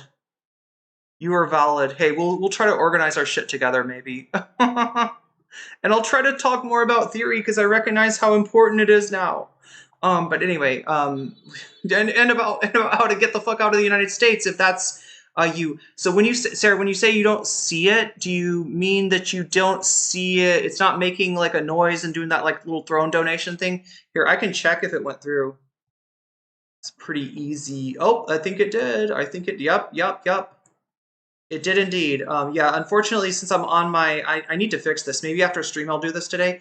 That's an anonymous dono for $50 for the Vietnam trip. Thank you so much, Sarah. If you're, like, I mean, you said something in chat. So yeah, it does it because of my laptop setup being different than my desktop setup. It's not dinging me when somebody contributes to Throne. So thank you for letting me know that. We are not actually at 33, chat. We're at 83. We're at 83. Bonus content is well within reach today. I'm going to put Hasan back on because there's some people in chat that are probably tearing their hair out of like, when is she going to go back to the Hasan clip right now? I'll even let it run for like, let's let it run for a few minutes, okay? I feel your pain. I feel your pain. Get their hands on this and go, well, this clip out of context is enough for us to take action. Who knows? But yeah, he's got to be banned at Twitch. Come on.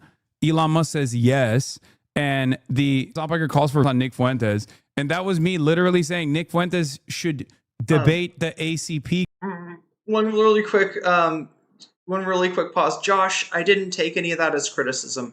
I'm animated because I feel the pressure of time, not because I feel like under fire from you or from any other chatters, right? It's a valid question. It's an important question, and I'm glad that you asked it. You know, for anybody that history and theory lesson wasn't remedial, is probably glad that you asked it as well. So, yay. Learning is fun, okay? But yeah, it's the Vietnamese coffee. If you wonder why I'm like this, the simple answer is the coffee has this effect. Hasan Abi. Guys, like that's it. That's all I said in that clip that they're talking about. I was like, I don't want to deal with Nick Fuentes. Let the ACP guys deal with them.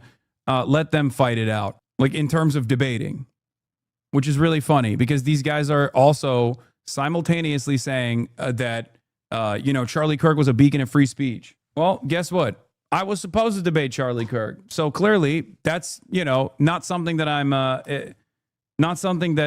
against at all. Anyway, Hasan Parker called for Jackson Hinkle's group, American Communist Party, to go out and go right-wingers one day before Charlie Kirk was, again, Drew As bad as Jackson Hinkle is, he doesn't kill people. Pavlov. Not himself, Interesting. I thought that guy was a liberal. Hasan, we need to call landlords of the road soaking their capital's blood. If you want to fix America, you should Rick Scott. Charlie Kirk, guys, you know someone's got to do it. Charlie Kirk gets assassinated. Hasan, wow, this is horrible. And can't believe this happened, guys. I don't condone this. Pretends to cry to seem human. Go for yourself, you loving piece of shit, he says. None of this is real. Anyway, he's a desperate charlatan. It is what it is. You know, these things. Have we ever seen Hasan cry or pretend to cry? Look, I cry on stream, but I just don't think Hasan's like that. I don't know. I subscribe to the Winter Watch newsletter, and YouTube has been taken down. Oh, taking down the... Okay, so you're saying YouTube has done it for real. Okay, so that sounds like that's what happened. Also caffeinated this morning, yeah. No matter what happens, all I can do in this situation is like, you know, show you what the actual clips are, what the actual context is. And if you see it in the wild, you can like correct people if you want. Could you sue for slander? No, dude, it doesn't work that way. Please stop. Yeah. Elon Musk has now on 4 different occasions demanded or reposted like Dan Stalkman, and is now is adding Jeff Bezos to try to get me banned. Not good. What that chatter was referring to earlier, I think it's purely sociopathic personally. I think it demonstrates almost no empathy except just like immediate shock. To me, this speaks volumes to how many people worship this guy and he can't really like react properly to someone dying. Wait, what? Okay, yeah. Ash Bradford, Hasan has cried on occasion for Palestine. It's the only time you can think of. Yeah, it's just like, yeah, pretends to cry to see human. That's fucking, you're thinking, like, that's just not him. That's just not him. What is... He doesn't have to pretend to seem human. He's like one of... I don't know, Chad. I don't know. This? It's 100% false to say the left wanted him dead. However, there's an enormous faction for whom the distinction is meaningless, who is celebrating this openly. Wait, what? People pointed out correctly Hasan had a sociopathic reaction. And then he posts this, and this was a sociopathic reaction. That's what this guy thinks is a sociopathic reaction. I think this is purely sociopathic personally. I think it demonstrates almost no empathy except just immediate shock. To me, this speaks volumes of how people worship this guy. Are you kidding me? He reacts with shock and horror and is very clearly upset by it. I had the exact same reaction when I saw the video. I hated Charlie Kirk and it crushed me.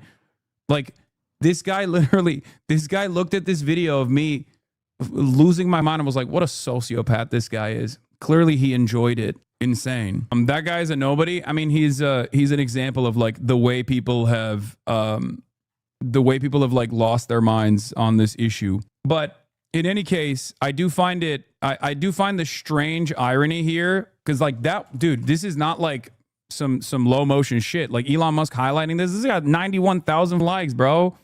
It's got millions, 6.2 million views.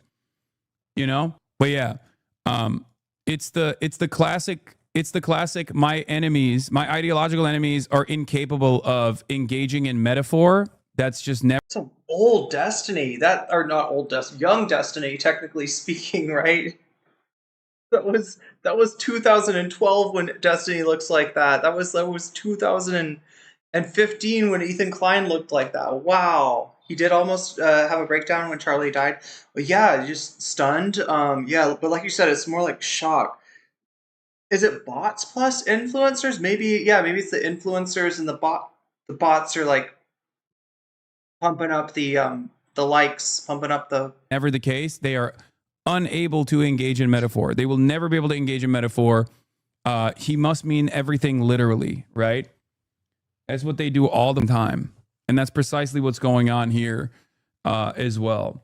Like I'm very clearly talking about in most of those clips that they clipped that are like, 10 seconds long usually, I'm either talking about a metaphor in which like what Democrats need to get more aggressive in debates, or talking about how Nick Fuentes, I'm not going to debate him, but let ACP deal with him, like let ACP, the American Communist Party, debate him, or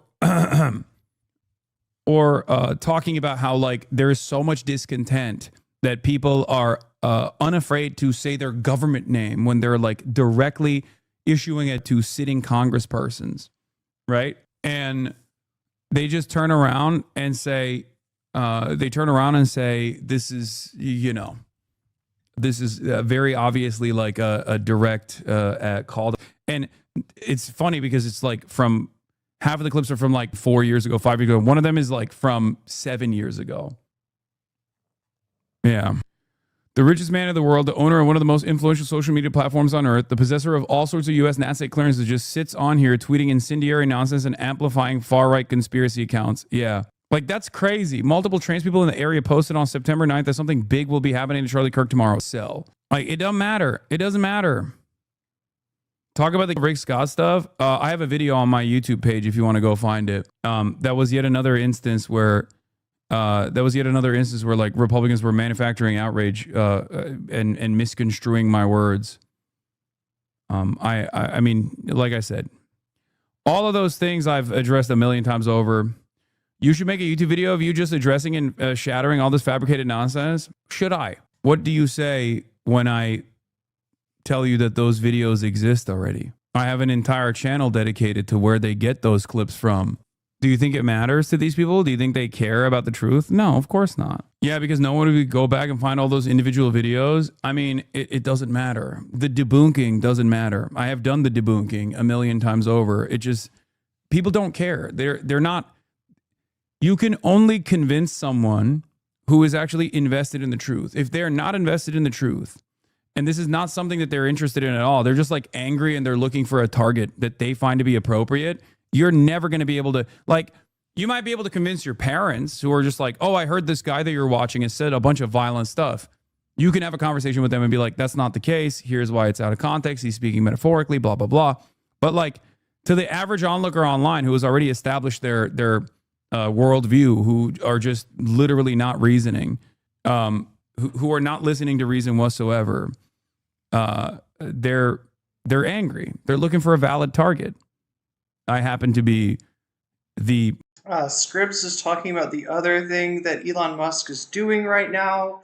He had a conversation with Charlie Kirk on X.com. He is trying to give a megaphone to fascist forces in the UK that are using this Charlie Kirk thing, to, I don't know, chat. I don't know where it fucking goes with Tommy Robinson, but it's no place good. Most visible target that they can launch their endless anger towards. Yeah. Like the dude that Elon Musk retweeted, Dan Saltman, has openly admitted that the truth doesn't matter as long as people are shitting on me. Like, he has said it before. He does not care. He thinks it's totally appropriate because I'm the singular most evil figure in American politics. Script says there's 150,000 people. I thought it was more than that, but 150,000 strong right-wing protest on Saturday. Yeah. Somebody was in my chat who had just been to the counter-protest of that. Funny enough, I don't know if they're in chat right now, but you are not alone in worrying about what's going on in England with Tommy Robinson. Called the big screen. Wait, Elon Musk video called the big screen. Was that the talk that he had with Tommy Robinson? Oh, he called in on the yeah. So yeah, the Elon version of that conversation is up on X.com. Someone would say Paradigm X, and it's Elon's boosting the Tommy Robinson and protest side of it. Via him, and this is what he does. Essentially, he loved the slander so much that he bought the platform, and now he's using it to decide what gets views, using his boosted account. And literally, I'm not even kidding about this, right? I'm not saying he's boosted because he's a celebrity. It's boosted. He got there. He didn't get enough attention. He didn't get enough likes, and so he made the engineers make his account show up in the algorithm more. That's why Hasan, he's going to say in a second, that's why Hasan blocks Elon Musk, not because he's afraid of Elon Musk, not because he doesn't want to go back and forth with the guy, but if you don't block Elon, you see him fucking everywhere. As is, even if you block him, you will end up seeing most of what he says, most of what he does, but it just becomes, the platform becomes unusable if you don't block Elon Musk, as I do as well. How did I miss Turning Point USA's Turning Point Action, operating a bot farm out of Arizona and that paid a youth group and teens, sometimes entire families, to post as Democrats to sow division? Jesus Christ, where did you find that? Sarah, send that shit to my email, if you will, if you would. The Rick Scott video was clear and concise format that lends well to debunking, though. Yeah, they have they have a pretty sophisticated network of harassment that even journalists have written about at this point. Like Bloomberg wrote an article about it. The difference is, of course, like there's only one country's troll operations and troll farms that will take it to that level. And I think we all know, I am an op to the state of Israel. So they will use their sophisticated influence peddling operation to elevate Gamergate style harassment campaigns and try to legitimize them, because there's a network of newspapers that will always cover that shit too. New York Post, Jewish Insider, sometimes Fox News will do it as well. But yeah, if you're coming in here to be like, oh, well, you should do a debunking, it's like, we've had these issues many, many times over, It's not new. All right, let's continue. So we got more stuff on Tyler Robinson as well. Better than Charlie. At 4 p.m., Utah Governor Spencer Cox clarifies during a press conference that there is a person of interest in custody who is being questioned. To whoever did this, we will find you. At 4:21 p.m., FBI Director Kash Patel writes in a post on X that the subject, quote, for the horrific shooting today that took the life of Charlie. You can be so obnoxiously hypocritical. You say people don't care about the truth, so they won't listen. But then say you stream on here to change those people's minds just so you don't want to make those videos anymore. No, dumbass. I already have made those videos. My point is, there are always going to be some who just don't want to see it or don't want to hear it. What the fuck's wrong with you? How is that obnoxiously hypocritical? I just said I already have done those videos and it doesn't work. as evidenced by the Kill Rick Scott thing, right? That video has 1 million+ views, chatter. The fuck are you talking about? Everybody's seen it. But that hasn't stopped Republicans from continuing to do that, right?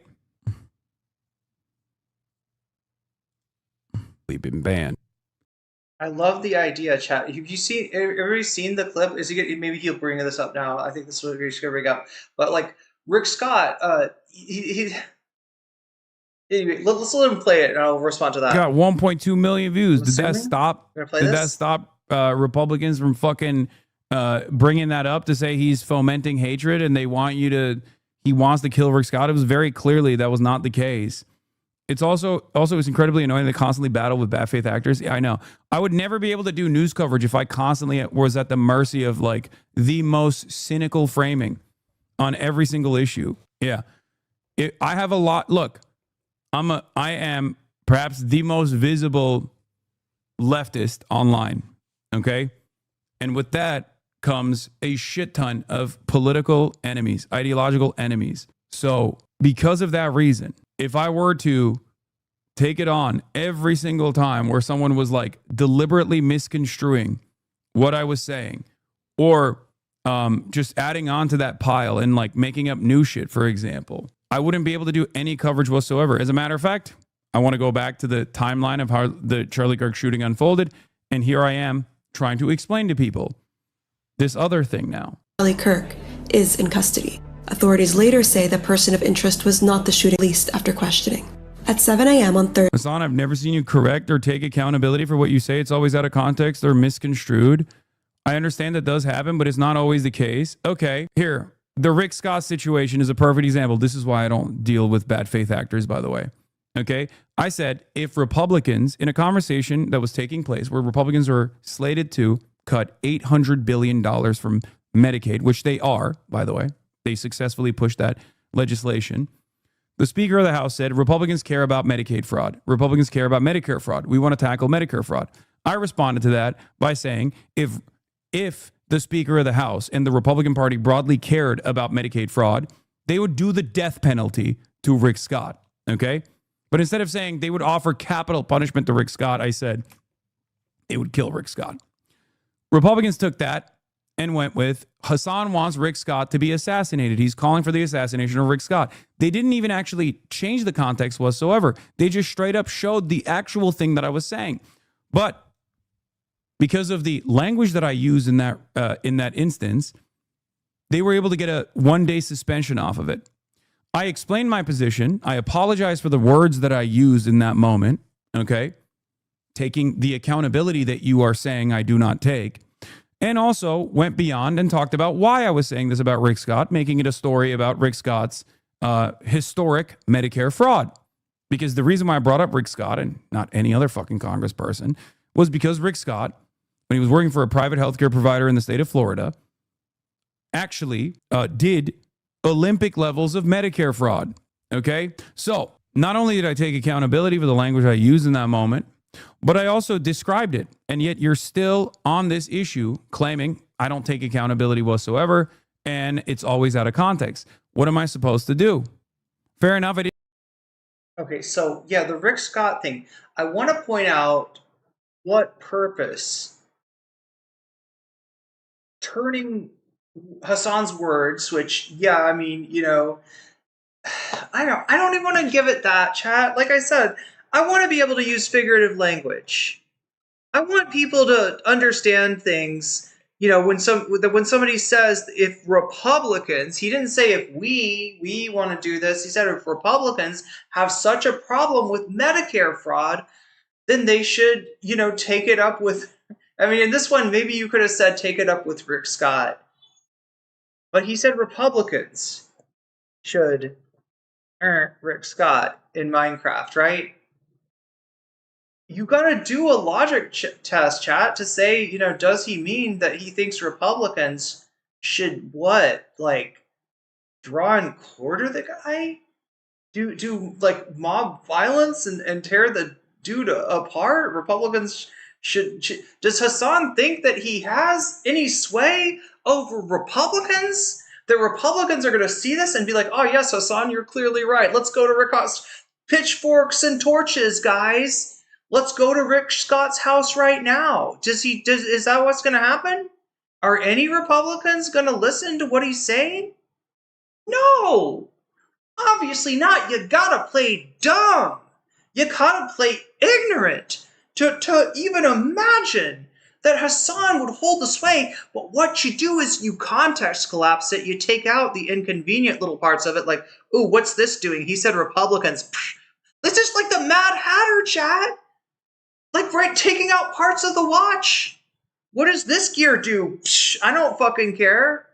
Let's take it out. Let's operate the watch without the gear, right? Let's just it's but yeah, and then they repackage it, and now it's just Hasan says they should kill, Rick Scott, right? It's so wild that something with the proximity of the word Republicans to kill Rick Scott was taken out, where it was just context collapse to the point where they're not dealing with the fact that he said Republicans, right? It's one thing when it's like, it's over here, it's like, 30 seconds ago, or he says it like, 30 seconds into the future, right? We're talking about something that's right in the phrase that he uses in his, figurative language. If you got look, if you had a problem with what Medicare fraud goes on now, which is mostly by providers, not by recipients. Recipients aren't doing so. If you think that there's too much Medicare fraud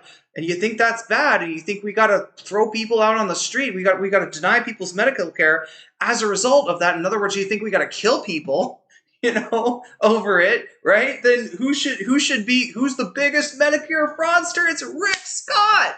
If you want to kill people for Medicare fraud, you shouldn't stop with the people that do the least Medicare fraud. You should start with the people that do the most. But better idea yet, let's not kill anyone. Let's not cut Medicare. And let's try Rick Scott in court for Medicare fraud. And it's like, what actually happened with that? I'm trying to remember the actual, there is a reason that Rick Fraud is not currently in jail. I forget exactly what it is, if you got a pardon or what the fuck went on. But yeah, it's so frustrating. And this comment of like, why is it gotta always, this is an Ethan Klein comment, by the way, why is it gotta always be out of context? Why is it gotta always be out of context? I don't know, Ethan. Why does it have to always be out of context? Hasan's not the one that took it out of context, bud. That was you. That was dog shit, man, Ethan Klein. That took it out of context. Oh my god, chat. I don't know if it's from watching Hasan, I don't know if it's from the coffee, but I'm a little too similar to Hasan's vibe right now. Like, I don't know. People always say he yells at the chatters. I try to not do that. I am coming across to some of you as yelling, and I apologize for that. I didn't see that. No, dumbass, that's the problem, because you don't see anything, you don't care about anything, you just operate off of the whims of what other people are saying. The very same people that elevate something that is not actually a significant piece of discourse to make it a sincerely a sincere moment of accountability. Dumbasses like you get duped by that. You go, oh, he doesn't take accountability for anything, because you don't know. You never chose to seek out the context. You never chose to actually find out what I was saying. You don't know anything at all. You just, in the background, in the periphery, heard some shit, and you're just repeating it in here. And even after I describe it, you go, well, I just didn't know about that. So what am I supposed to do? There it is. Isn't that a big one, though, especially given the emotions on the Republican side, even if it's for the sake of the optics and convincing a fraction of people who actually search for information, even to marginally reduce safety concerns? Maybe, potentially. Yeah, the gut them thing is exactly the same. You're using scary words, but it's being metaphorical about winning a debate. Yeah, 100%. Like, if you look at the context of it, it's very clear what I'm saying. I'm talking. I guess you could say that, in fact, this is what Jay Stalk and Cherry said about this, right? That, you didn't need to word it that way. You could have gotten it across and the same thing for the Rick Scott thing. And as much as that's true, I just don't want to live in a world where people are allowed to see, like, I know they're you know, they're trying to be nuanced there, right? They're trying to say, hey, we're not in the tank for Hasan, and you know, they're definitely not probably very different politics than Hasan. If I'm being real, definitely coming from a very different place. That being Twitch poll in the case of Cherry, and I don't fucking know what DGG is that J-Stalk's origin story, or is it like Mr. Girl, or is it? I don't actually know, chat, where J-Stalk exactly is from, but it's not, you know, they're not coming from the same place, but yeah, they like obligatorily, in order to be like, yeah, so we're not like standing the guy, you know, I do think that saying gutting people, you know, like that's violent language and you should not use that. I don't know. That's just not useful, and that's not useful advice. Don't use like violent figurative language is not good advice for the internet. Do you know why? Do we all understand why? Do we all understand why? If Hasan's walking on eggshells, he can't do his job. If Hasan minimizes his figurative language, you know, if Hasan, like, oh God, what would you even call it? Like, if he lowers the rating, you know, from like PG-13 to PG or whatever, of his language, you know, like, you know how the internet works, right? The thing that gets the attention is, yeah, the thing that is a little over the top and maybe a little controversial, right? So you know, it's just that's why I disagree. This is why I disagree with that. In case that wasn't clear earlier, right? This is why I disagree with that nuanced take. I think it's a little too much nuance, and like I said before, sitting on a fence post is a great way to get splinters. Talking about the Herschel Walker debate, the Georgia debate from many, many years ago. I don't even look the same. My background is different. My hair is different. But that doesn't stop people from going off on these ridiculous tangents, talking about how, here, this is what I was looking for.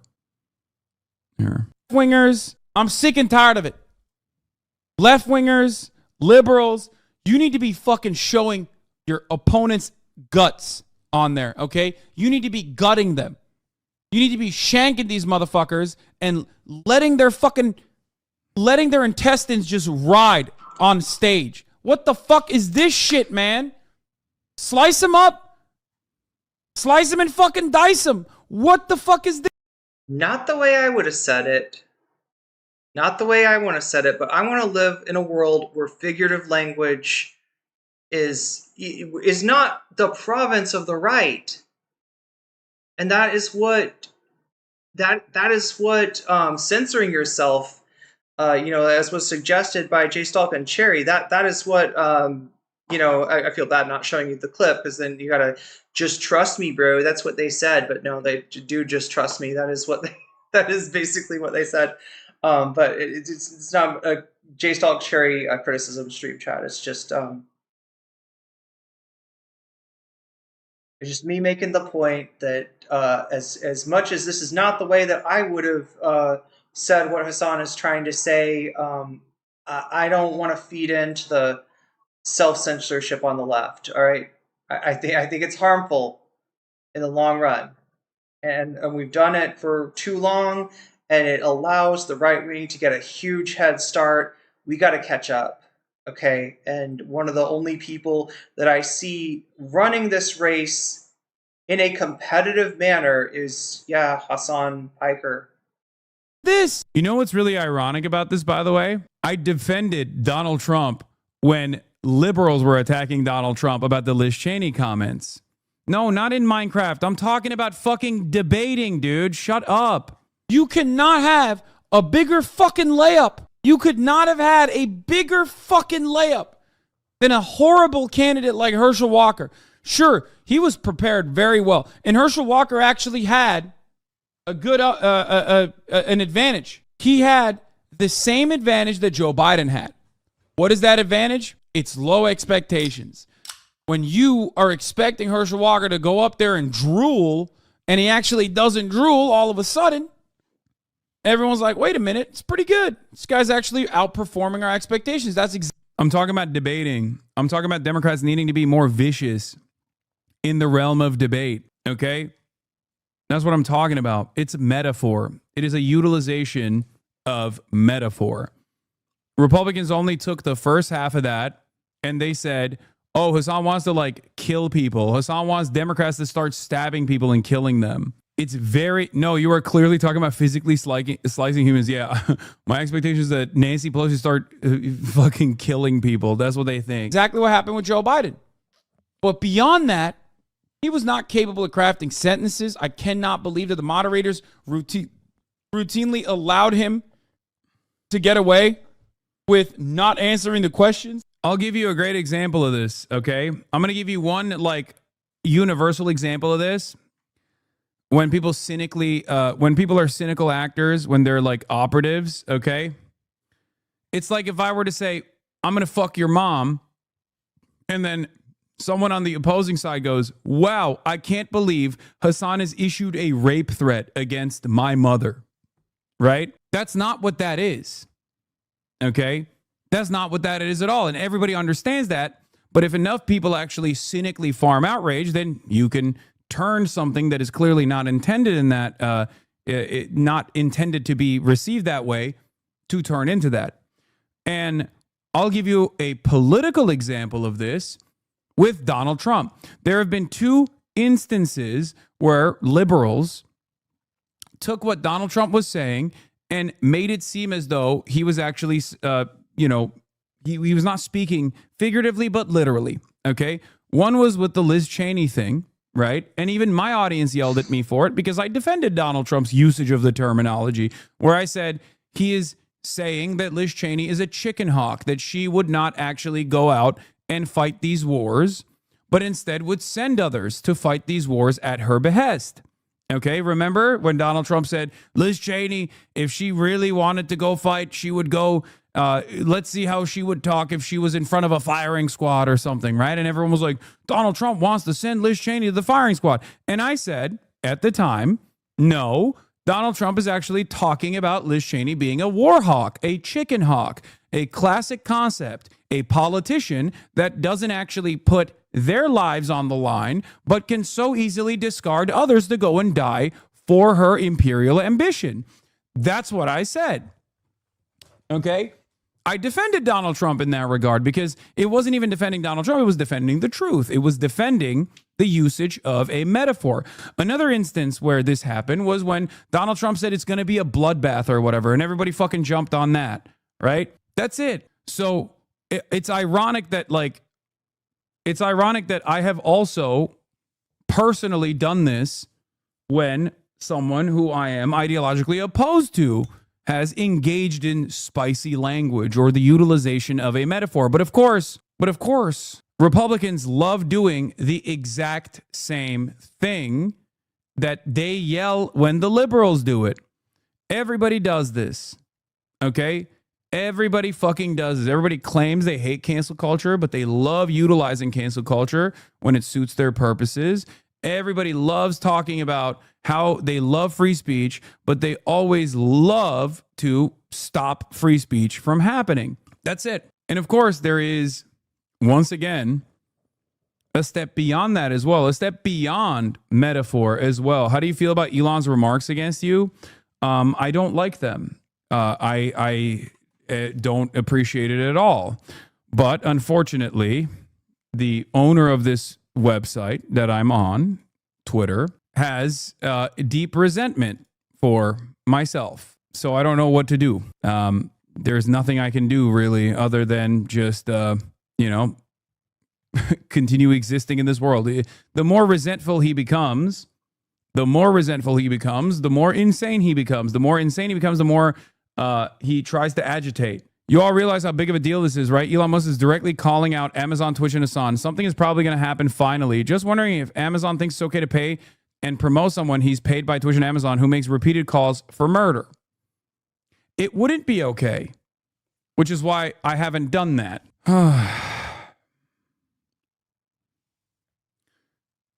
All right, You can so start.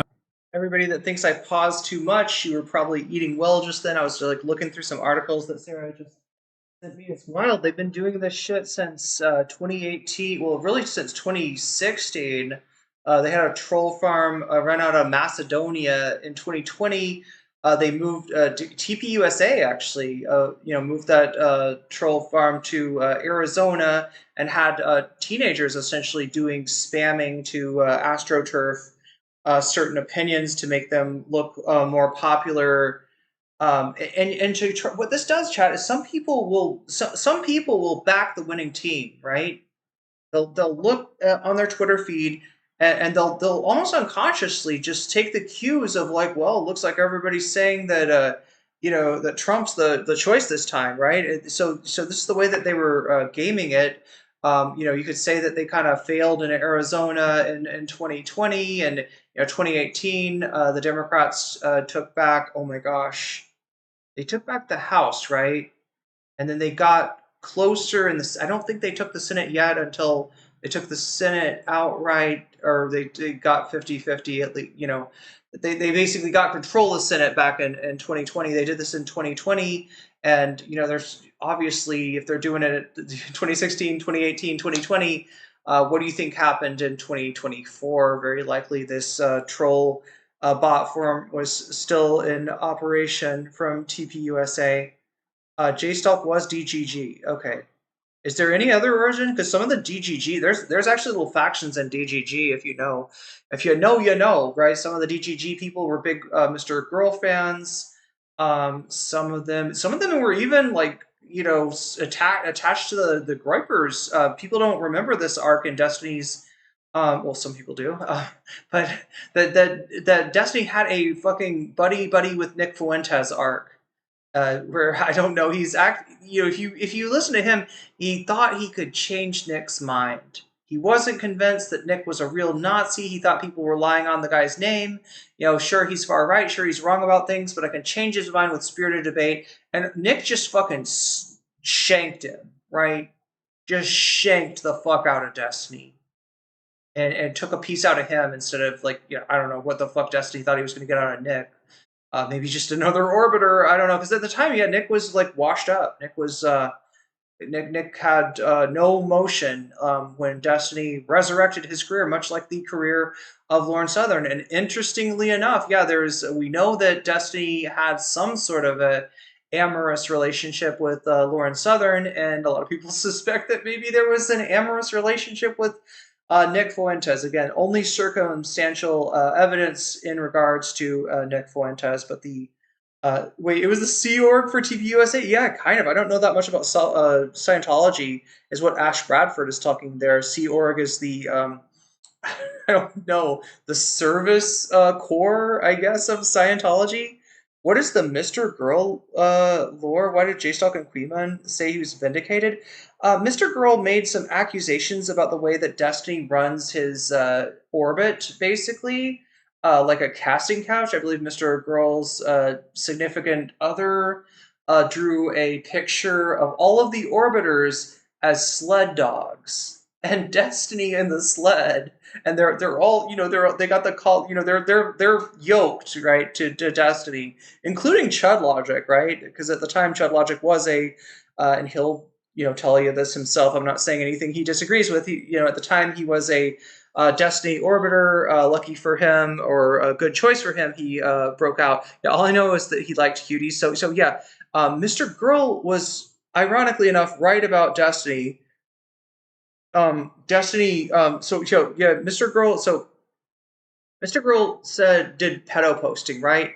He'd say things that sound like he's endorsing really bad stuff. Now, he always left himself wiggle room where well, I didn't really say that actually. And or he'd, be in a video on YouTube looking like he was doing domestic abuse.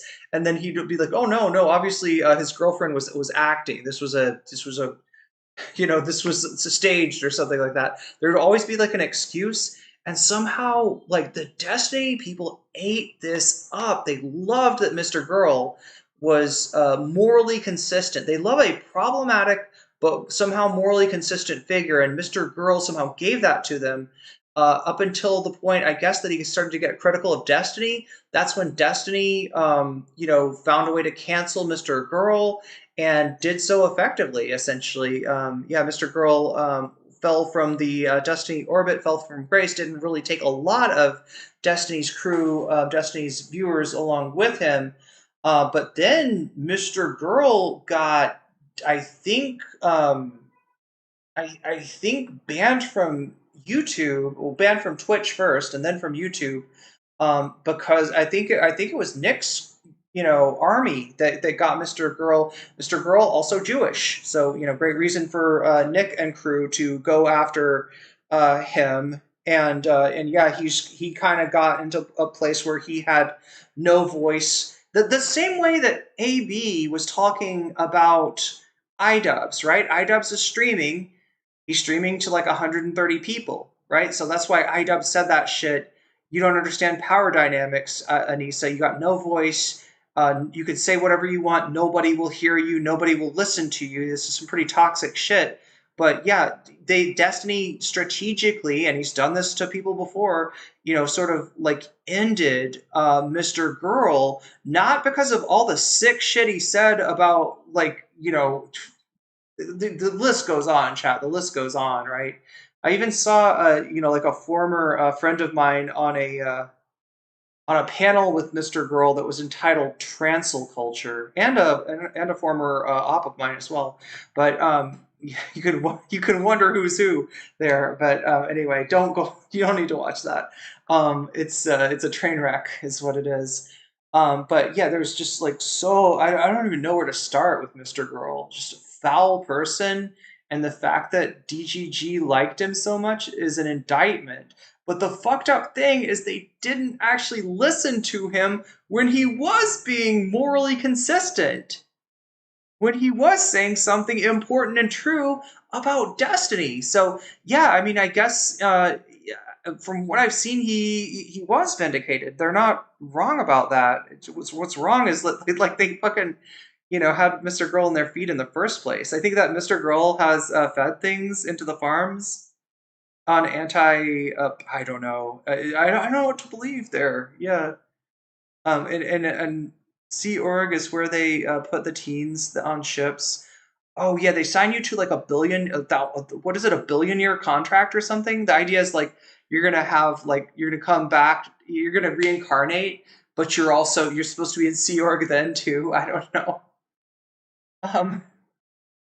Make them do slave labor so that they can't escape because they're stuck on a boat. Yeah, originally, chat, what the Sea Org was for was because the L. Ron Hubbard, I think, was wanted for crimes in the U.S. And the only way that he could avoid extradition and culpability for these crimes, or for maybe tax evasion, shit like that, right, was to stay on a boat 24/7. So he's on a boat. He needs people to take care of him. He gets Scientologists. I think that's where the Sea Org was formed, Mr. Yeah. But yeah, I'm not. I think that J Stalk and Queemon are right about the vindication of Mr. Girl, and not vindicating saying he's a good guy, but vindicating saying he was right about Destiny. No wonder I'm tired even when I sleep. Wait, what? Yeah, everybody's saying DGG. I didn't know. Like I said, there's lots of little factions in DGG, and some people from DGG got there from somewhere else. So I didn't want to jump to conclusions about it. Look at that. My natural lighting is starting to fade. Anyway, chat, let's watch this. We're at 84 out of 100. Anybody want some bonus content? It's right there for you. 16 is what we need to hit if you want some bonus content. We are very close to the end of the stream otherwise.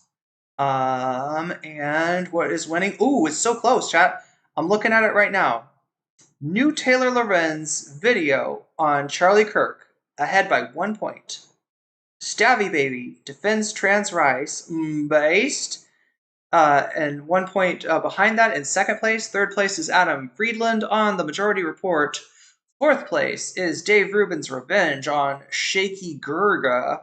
Sea Org is now known as a ecclesiastical body.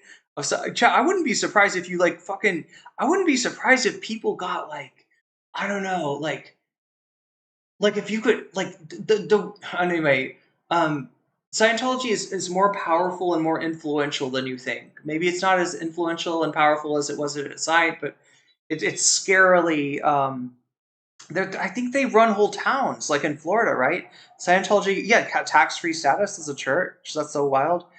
Yeah, probably other stuff besides. Yeah, I think there was some real bad stuff that L. Ron Hubbard did. I just can't remember what it was, but yeah, if you want bonus content, now is the time to do it. Remember, super chat, super sticker, getting yourself a membership, gifting a membership, signing up for my Patreon, or supporting me on Throne are the ways that you make that number go up. In addition to that, you can let me know which of these topics you want to see as your bonus content. You could, with $2 chat, somebody could put Stabby Baby over the top with, let's see, would it be $14? Somebody would, which would also, I think, would that get us to 100, get us close to 100.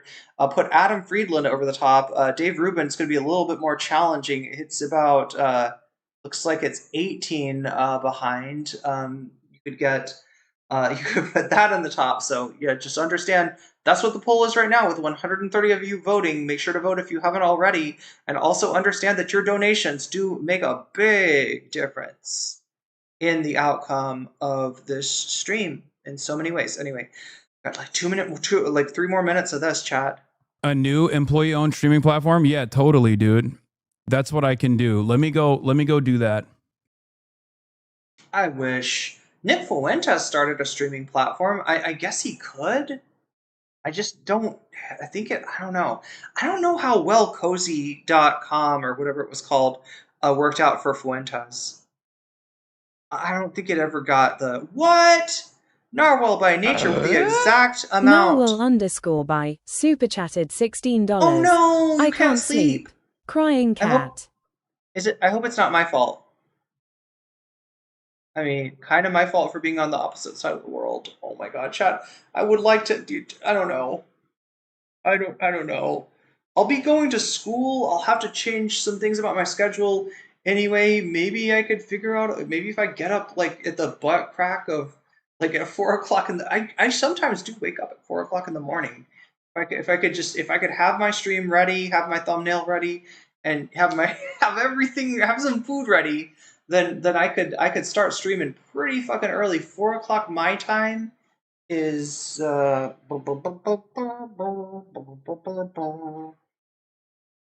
o'clock Thai time is oh my god, wait, what the fuck is it your time?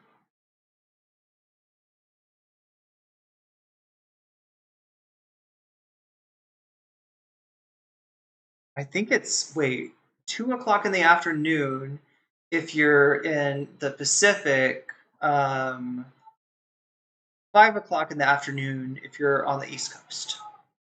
You'll have to do the math for anybody in the EU or in the UK. He's trying to boost the algo to farm engagements with one-word sentences, FYI. No, I know. You might like are in. Yeah, the one-word sentences. You know what that is. But yeah, I think we hit the bonus thanks to Narwhal. And I do hope you're okay, Narwhal. I know insomnia sucks. Like I said, I wake up at 4 in the morning sometimes. I know exactly what you're talking about. Insane Bill Gates, Andrew Tate, and SpaceX. I mean, come on. The website is fucking busted. Yeah. Meanwhile, he's fomenting race riots in the UK. Anyway, it is odd. This is from 13 minutes ago. I mean, he's still doing it, but he's so bitch made. Like, dude, talk to me directly if you want to have a fucking issue. Why did you block him? Because it's unbearable when he's unblocked. His posts show so much. His posts still show up even when he's blocked, but at least they show up with less frequency. I've already addressed this when he tried to say I was a coward for blocking him. Last time he tried to call me a pussy and got fucking owned on his own goddamn website, as a matter of fact. The last 30 minutes of this broadcast are a perfect example of why you can't respond to these insane attacks all the time, because you wanted to talk about the news and now we have to use this time to relitigate all this nonsense against you again. I know. Do you find yourself as divisive? Yes, of course I find myself as divisive. Are you kidding me? Dude, there are people in this country. There are a decent number of people in this country who believe the most demented shit. Obviously, I'm going to say certain things that they find to be ridiculous. The problem is larger and larger numbers of the population, due to like spending too much time online and breaking their brains through the algorithm, are becoming increasingly more insane. And it is no measure of mental sanity to be well adjusted to a mentally insane society, right? So yes, I am a divisive figure. I'll give you an example. Does Haas realize that he is, I believe, repeating a sentiment, if not a phrase, uttered by a famous author? Anybody know what I'm talking about? Listen to what he says Measure here. of mental sanity to be like spending too much time online and breaking their brains through the algorithm, are becoming increasingly more insane. And it is no measure of mental sanity to be well adjusted to a mentally insane society, right? So yes, Anybody know I am a divisive figure. There's like a quote. There's like a quote about being, you know, to be sane in an insane world is insane. I don't know, something to that effect. I'm butchering it. But it is a thing. It's 10:48 in Ireland. I'm guessing AM. You're talking about. Usually, when people don't put a thing on it, they mean AM. Although some people use a 24-hour clock. 11:48 in Europe. Like right now, or yeah, right now. I've been waking up for a few hours during the night.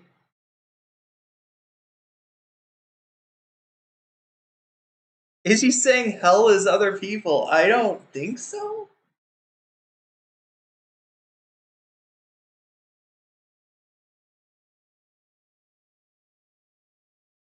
But hell is other people is a big driver of alienation in the modern world. I don't think it's Robert A. Wilson who said that quote. What anybody know anybody get the exact quote?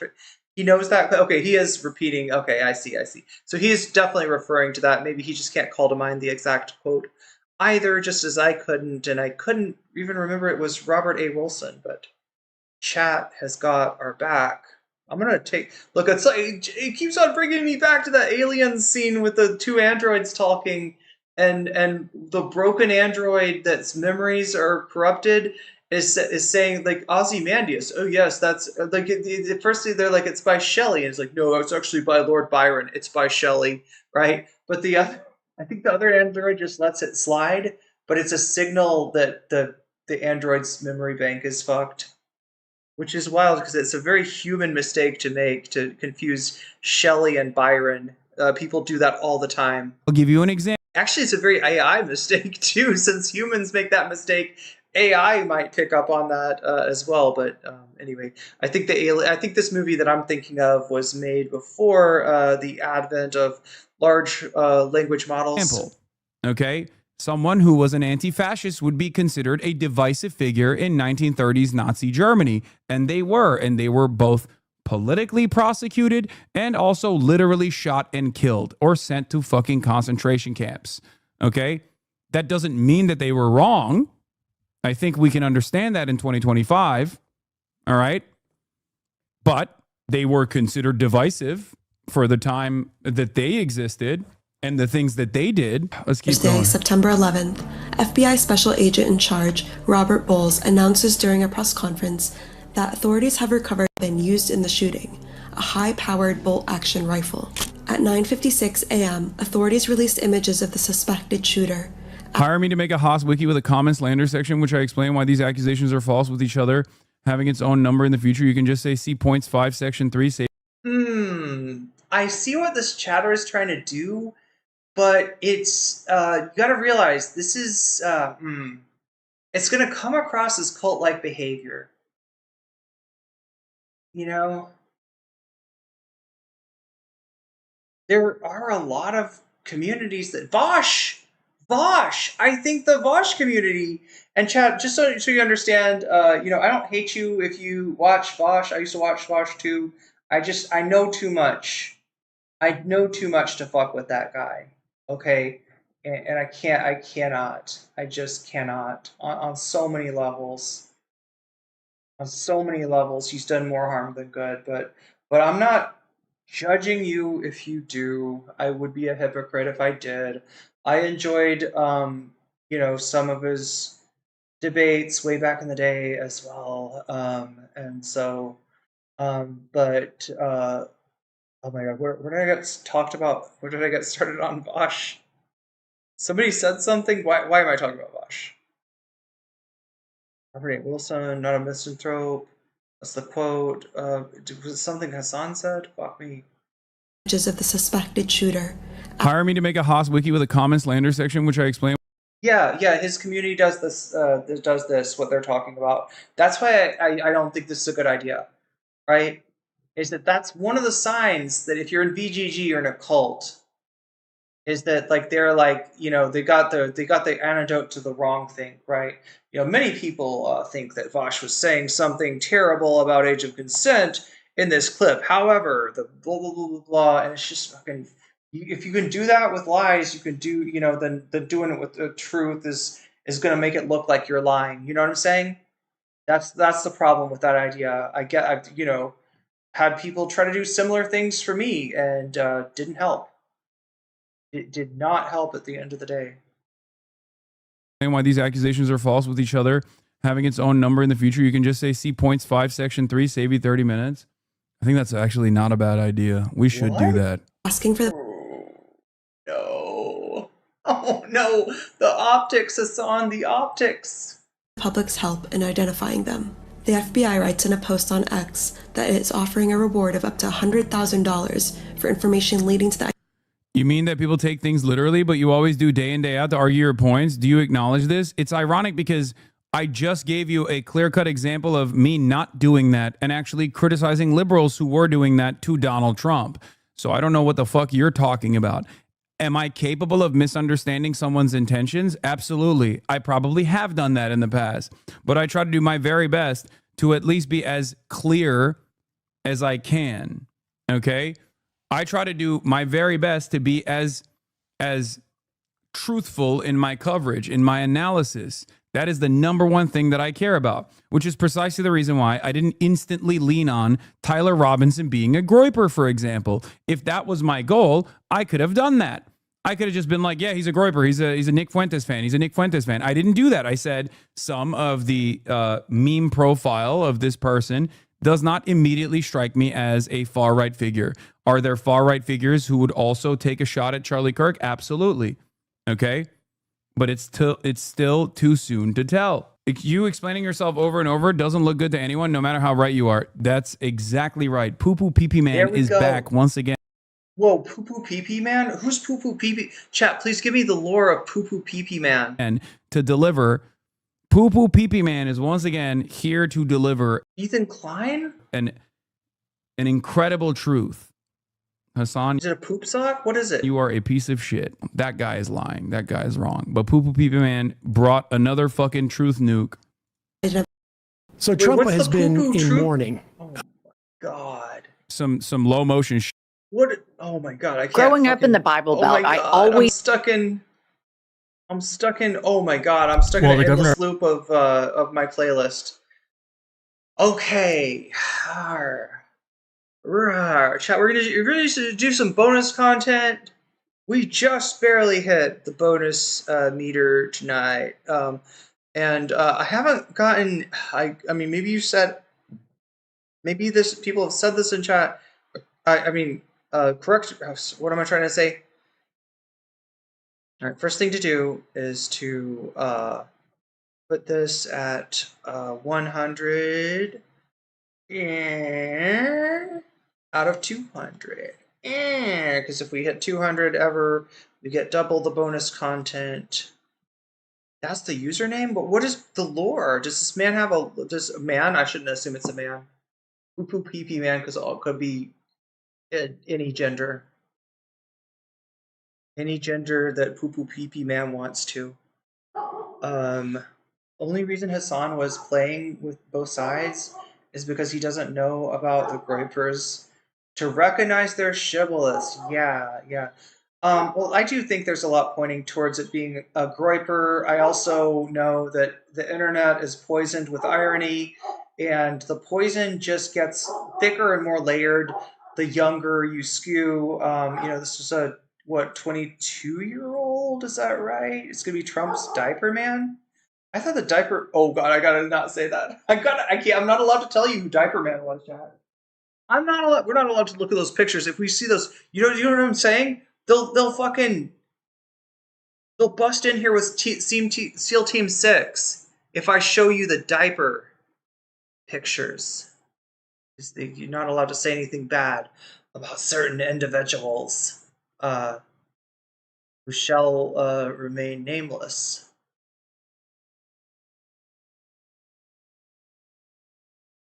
But does poo-poo pee like I'm kind of upset that the Hasanabi Industrial Complex channel didn't let it get to the words of wisdom that poo-poo pee-pee man had to offer. 22. These internet spaces are too convoluted. Actually find it all exciting. Yeah, you're not wrong, Legala, and you're not the first to express that tonight. The confusion and the fatigue that stems from that confusion, and the fact that everything is fucking deep fried and brain rotted and irony poisoned.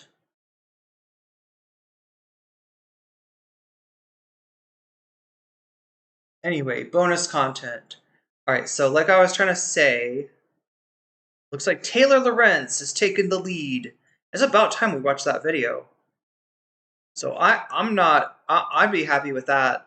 I gotta point out though, Stabby Baby's only about behind by 1 point, and Adam Friedland is only behind by 12 points, and Dave Rubin's Revenge behind by 18 points. So still a pretty close race between the 4 of these topics. If you have donated already, feel free to let me know now. If you want your donation to put something over the top, or keep something on the top, or raise something from the bottom to the top, this is the time to say it now. If you or if you just want to block that from happening, you could be like, hey, I donated some money and I say Vox Populi. It's your last chance to do that, but I'm going to give it a minute or two, and then we're going to roll right into looks like Taylor Lorenz, whatever we want to call her, her new video on, I think it's like Whose Lives Matter, basically, which sounds like a chant. I think it was a chant in 2020. I think I heard that chant. But yeah, whose lives are allowed to matter, I think, is the point that Taylor is getting across, and the fact that this like giant what will be looked at in history as an overreaction of in this moment, while we underreact to the slain state senator from Minnesota, and the constant downpouring of people dying from school shootings and Gaza as well, right? So I'll go Stabby, says Narwhal. Okay, so if anybody disagrees and you've donated or you want to donate, speak now. Speak now, because it's about to be Stabby time. Otherwise, that puts Stabby ahead by a lot. Stabby up, Talo down. Anyone else? Anyone else want to weigh in on the bonus content for today? You don't know Stavros Halkias, a Cumtown alum. I never get tired of saying that, as is Adam Friedland, as is Nick Mullen. Nick, and Stabby, they were ejaculation. What does Lance say? What was Lance's term for Cumtown? Anybody remember? Lance had a funny way of like a synonym for...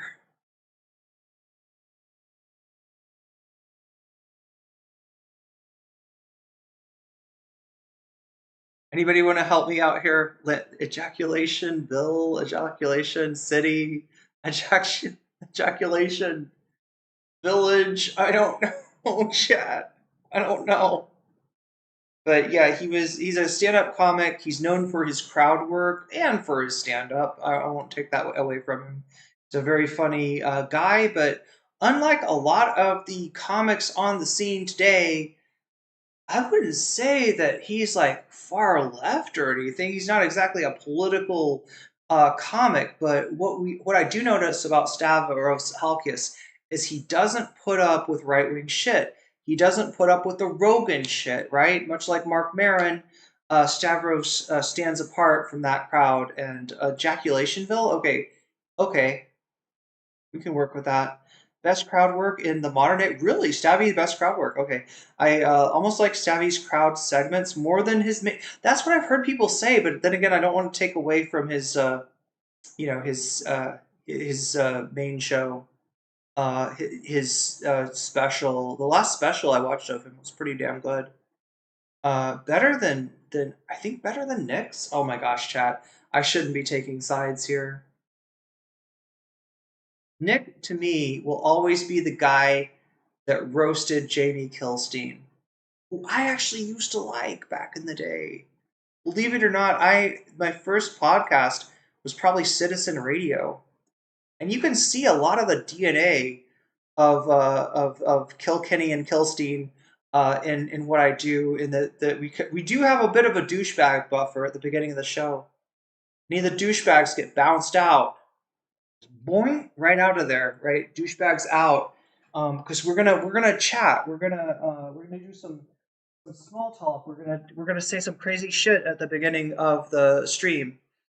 So, but yeah, obviously, not excusing what. Anyway, if you ever want to see it was a roast battle. I think that they had Nick against Jamie Kilstein, and it was pretty cathartic for me to see that. Because yeah, I'm not a fan of Jamie Kilstein's. Oh my god, I got canceled. Guess I'm a right winger now. Guess I'm a right winger. Guess I'm gonna be anti-woke. And Nick absolutely called his shit out on that. So anyway, watch his YouTube some of the times. He posts his crowd work segments.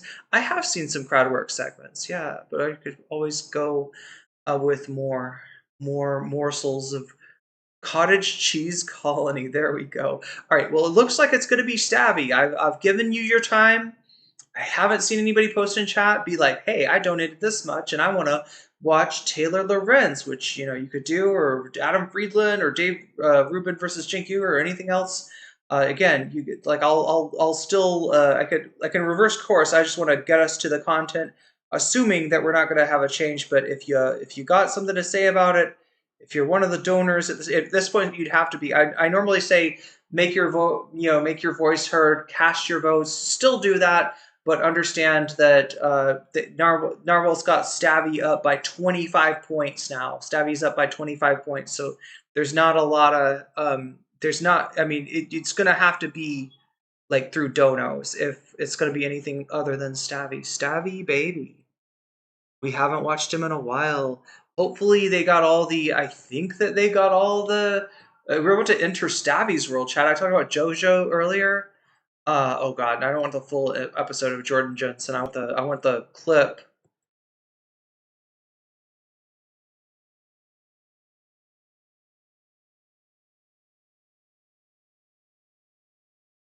Oh, Evan Flo covered this. Hasan Piker covered this. God, I'm late to the party here.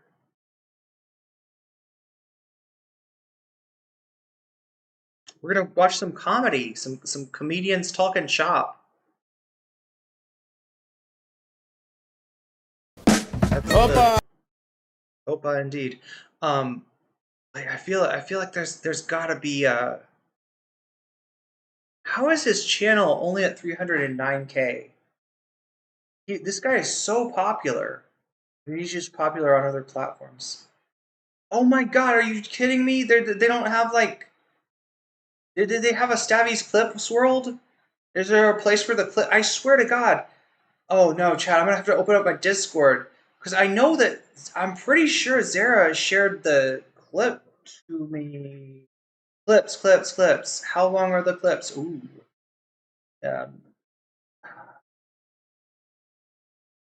Oh no. Are these legitimately boyfriend ranked her and the other hench girls?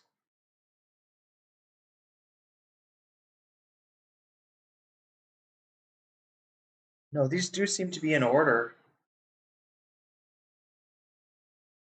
This girl sucks so much. She's an Austin comic. She's from upstate New York.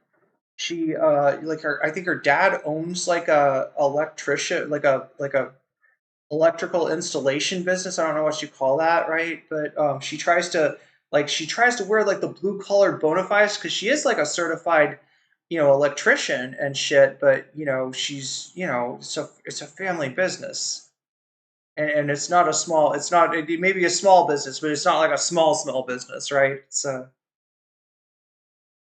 like I hate it when like fucking wealthy people like try to put on blue collar airs, and I think you're getting a lot of that from. Oh my god, chat! Did he like? Discord. I'm gonna open Discord at the risk of shutting down the stream. Let me open Discord to try to find a clip that is manageable, because otherwise we're stuck with a whole ass podcast, and I don't think we want that.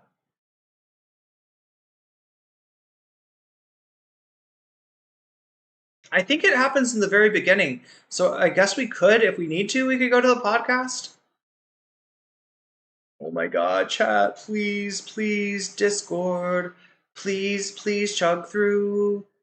Please, please, Discord, chug through. Chug through. Please, please, Discord. Don't kill my compute. Please, please, Discord, chug through. Chug through. Chuggity chug chug chuggity chug. Oh my god, what am I getting that from? That's like the Peter Cottontail song, right?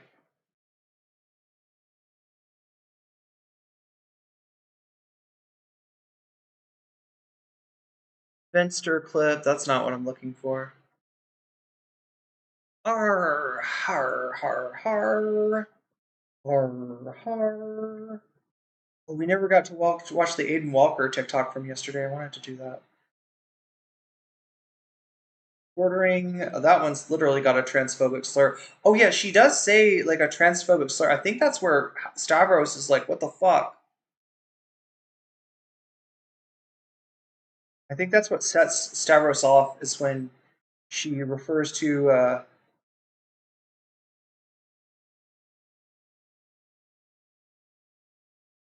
hypothetical trans woman as. Oh no, I'm having to scroll the fuck up. When did Sarah send this to me?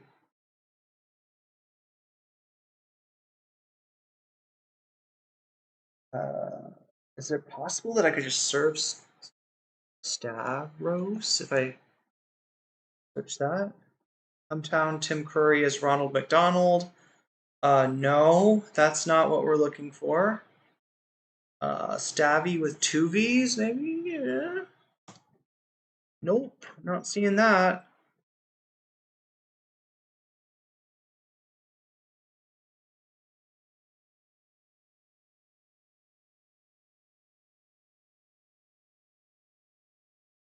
It can't be before the Ethan Hutch stream, can it?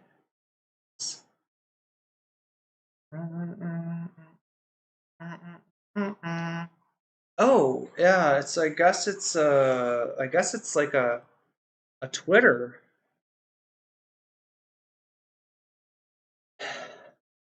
Holy shit, trans derangement syndrome, Austin brain detected. That's what she said. She said nothing about Stavros, nothing about Halkias, nothing about Cumtown. Oh my god, Discord is fucking my world up. Fucking my world up right now. Discord is fucking my world up. Fucking my world up somehow. Discord. I don't like you, Discord.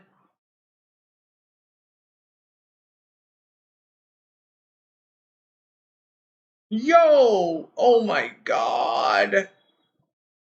What the fuck? What did? Oh, I just used my own invite. I did the thing, chat, where you think that you copy some. Oh my god! What the hell? What the fuck just happened?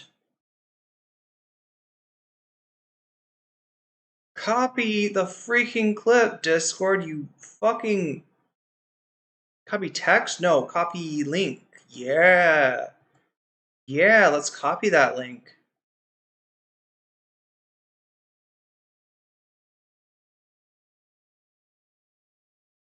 Okay.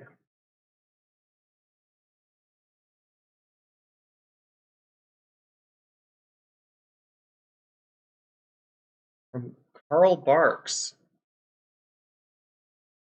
Which is definitely what I would name a dog if I... My friend's ex, not ex, just dude she was fucking, whatever. He fucked a, he was like, I fucked a tranny. God damn it. Okay, fuck me. I mean, I kind of censored that myself. You know the sad thing, chat? I don't know if YouTube cares. I don't know if that word's even a problem. Wait, if it's not a problem, then it's not a problem.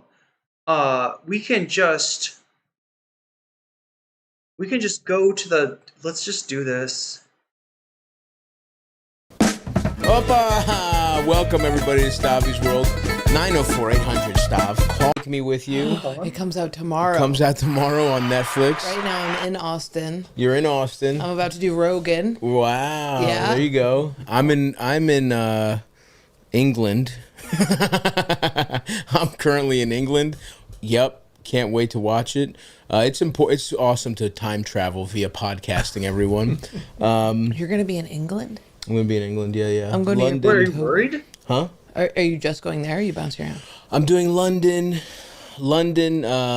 Glasgow, Dublin, Manchester. Flying from each place to place? I'm going to take the train. I actually I was doing some...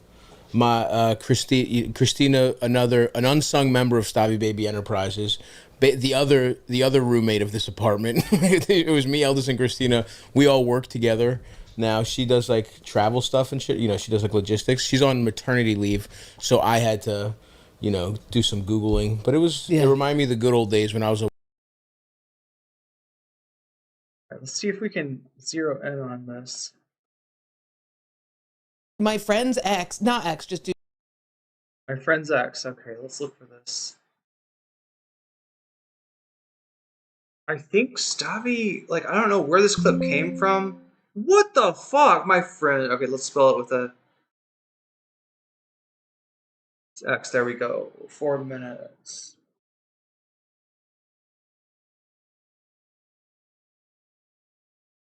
Okay, I'm thinking that Stavi, and chat again. I don't actually think that YouTube would care. Twitch might care. I don't think YouTube cares if you got the T-slur on your stream, right? And obviously, if Stavi has this up, it's okay for us to watch. But I know that some of my viewers are trans, and you probably hear enough T-slurs already. So that's what my consideration is here, right? I'd rather not hit you over the head with the T-slur if I can help it. So Opa, let's go. Yeah. My friend's ex, not ex, just dude she was fucking, whatever.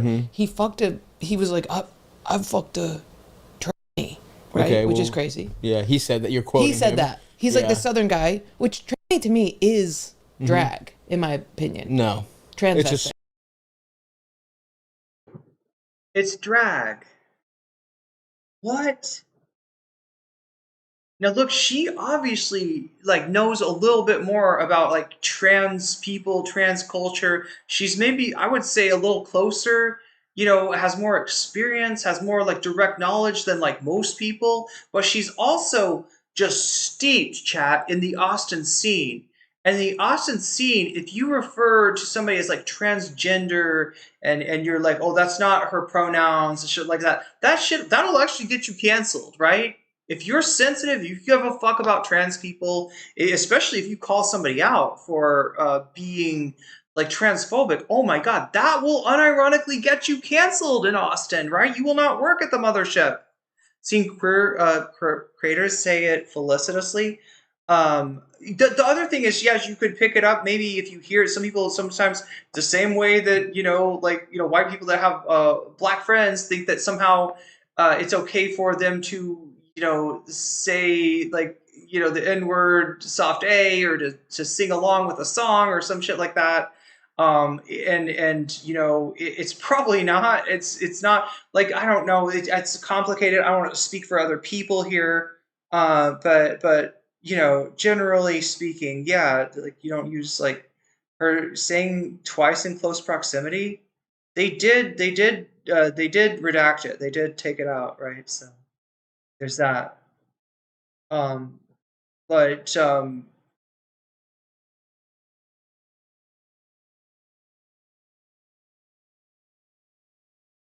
When trans people use the T slur, well, if they're using it as a pejorative, if they're calling each other the T slur as an insult, if they're, especially chat, what she's talking about almost sounds like, now I can't tell because obviously being trans is entirely different than being a drag queen. Being a drag queen means that you like to dress up. That's all it means, is that you like to dress up as a woman.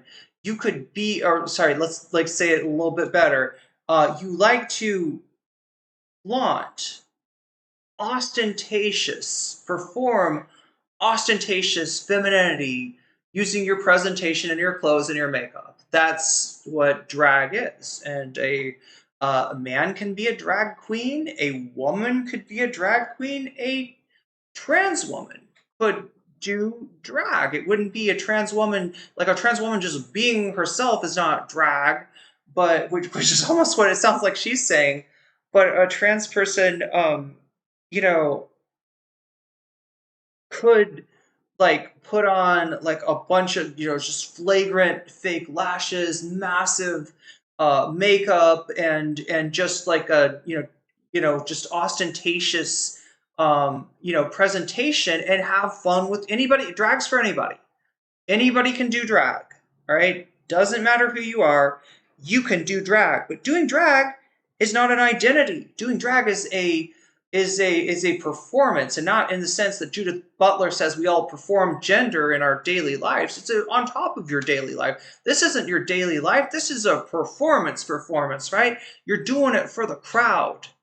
You're doing it for the reactions. You're doing it for the effect. You're not doing it to be like, this is who I am, right? You're saying this is who I can be if I choose.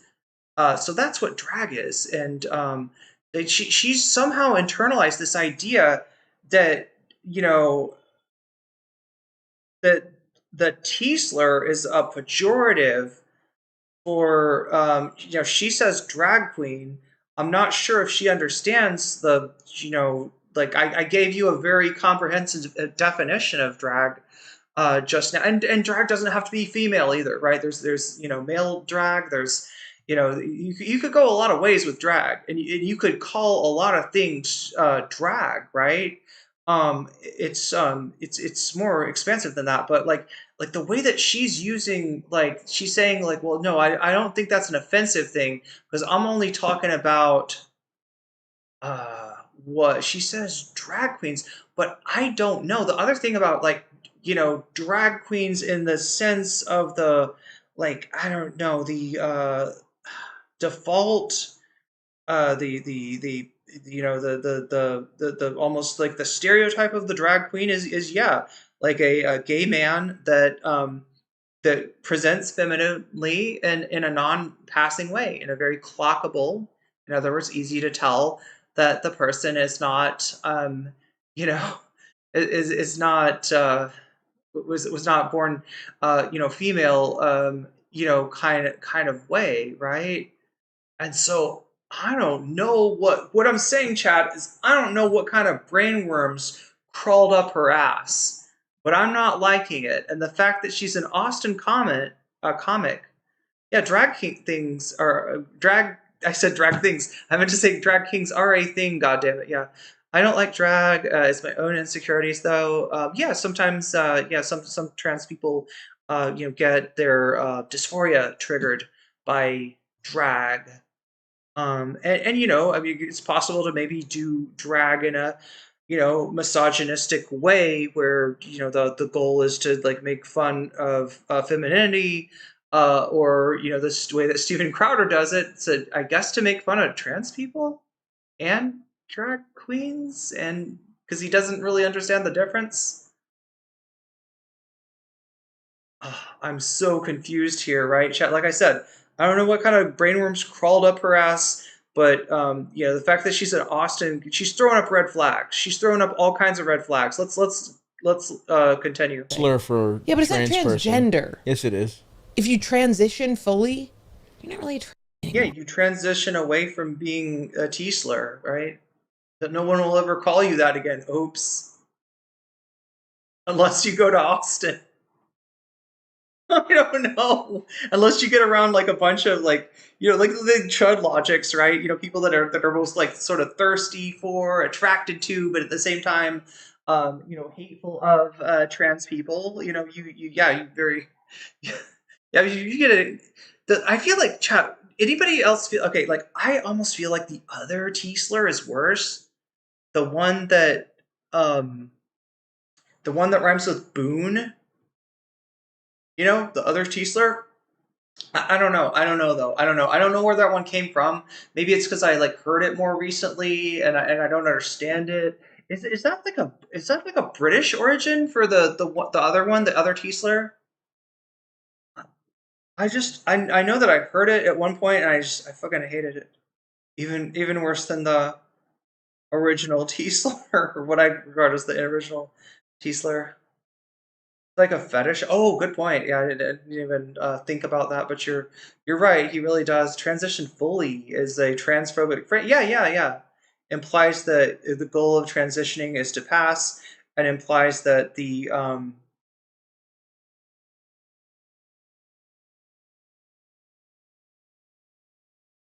don't know. There's so much wrong with it. Okay, You know stop what I mean? saying Okay, it. sorry. So then, Yeah. she's got a whole vagina and tits. Yeah. And he's like, yeah, but it was weird because because it used to be a penis, so it's still gay. And it made me think like, I don't think it is gay. I mean, it's something weird. It's not like, it's not the norm. I mean, if I think it's closer to straight than gay at that point. If you've had all the surgeries. That's what I'm saying. It's so, yeah. and it was like even Stabby's struggling here. Is it the British T-slur? That's what I thought. I wasn't sure though. Yeah, and the other implication of this whole transition fully thing is that like I don't know, that somebody is like less of I don't know, like less valid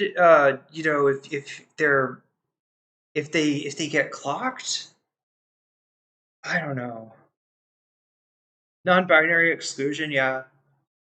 I got plastic surgery to remove all this extra skin because I used to be super right, fat. You used to be fat as hell. We've and covered that's that. like if somebody fucked me and they were like, yeah, she just had the skin hitting me in the face the whole time. And they were like, really? And they were like, no, she got it cut off, but it was there. You know what I mean? It doesn't make any sense. No, I agree. I think when you've made the switch, I think of those as straight relationships, although it's like, probably your sexuality and the way you relate sexually is different. Right.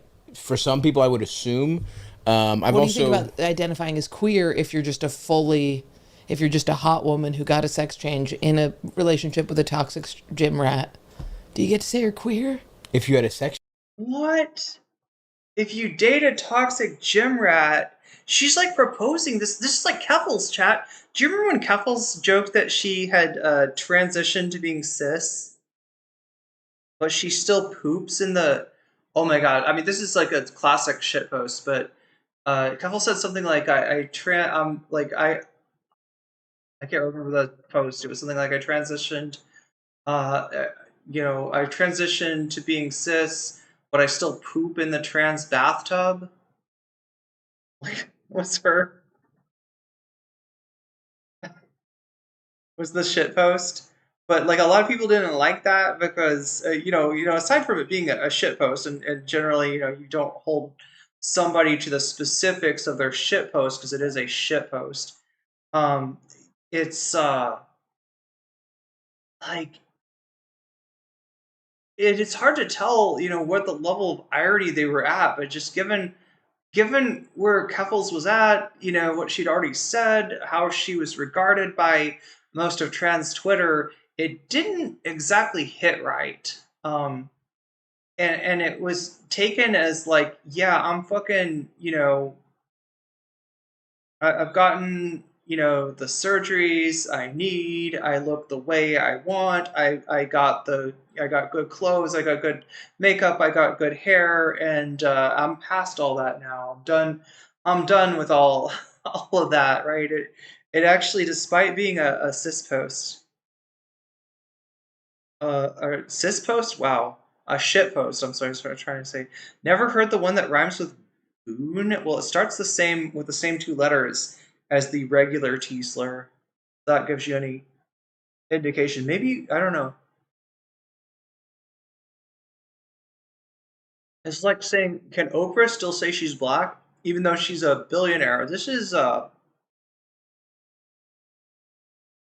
do you mean the sex Women, change? okay, I was a man. I transitioned to be a beautiful woman. I'm killing it. Huge tits. Yep. Amazing pussy. Yep. Sounds Having awesome. sex with gym rats. Strong Sounds men. cool. Toxic. Yeah.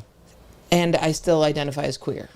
I mean, I think being trans. This is why I was joking about Brianna Wu in her post trying to say, I'm not like the rest of these T-slurs.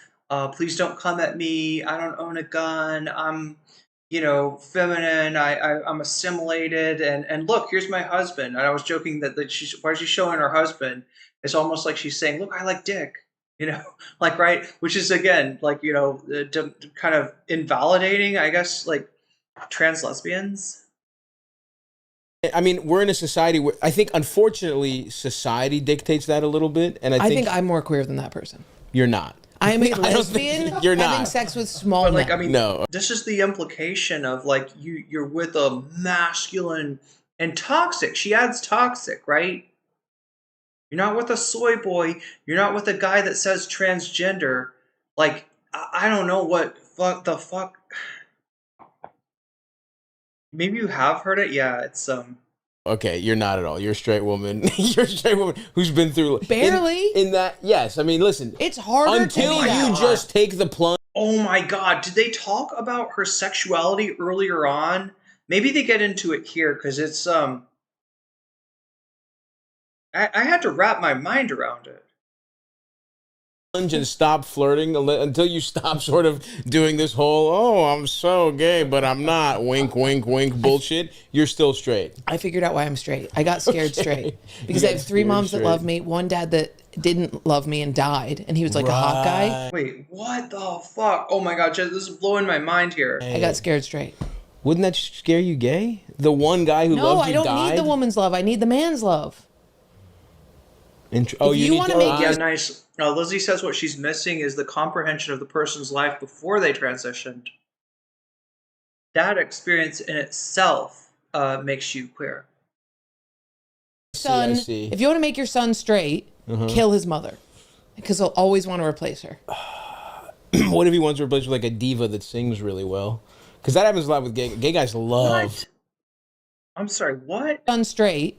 Kill his mother. Are you gay? The one guy who loves you died. If you want to make your son straight, kill his mother? I mean, she's joking, obviously, but I'm not interpreting this as a call to violence or anything. Still trying to work out the British T-slur? I'm British, and I don't even know. Like, I think it's British. I think that's where it come from, but it's pretty widely adopted now, right? It's just like the first 2 letters of the actual T-slur that rhymes with granny. You take the T and the R, and then you make that word rhyme with boon or with tune. Yeah, it's like tune plus an R after the T. There we go. I don't think I can say it any more plainly than that. That's the one I'm talking about. It's an internet slur, not a British one. Okay, yeah, I could be wrong about this. I don't exactly know where it came from. This conversation is like disconnected from the real. She's from Austin. This is what it is. This is the fucking bubble of Austin. This is what happens when you are a comic at the fucking mothership with Joe Rogan, like a fucking supposed stand-up comic that's only fucking bit that ever gets any laughs is when he fucks a stool. When he does like weird, when he gets to a stool and he does like weird things and like thrust his hips and be like, you know when you're having sex and you're like this, like, right? I don't know. It's not comedy. It's something. It's like fucking just like the lowest form of anything that could possibly be called comedy. Yeah, Ash Bradford's got it. But Chad is questioning whether that's the a British origin, a slur of British origin, and you may be right. I'm British and I haven't heard it said around me. Have you heard when people use a slur for a trans person, do they use the one that rhymes with granny? Only heard the T slur from J.K. Rowling's LGB, but not the T crowd. Oh my god, yeah. I need the woman's love. I need the man's love. If you want to make your son, if you want to make your son straight, kill his mother, because he'll always want to replace her. What have you? Oh my god, what? Okay, we just gotta get gay guys whose mothers have died to explain to her that that's not true. To be like, that didn't make me straight. Sorry. Guess again. The stool Humphrey and that, yeah, loud equals funny. He wants to replace with like a diva that sings really well. Because that happens a lot with gay. JB says it's more of a Kiwi Farms thing. Yeah, I don't know. I don't know where it came from. You guys love women in non-sexual ways. You could argue some gay guys love women more than I do, because like Lady Gaga means more to them than my mother means to me. You know what I mean? Yeah, totally. So I think I like your theory that you're constantly searching for male validation. A straight man. I have plenty of women who love me. Yeah, true. I don't like that. Right. I don't need that. Right. But I do think if you're trans, you're still queer in society. Okay. Yeah, I think that's where I land. You have gotten like Austin trans brain. Like you know what I mean? Like it really is at the top of your head. No, because you immediately brought it up as soon as the podcast started. No, because this just happened where my friend said that her guy fucked a. Right. And I'm really interested in it because sometimes I get like I'm jealous of like Robbie Hoffman for just cutting her tits off and still being a woman. That's like I just wish they could be in a relationship and that could be like fine and normal, but I know it's not, right? I know it's not. I know that like, you know, if I date like an American like, you know, straight guy, which, you know, wouldn't really make sense for me to date a gay guy, they're not attracted to me, and I actually, strangely enough, am not attracted to them. They you know, gay guys tend to carry a different energy, and it's just not something that I find. You know what I mean? I don't get that. I just don't get the same thing that I do. Like, you know, I don't know. Like, chat. What is she on about? I mean, this is normal. This is the kind of shit that would be absolutely normal in Austin, where they'd be like, "Oh my gosh, your friends, your friends like guy friend effed a T slur. Oh my god, that's you know." It can't just be like, yeah, no, they're like they're a couple, they're together, and yeah, she happens to be trans. It can never just be that, right?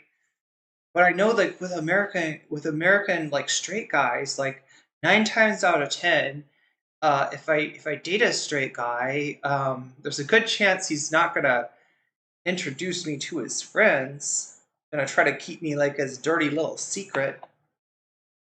And if he does, you know, chances are he's not gonna introduce me to his family, right? It's just like this weird little like small world you end up occupying as the trans girlfriend of a. But even then, it's like, you know, the whole thing about passing, and you have to be living stealth, right? Because the idea that he would openly be dating a trans woman is going to make him a pariah in his social circle, amongst his family, And even if the family's like they're not openly transphobic, right? It's still this, well, if it's our son though, there's still this like weird other standard. I don't know, it's complicated. It's really fucking complicated. I don't know if it's like that in Europe or like other places. Sound like normies talking about queer people for the first time out loud, kind of, yeah.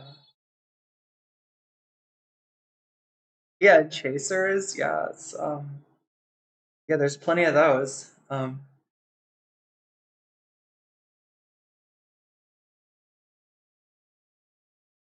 coolest thing. Right, it I is. want to do that so bad. What's stopping you? Because I need them for sexual capital. I strap them down as much as I can. Because I still date men. But yeah, I am very interested in it. I give you credit. You are still you won't take the plunge, but you are inching forward, because this, I want to chop my tits off, this is new, and I like that. You are getting closer to being a lesbian. I'll give you that. Totally. Lamenting your tits. I don't, women, you know what I mean, that may exist in the lesbian world. I wouldn't say it's universal. But again, they're comics. It's hard for me to like engage with this because I don't know how fucking serious Stabby is about this.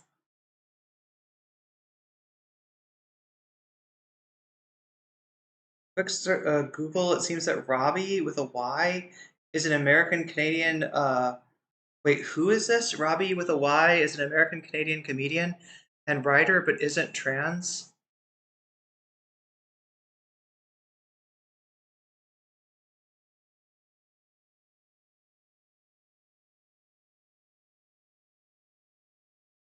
I don't like when women compliment you, it's this all-encompassing amazing compliment that you can't like believe. Like they'll be like, I like your whole essence. But if a man compliments you, it means so much more, because it's so hard for men to think of like a man once said that I had small pores, and I think about that every day. Okay. You know what I mean? Like that's like gold to me. I think that's again more about how much you value a man's approval. So yeah. I don't think it's necessarily that... I do not respect women. Well, yeah. I don't think it's necessarily that their compliments mean more. Because I'll to respect me, women when they start acting right. When they start, I'm serious, dude. I will. I mean, just real quick, that is a line from a Def Jam 1992 set. That is like a line from the most serious, dude. I don't think it's necessarily. I do not respect women. Well, yeah. I don't think it's necessarily that their compliments mean more. Because I'll to respect me, women when they start acting right. When they start, I'm serious, dude. I will. I mean, just real quick, that is a line from a Def Jam 1992 set. That is like a line from the most misogynistic. What is going on with women? Why are they doing this? What are they doing? What are you talking fillers. about? I want women lip fillers. The fucking plastic surgery. Comedians who are our face is supposed to be able to go like this, and they're going, "Oh, I'm funny." You're not. Yeah. You can't steer weird. What? Wait, so the disrespect for women about like women in comics is this like I'm not like the other girl comics? I'm so confused. This whole thing. The first time I watched this confused the hell out of me. I think if you take into account that she used to be very overweight, her perspective on what is considered attractive is a bit skewed, but also she's a dumbass.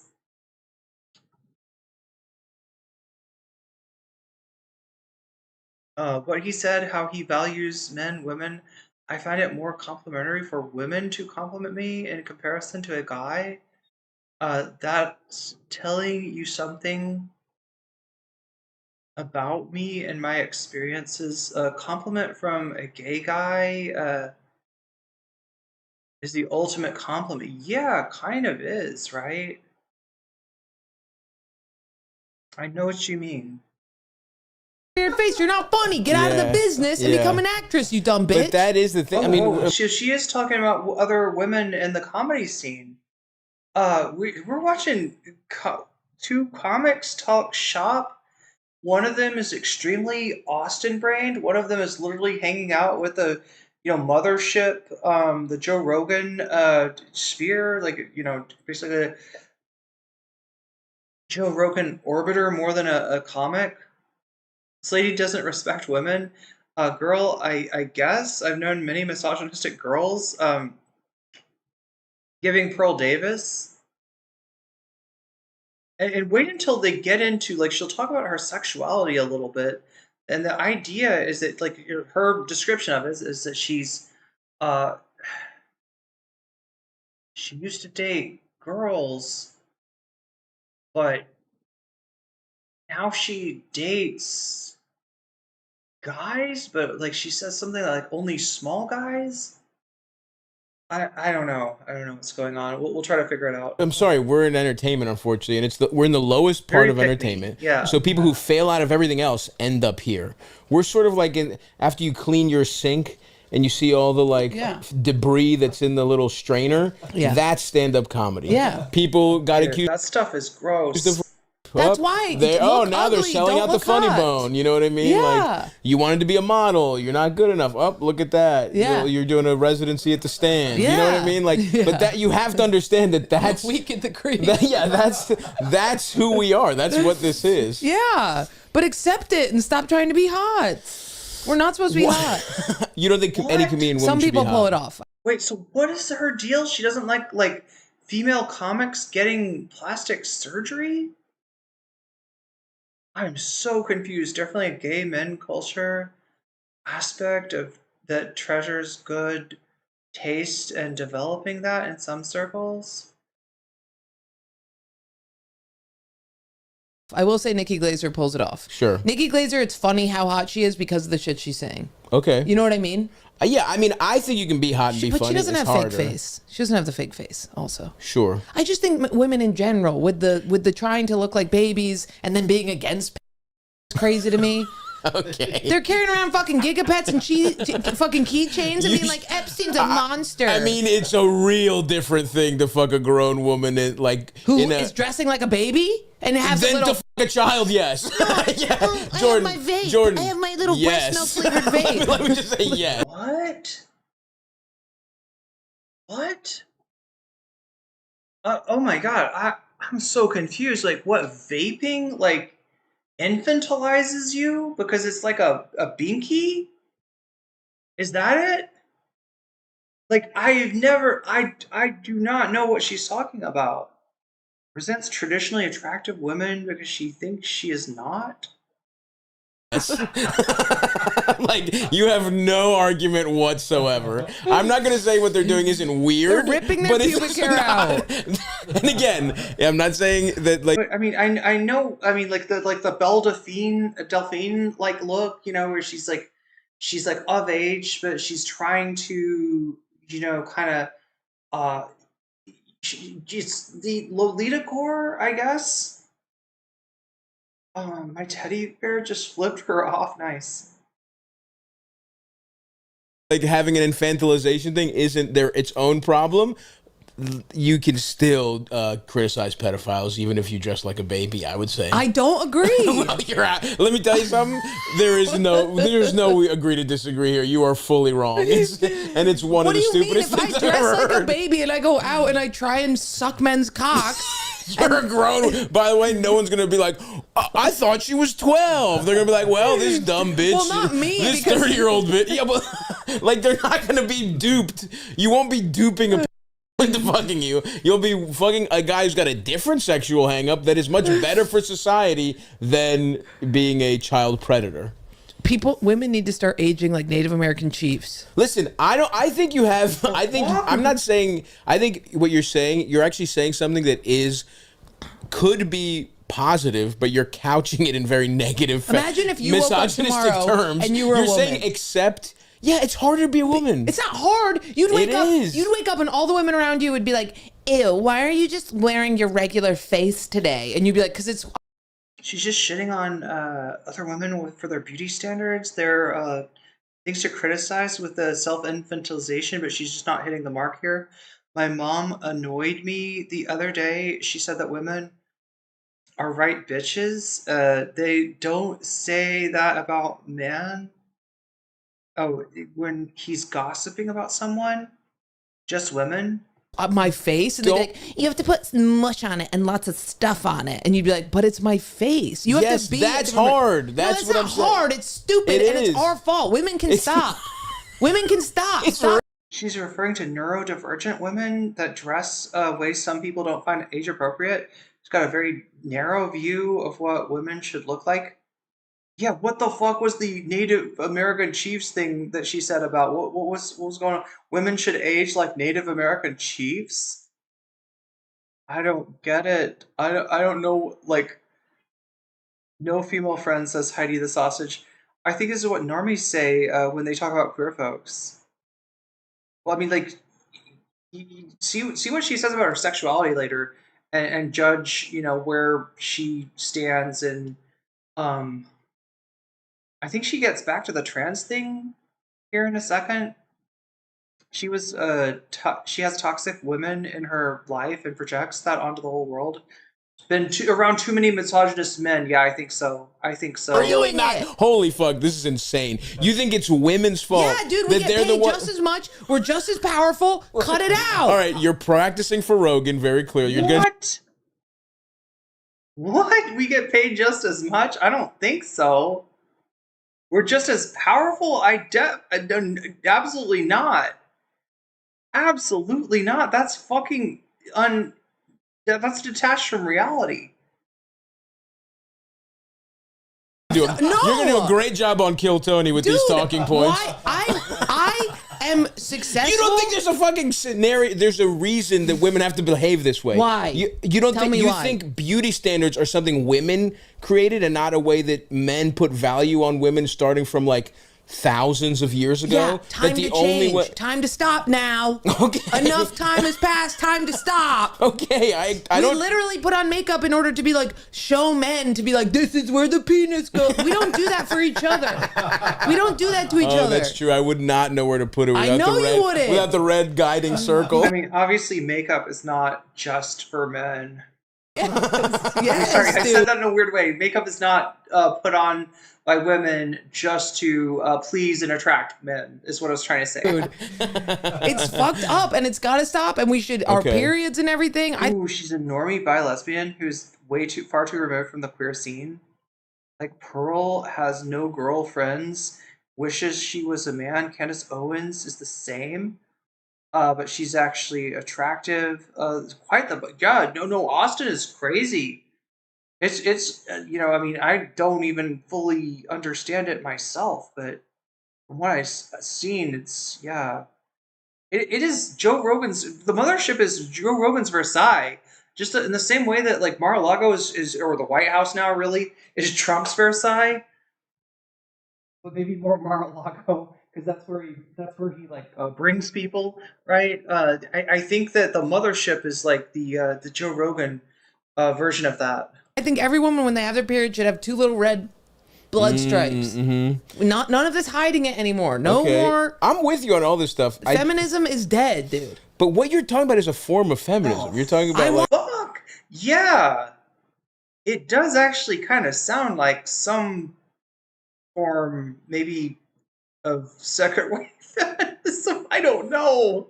Most women use makeup to make themselves feel good. Yeah, and to look stylish. Yeah, it could be for yourselves, but it can also be like, you know, something that you do. Like, right? It's a very like, you know, in terms of like learning about makeup and exploring, you know. I mean, not that I'm like the best example of this, Chad. I don't really wear much makeup at all, but it's like a social thing. It's a social thing, you know, often between women. Although I guess, you know, you could talk shop with some guys that, you know, that know as well, being your best self. Wait, what is this? What is this Austin reference? Austin is a... Okay, no, let me try to... Austin, Texas is where Joe Rogan moved, right? I think he lived in LA before. A lot of right-wingers moved to Austin, Texas. Austin, Texas used to be known, if you watch Richard Linklater, films, they show a very different place. Now, it always did have lots of different people in it, right? Waking Life features Alex Jones on a bullhorn, and he was, on the, he was kind of a micro celebrity, local celebrity in Austin before he was ever really introduced to the world. And back when he was in Waking Life, his rhetoric would have been coded as maybe even left-wing, right? Which is crazy considering what he is now. But yeah, Joe Rogan moved in there, and along with him, because of his popular podcast, The Comedy World, it's almost like, chat, if you could imagine if Tim Pool, this is kind of what Tim Pool was trying to set up, right? With his skate compound, that I don't know, the political world would move to like West Virginia somehow. And he'd have but it really did work with like Austin, right? Because Austin's a big enough city, and it is, Austin stays weird in some ways, but yeah, this Austin reference is talking about the circle of comedians surrounding Joe Rogan, who's not himself really a very competent comedian. You can watch Elephant Graveyard to learn more about this, about how unfunny Rogan is, and how much he's become this new guy in order to occupy this role as a right-wing kingmaker, and yeah, like kind of the king of the anti-woke comedy world. Yeah, the anti-woke comedians, the center of gravity, the center of the universe for these people is Austin, and particularly Joe Rogan's comedy club called the Mothership, right? That's what I mean when I say Austin. Remember when Blair White moved to Austin from West Hollywood, fully merged into her grift? Yeah, this was the kind of people that were post-liberal, often anti-woke kind of people. During Queen Elizabeth, its rule, makeup was wildly popular among men. I don't even go out anymore. Too many people like this, or this goofy like this.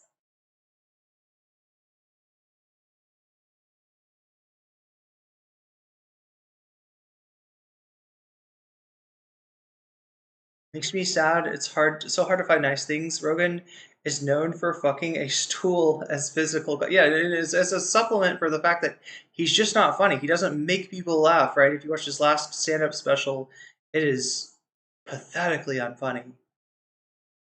I want it to come back. Okay. Remember hairy armpits? Now it's unacceptable. I don't think that's true. It's okay in Bush. Because of wokeism. It's okay with Bushwick? Is that what she's going to say? Bushwick. But it's not cool. Yeah, so it's fine. What's that the Italian lady had who's hot? Oh, yes. I know who you're talking about. Sophia Loren. Yeah, she had. I got no problem with hairy armpits. I'm on record. That's fine. Yeah. But it's very rare to see it on like an actual empowered woman. It's on like a vegan trans who has like non-binary cats or whatever. You're really a vegan trans with non-binary cats. This is really interesting because you're actually saying radical feminism with I feel attacked. Kill Tony vocabulary right now. It's like a fascinating. I'm having a hard time even because we do agree, but you're throwing these like anti-cancel culture buzzwords out. There's a way to you're be... it's like how Ian is embarrassed of being gay, so he pretends to be Republican. You're doing this. Yeah. You're embarrassed to be a feminist, so you're pretending to be Republican right now.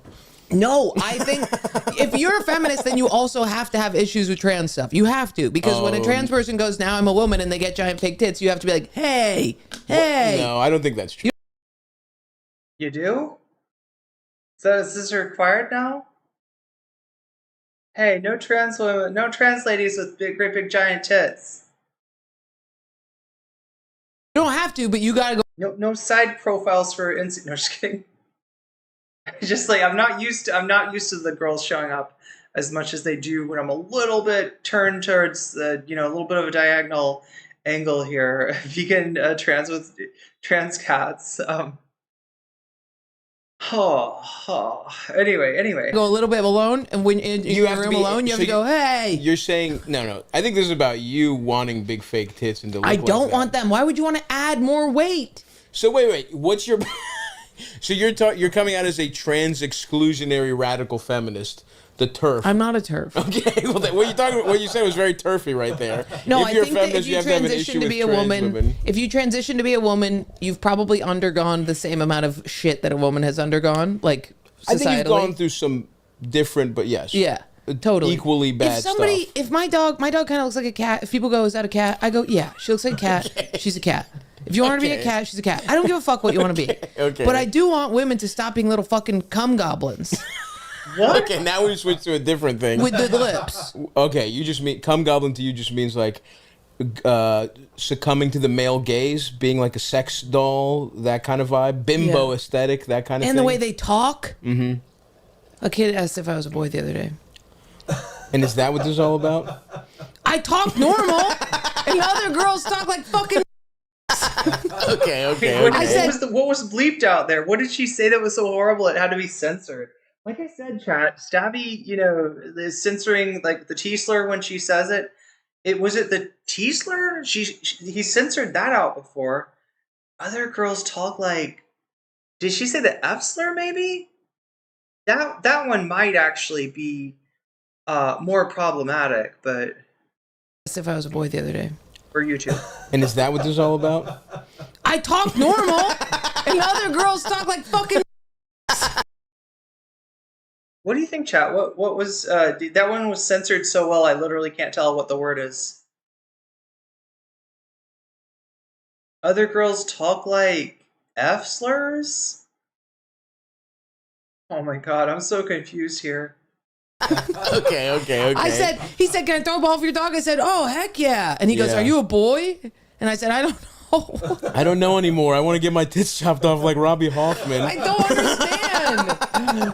It sucks. Okay, you're going through something is what this is. It's New York. It's New York especially. What is this? What's going on? I'm about to Do get you my feel period. undesirable? I'm about to get my period. I just went through. So she is from New York, but it's not New York City. It's the upper. I mean, she seems to know a little bit about, like, she mentioned Bushwick earlier, but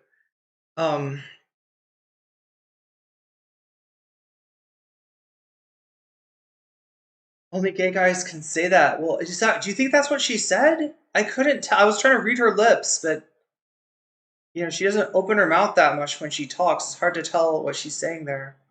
In my 30s, and a guy at the liquor store thought I was 15-year-old boy. Started bro-talking me about if I was old enough to be there. It was weird, but it was fine. I was dressed dude-like. Break up on Tuesday. Again, I think last time you were here, you were just going. It's probably the same guy, if I had to guess. Yeah. This happened 7 times since I've known you.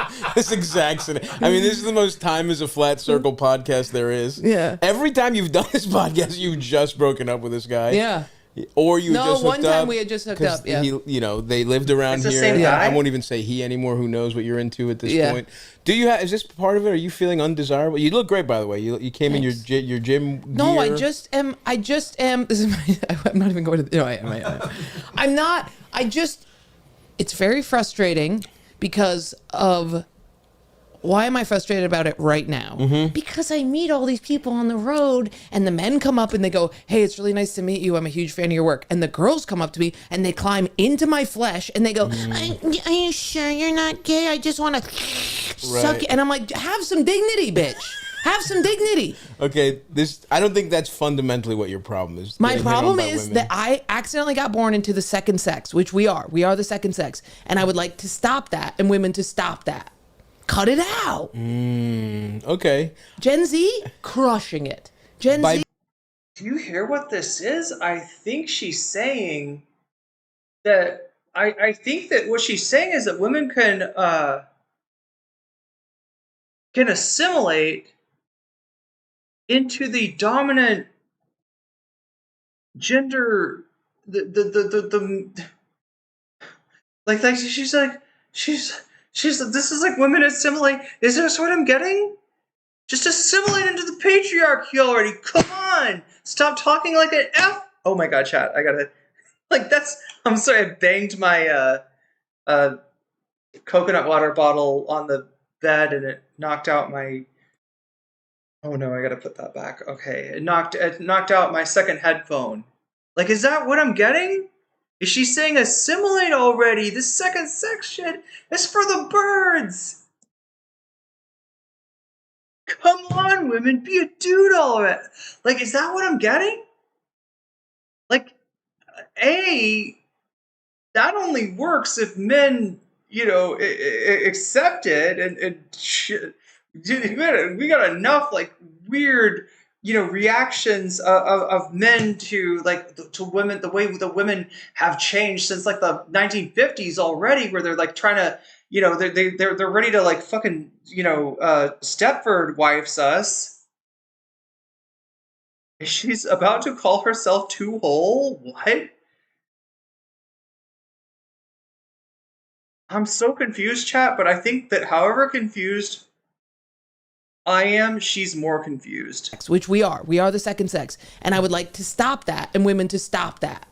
Cut it out. Okay. Gen Z, crushing it. Gen Z by being sort of non-binary, weird, freaky, non-binary, like they're not. So you're just saying don't conform to gender norms. It's really all you're talking about. Yeah, I'm saying millennials have gotten so fucking cringe. You would like to just appear less feminine but still be perceived as a woman, is what you're saying. God forbid. I'm just trying to get. First of all, I'm just trying to understand your point. If I wear a watch, 9 people go. And I have to know the time. What? I have to know the time. Okay, but see, you're blaming. I'm sorry. What was that slur? If I were to watch people say what? First of all, I'm just trying to understand. Like maybe it was just that. Wait, no. She said fuck, right? Like she said fuck in this, and fuck doesn't, like maybe if you say it too much, maybe it affects the algorithm. It doesn't do it as bad as it used to. YouTube's backed off on that a little bit, but some people just still, they censor everything just to make sure that they're getting the maximum CPM, maximum, I don't know, whatever. Like I say, Chad, I always say that YouTube is a cargo cult. There's all kinds of things that make your video work or make your video not work, and YouTube won't tell us what they are. There's words that you literally can't say that are like innocuous, that we don't even know, so people start to guess them, and they start to invent shit to say instead of the words that they think they're not allowed to say, while not realizing that you may be stepping into another word that you're not allowed to say by going in this playing this linguistic hide and seek. Stand your point. If I wear a watch, 9 people go, and I have to know the time. Oh, okay, yeah, the D slur. I'm not used to saying that. It's the first time I've said the D slur. But yeah, that's what she said. Okay. What? I have to know the time. Okay, but see, you're blaming women for this. This is the thing I'm having a really hard time for. Okay.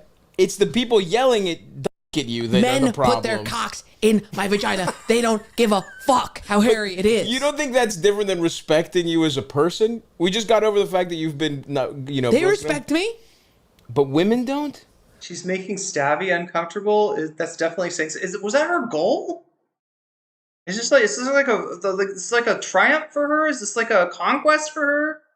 I'm gonna go on the Cum Town Guys podcast and I'm gonna make him uncomfortable in a way that like Nick never did. Women don't respect themselves. Okay. They don't respect themselves. Okay. And every time Where is this coming from right now? Because it's not the girls on the road, like 8 girls on the road tried to fuck you. That's not where this is all coming from. Where is this coming from? Where is this I'm about to get my well period. Of hatred? Okay. The well of hatred is coming from women. And why is it aimed just at women and not at maybe society at large? Why don't you say there's a part of women? Women are doing a part of it, and the people that are, Also, is bro drinking a beer there? Is that what it is? Is like a beer? Like is that a beer in a like a plastic cup? Staffy looking at her like thinking, all right, what would Adam do? What would Adam do? Because I do think it's probably I think men, especially right now, there's a cultural conservative shift, right? And I think like there is some patriarchal shit going back where it's like, I think because society's getting more conservative, women are expected to have more are expected to appear more feminine, right? Like all this kind of shit. That's a big part of the problem too. Why don't you have? I'm just confused. Like, why are you not mad at that aspect? Because I don't think women have made the conscious choice that they can actually direct the way that culture moves. I think women don't think that they direct culture, and they do direct culture. It might be because there's guys on the internet saying, I control your body. I control your body. It might be because there's like a president saying like, I will protect you, women. I will protect you whether you like it or not.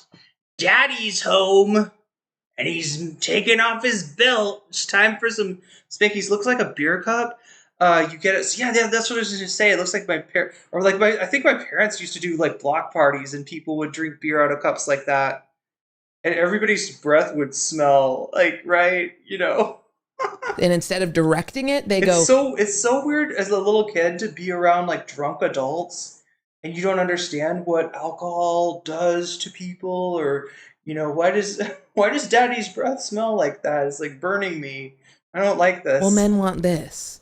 You know what I mean? Mm-hmm. And they do. I mean, there's so many women who who are weird and were upset. Lady Gaga, perfect example. She fucking dresses like a freak. Sure. She does all sorts of shit. That's awesome, right? She's huge. Like, if you are different and actually weird, people like it. But so many women in the world have gotten so obsessed with the way that their bodies are, and men don't have to get. I was watching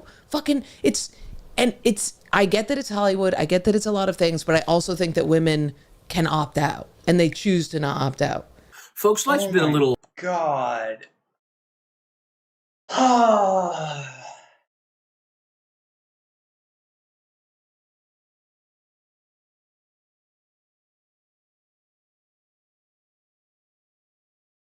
I feel like women had a more of a ability to opt out in 2014 than now. And it still wasn't really like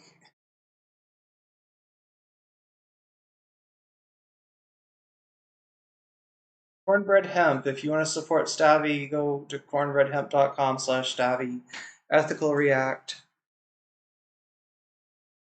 You like cornbread hemp? Wait, is it bread or is it hemp? I don't understand. Is it clothes? The fuck is cornbread hemp? Mad at women for not quitting. Men are way too. You want to find out what cornbread hemp is? Go to cornbreadhemp.com /Stabby, code Stabby. Yeah, there you go. Stupid to be told that they're the problem. No offense. We cannot. The people who have created the system, fuck. You're not mad at them. You're mad at women for not quitting. Men are way too stupid to be told that they're the problem. No offense.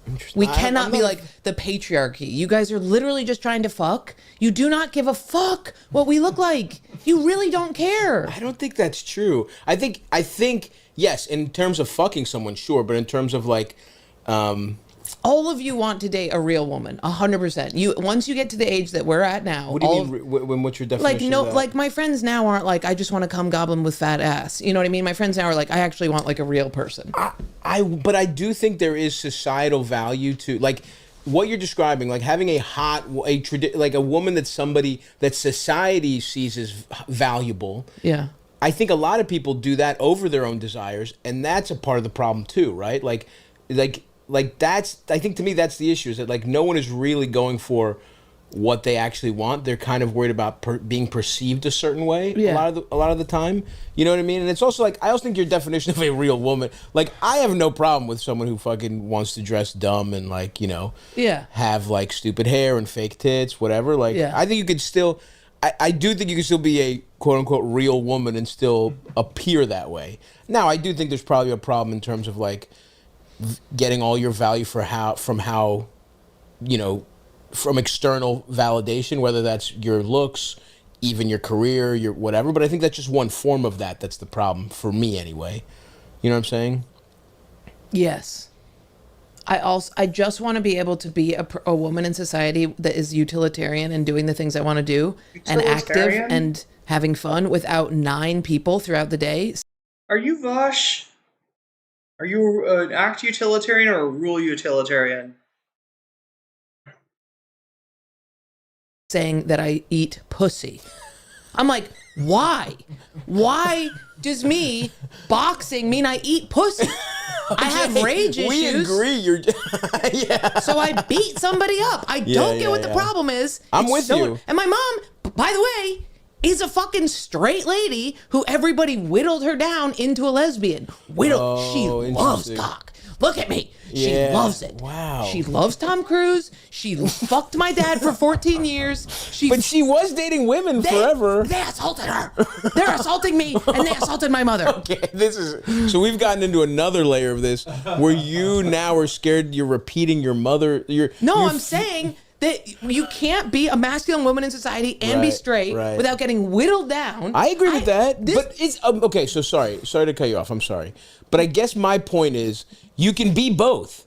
You get to choose whichever way you want to present, whether that's ultra feminine or even masculine, and you should still be valid as a woman. I think that's my only disagreement with you is that like you seem to be telling this side of the some of them have to help me out. The ultra feminine. Have to help me out. So there here we go. Some of them have. You just also want they are leaving me. Okay. Someone's gotta help me dig. Oh my god. They are leaving me and they're getting hotter and they're becoming cum goblins and my most masked friends are either becoming trans so that they can or whatever so that they can fit into some narrative or they're getting fake tits. Oh, not no. fake tits, but oh no. So anybody that was like, hey, like what about trans guys? Trans guys also catching strays here. Are you really trans? Or were you pressured into it? Okay. But lip fillers and shit. Interesting. You know what I mean? Yes. You feel like you're in no woman's land. I'm in no woman's land. Yes. If this is what a woman is, then I have to stay here to hold down the fort, but I'm getting pushed to the edge of the brink, and then I have all my friends jumping out. Isn't the solution to just say a woman can be whatever a woman wants to be? Totally. Okay. Instead of saying no, some of those goblins come back. Gotta help me out. Okay. And in what way would you like them to help you out? They need to stop it. What if they like it? What if they like getting lip filler? They gotta take a break of some days. Okay. I think part of this is maybe you think they're also hot, and part of you would like to look kind of hotter sometimes. You can't even handle that I'm straight. What are you talking about? I probably can handle the most of your I think you can't. You think I'm gay. I don't actually If you saw me approach a woman's vagina, you would change your mind. I actually don't really think that. I honestly don't think. It's a fun bit. But they have to take a few days off of making their face look like it's not their own. But why do they have to? Because I can't be the only straight woman. The way you get to be whatever the fuck you are, they get to be whatever the fuck they want to be. No. Why? Okay, why not? I need some help over here. Okay. And what kind of help? I need some of the straight women to some days dress comfortably so that we create a new faculty. Is part of the problem that you live in New York? Where it's I'm a New York hick, and it's a huge issue. Yeah, I mean, I think that's all we're talking about here is that this is if I go to Canada, shit. If you go most places, you're fine. If you go most places, you're fine. Yeah. Okay, so all I'm saying is don't make any sweeping generalization about women be doing too damn much or whatever. They do be doing whatever too the damn fuck much. or whatever the fuck this started as. Do you know how painful it is to get lip fillers? Do you know how hard it is for women to a needle in your mouth? It is. You don't need to do that. You need to get men used to putting their dick in this. Okay, well, just because you have little ass lips. Don't take it out on lip fillers. You have little ass lips. Option? Yeah. I'm worried about our generation getting old, like hitting 50 and just having mental breakdowns because they're not attractive anymore. I mean, that happens to literally every generation. That's just aging. That's not new for our generation. Yeah, but I think ours might be worse. I think ours might go crazy. Every generation thinks that. That's the thing. The thing we have to recognize that every generation has their, especially aging and losing your youth, whatever. It's like every generation. Brave says, Jesus fucking Christ does Jesus Christ, girl. Sorry, it's just like that. She said someone's got to help her. And now it's in my head, chat. Father John Misty, rent free in my head. Okay, anyway. Jesus fucking Christ, how does she not know any women? I think we're onto it. Right? That this is what, socializing with the boys. Well, someone warned me, right? Because, I don't know, I've always occupied spaces that are somewhat dominated by men, and where it felt like to have any visibility, I had to socialize with and relate to and placate and play by the rules of of men, and yeah, it fucks your head up. It really does. Want to do whatever they want to do with their bodies, how they look, how they decorate themselves, what they think and feel, what they do. Just trying really hard to be Nikki Glaser. Doing my head in though. Me too. Me too. And I've been streaming for how long here? 7 hours, 8 hours, 6 hours and 35 minutes. Okay. Okay. Millennials are the most ageist. She's correct there. I wonder if that's because of what age the millennials are. If it's some kind of generation goes through that for sure. And every generation gets a little weirder, so it's going to be a little. I gotta. If I had some more time, I would love to watch more Brittany Simon. I don't know that much about her. I've heard some people hate her guts, and I don't even know. But yeah, what I've seen, I haven't watched her old school shit, right? What is it? When she says that she had some kind of thing where everybody's on different levels, and most people are on level, I don't know, it's almost like a Scientology. Scientology has this too, where it's literally some kind of scale. And I think some people have given her shit about that. I don't know if she still does the levels thing. She sold a book back in the day of how do you get onto a higher level. If you're a level 1, how do you be a level 2? If you're a level 2, how do you be a level 3? How do you become an operating Thetan? I don't know, but I don't know if she still does that. That's the most of the complaints I've heard about Brittany Simon. I think have to do with that that business. A little different, but I think Gen Z is going to be fine. I think they're going to age regular, like homeschooler vibes. Is that why, homeschooler?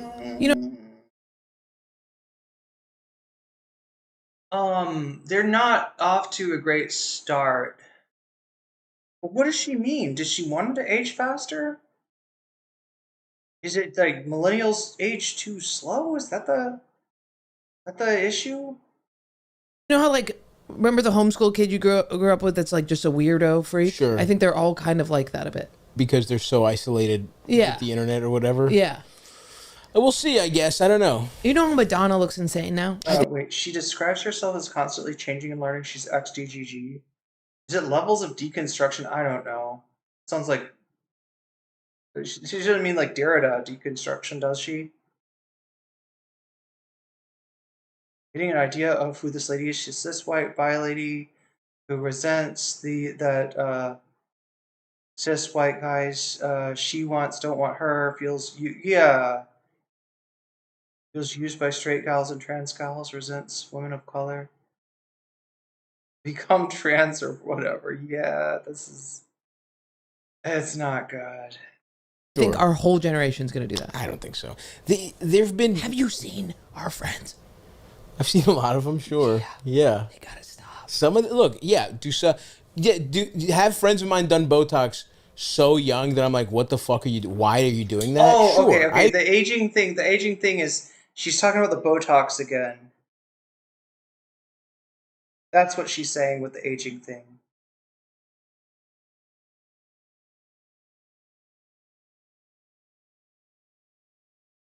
Oh, chat. I didn't get the email that I was hoping from the Thai embassy. I'm a little bit scared. I don't think it should be taking this long.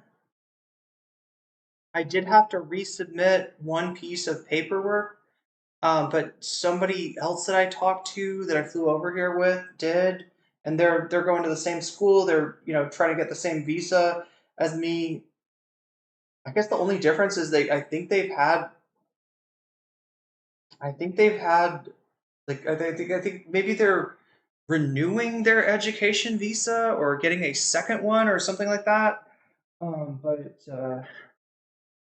Yeah, I'm because I just this is the whole thing I didn't want is to be in a situation where there's realistically 1 day left for me to get that visa. Otherwise, I have to push my ticket back till Thursday at least. Oh my God, what's that going to be? Because here's what I, like, you know, I don't want to push it back to, like, oh my God, Chad, I'm going to be in such a bad place. If I don't get it tomorrow, I'm going to be in such a bad place, right? Because, like, you know, I'm going to want to push it back till Thursday, but if I think every time I push it back, it costs me money. I think every time I change the ticket, it costs me money. So then the smart thing maybe would be push it back till Friday. And it, you know, assuming that it's gotta come by Friday. It's gotta fucking come by Friday. I think it's gotta come by Friday. I don't know. I think technically they said 10 business days max. I turned mine in on a week ago today. And then I had to resubmit something the day after. The latest possible, I think, would be next Monday. Would it be smarter to make the ticket next Monday? And then, I don't fucking know.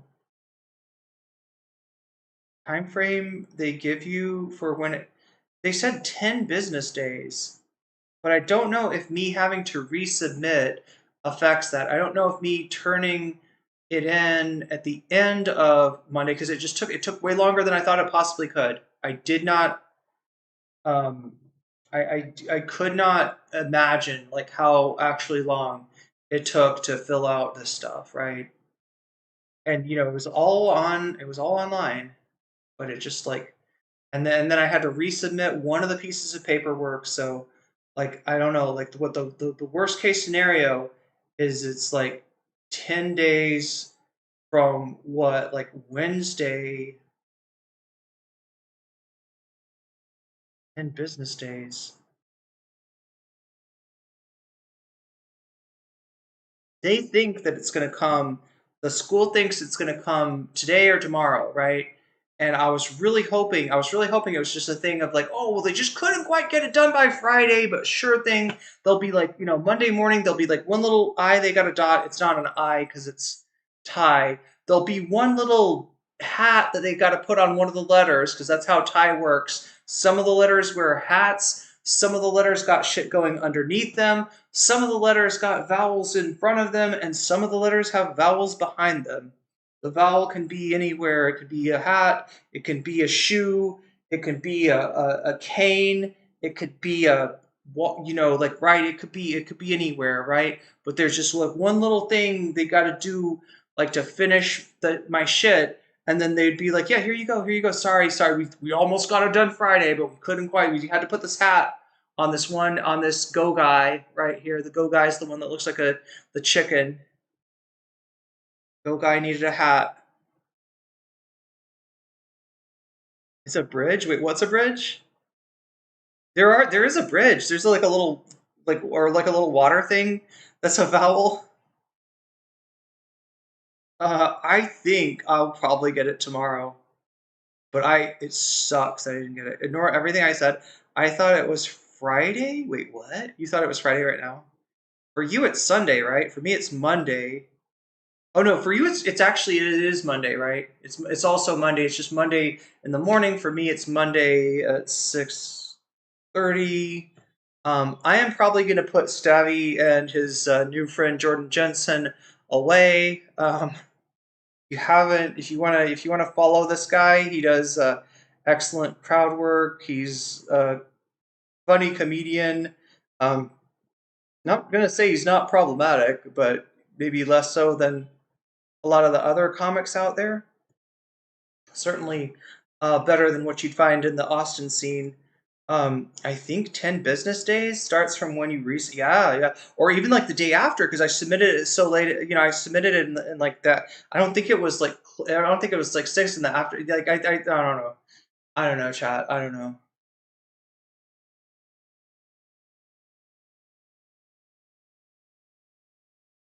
Resubmitting might reset this 10 days. I'm gonna ask the school tomorrow. I may or may not be on tomorrow. But yeah, I do have to, let's see, should I do? I should thank my Patreons, because I really do I really am very appreciative of the people that support me on Patreon. And if you do support me on Patreon, patreon.com/NoCommentChick, I give you a fancy shout out at the beginning, at the $5 level or above. I give you a shout out at the beginning and ending of each stream. So let me go ahead and do those now, right? Shouts out to users, shouts out to JMB, shouts out to Brian, shouts out to Emily French, shouts out to Big Al, shouts out to Direful, shouts out to Sarah, shouts out to Izzy Mandia, shouts out to Steven Sayers, shouts out to Animus, shouts out to Oral Ellipsis, shouts out to Nadia Yvette, shouts out to Choki, shouts out to Moinoid, shouts out to Funky Monkey, shouts out to Temporal Insanity, shouts out to Good for Gavi, shouts out to Jules K, shouts out to Buffy Geek, and a fancy shout out to Fancy Schmancy even, shout out to Rachel K, to Omega Star, to Crystal Saphira, and to Zara Xerix. All right. So thank you, mods, for keeping us safe today. Thank you, Thumb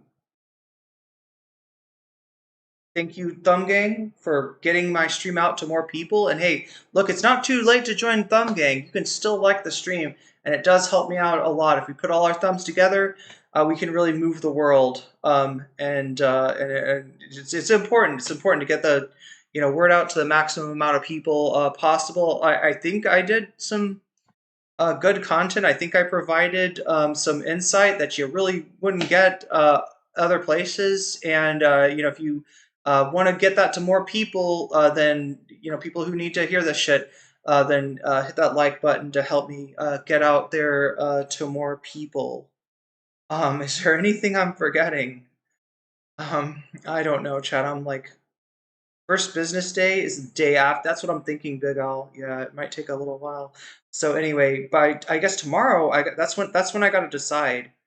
I don't know, Chad, but I don't know. Would it be worth it to hold out on Wednesday? Because Wednesday is the day I gotta go. I don't know. Have anybody ever changed oh my God, Chad, I know I'm saying I'm leaving the stream, but has anybody ever changed the time of your plane ticket? Do you know if it's more expensive if you do it the day of? Is there a difference? Is it cheaper if you change your plane ticket days before? I think it's, I don't know. What did I'm guessing they just make me pay the difference between the cost of the ticket when I bought it, which was fairly early, and the, whatever, day it's for, which will be one or, I don't know, chat. Anybody have experience with this? I probably just need to chill the fuck out. Maybe everything will be okay. I know I can stay in Vietnam until the 20th. That's how long let's take a look at the calendar. The 20th is a Saturday. Okay.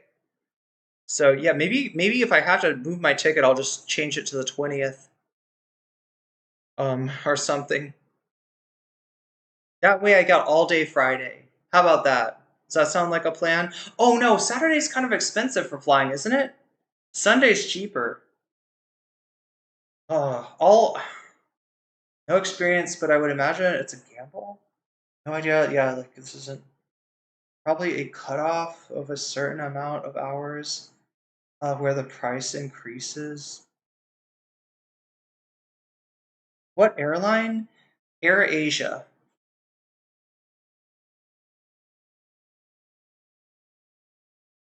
Or wait, is it Air Asia or is it Asia Air?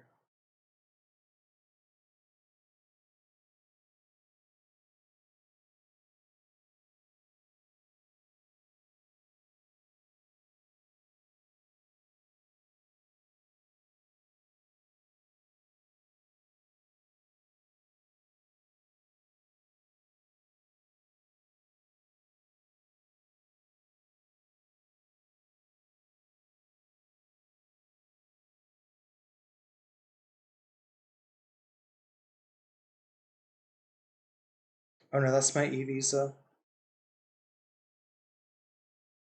That's not going to say the airline on it.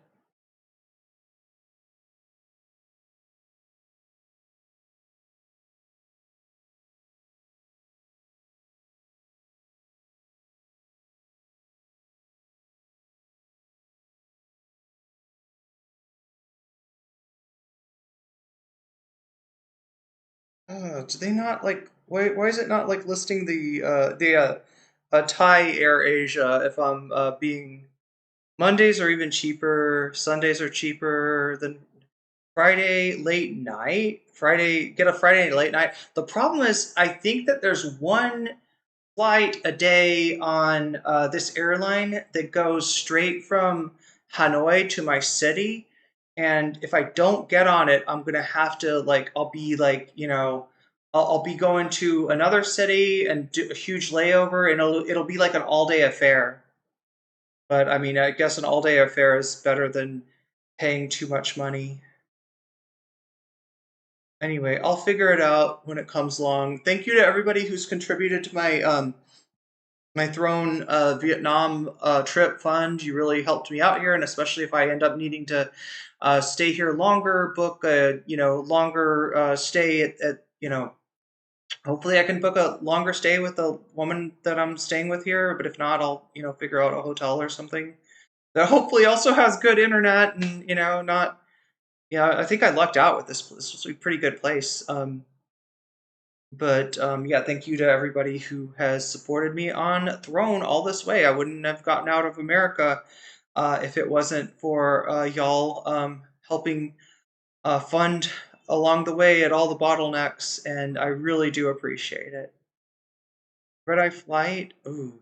Yeah, see, I don't know. I don't think there is one. I don't think I don't think, or if there is one, it's going to be like a Red Eye Flight to like Third City and then layover for, however many 6 hours, and then finally right, it's kind of like I'm not really traveling that far. So what country are you flying to? Oh, I'm flying to Thailand. Yeah, flying back to Thailand, right?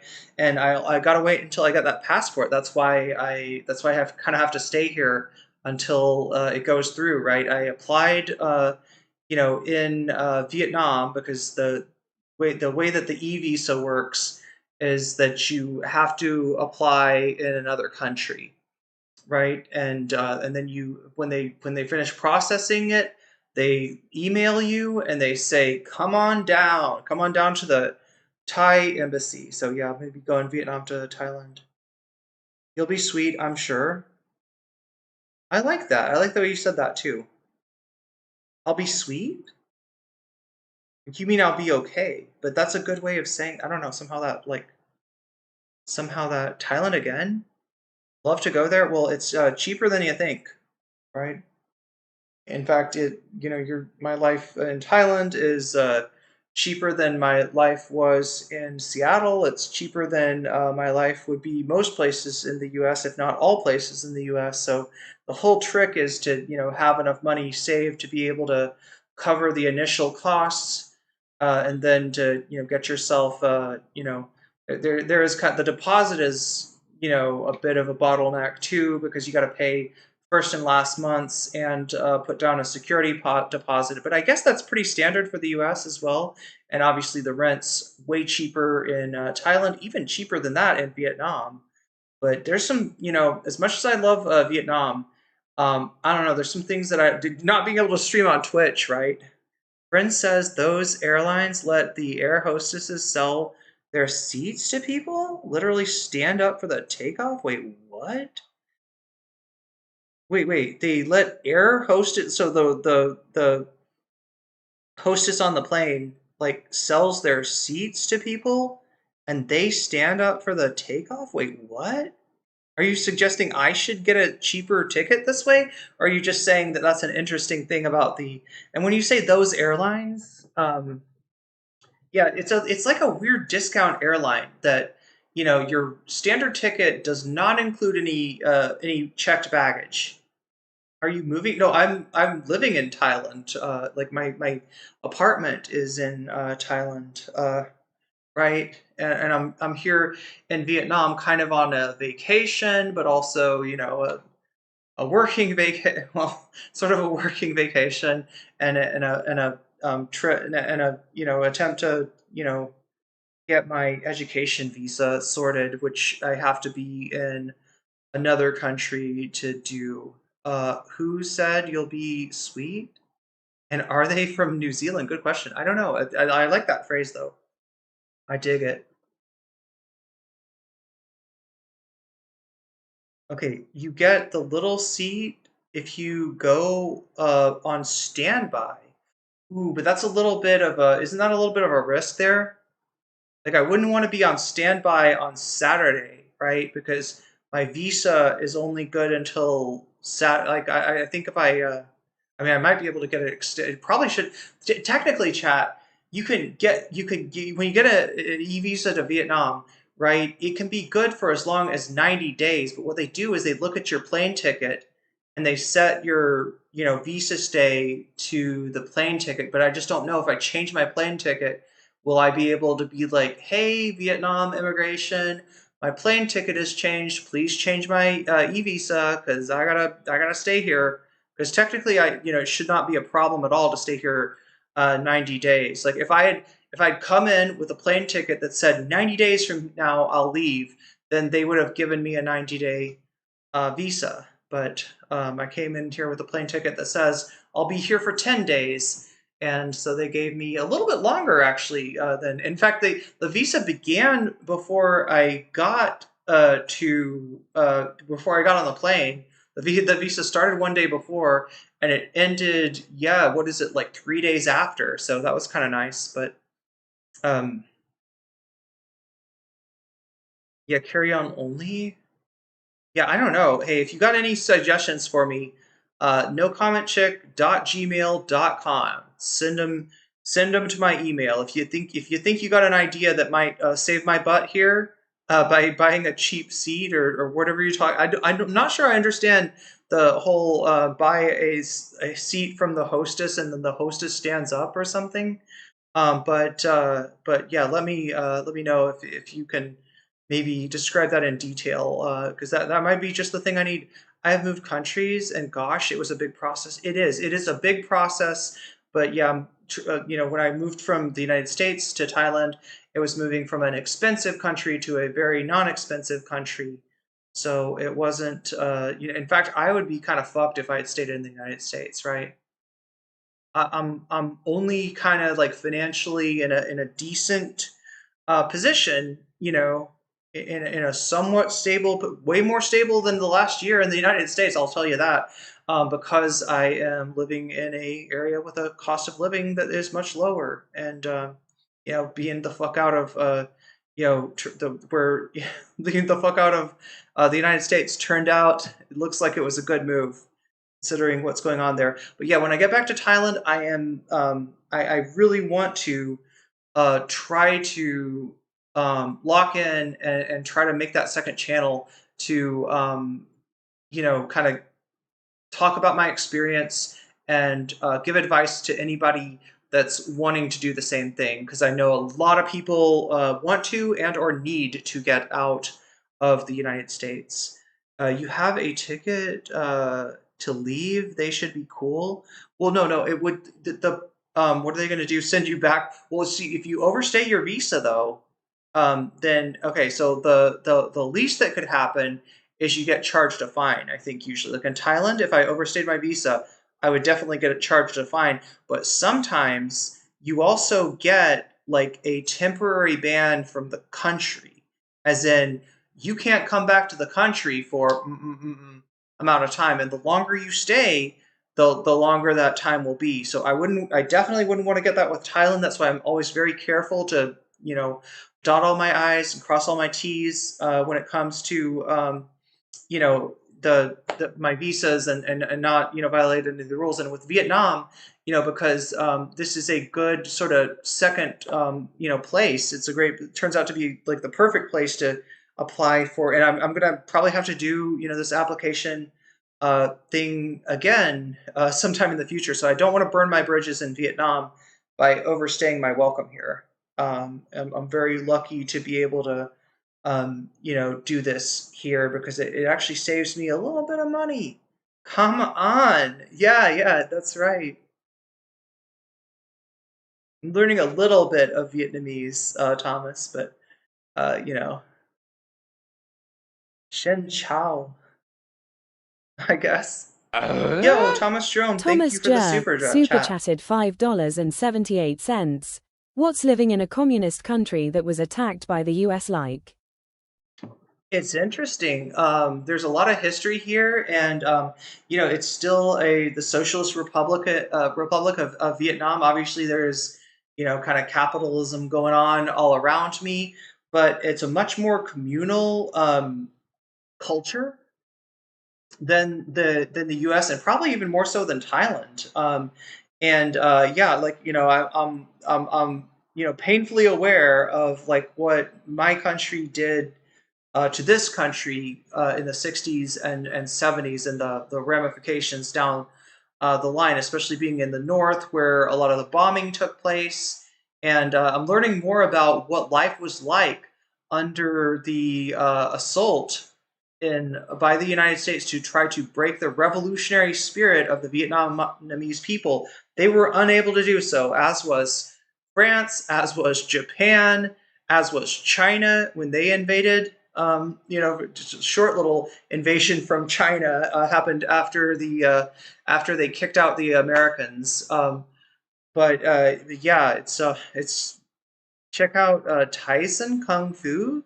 Wait, is that in Ho Chi Minh or is that a style of Kung Fu? Tyson.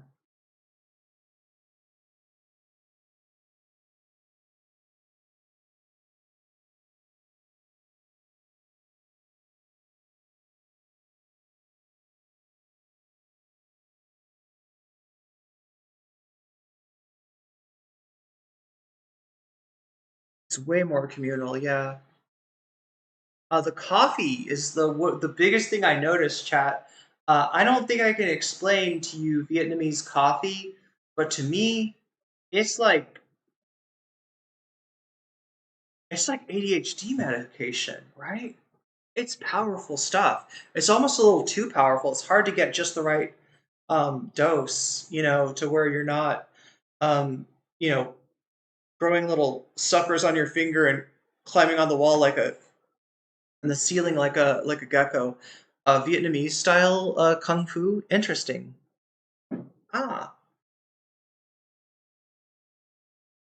Yeah, learning the language is. I don't know. It's incredible culture. There are some drawbacks here, though. Like, for instance, Twitch. I have a lot of fans, a lot of viewers on Twitch, and they're not getting me this week. They're not getting me until I come back to Thailand because Twitch is blocked, at least on this Vietnamese ISP. And then there's a certain substance that's legal in Thailand that's not legal in Vietnam. That is would be a nice complement to the coffee. Let's just put it that way. But I'm okay. I'm not somebody that like needs to constantly have the I just like it from time to time. But yeah, there's a few drawbacks, right? But there's a lot to learn here, and I really want to understand, as much as I can about the history and the struggle of the Vietnamese people. But anyway, chat, that is probably going to have to do it for me. Dao Mao is a useful word to learn to say your trolls and obstacles. What? So Dao Mao is like your ops. Do you get geckos inside the walls? Tiny little frogs everywhere? That's more in Thailand. I've seen more of those in Thailand. I haven't seen anything. This is a very nice apartment. Nothing really gets in. No bugs, nothing like that. Thai food in the U.S. that. Oh yeah, nothing like real Thai food. Yeah, there's a whole fucking thing. There's so much about Thai like food culture that I never even saw because it's just stuff that wouldn't appeal to Americans. There was an initiative, a soft power initiative, where the Thai government gave money to people that were immigrating out of Thailand into lots of countries. That's why at a certain time in the U.S. and many other places, all these Thai restaurants started to spring up because they weren't just, the Thai government was giving them money to kind of share the culture and the awareness of Thai culture and the culinary culture. But like anything else, these restaurants found out the things that Americans like to eat and the things that Americans had no interest in. And there's a lot of stuff that Americans had no interest in that's actually really good. Is a curse word like "do mai" in Cantonese? Okay, so you can say it like to say "fuck off," kind of that sort of thing. Masaman curry, yeah, cow soy. Yeah, there's a lot of stuff that I never saw cow. I don't know why cow soy. Anybody have cow soy in the United States? Have you eaten on or by the river? I have not. I haven't had time to do much except for work or to stream since there's been so much going on, as you may have heard in the U.S. that I had to cover. But hopefully I will have sometime, maybe tomorrow. Who knows, chat? Maybe I'll be staying here for longer than I then I might have to I just went over the fact that still haven't got my visa. Gotten the email saying we got your visa right here. Come down and get it, girl. From the Thai embassy. So still kind of waiting on that, so I may be staying here longer than I mean to. But other than that, chat, I'll be back in Thailand on Thursday, most likely streaming on Twitch and on YouTube then, and I'll try to see if I can love an educational field trip. It's very educational. Yeah, my favorite thing, that the coolest weird thing that I found in Thai culture is that you can get vegetables and or fruit with chili paste, and the challenge is that a lot of this chili paste has got fish or shrimp. I don't eat that stuff, so I can't eat that. But occasionally I can find a J restaurants or Thai restaurants that don't have animal products, or if they do, it's they have some dish with eggs are optional kind of deal. And so it's finding one of those restaurants that has the chili paste. And but yeah, it's one of my favorite things. The spicy salads are amazing. Both in the Thai version of this. The most common is som tam, although there's a lot of different salads that you can get. And then the Myanmar version of this salad, or I don't know if even know it's a version of the salad, but there's a salad in Myanmar called lam phet tok. Anybody heard of this? Lam phet tok? It's tea leaf salad.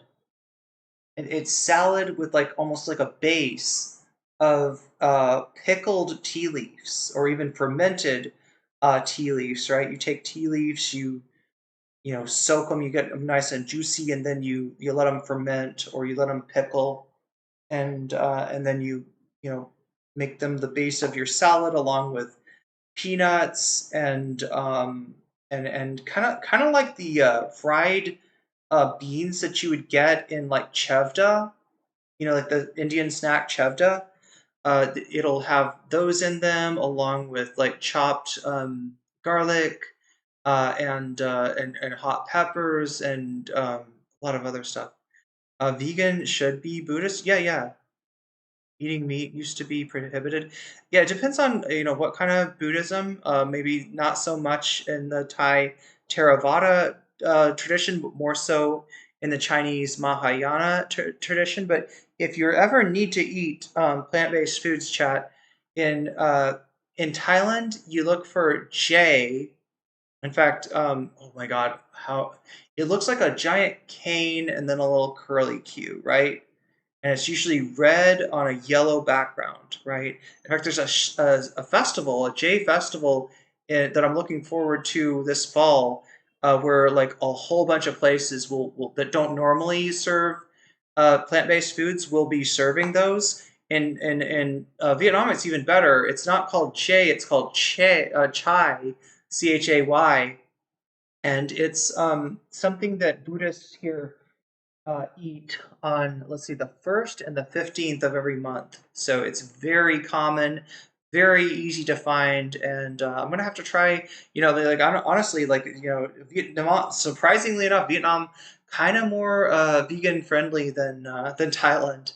In Thailand, there's just so much of the culture is about fish and shellfish and You know, like even when you get something that doesn't have meat in it, a lot of times the sauce will have like fish sauce or fish water. I think is actually kind of how it's called in Thai.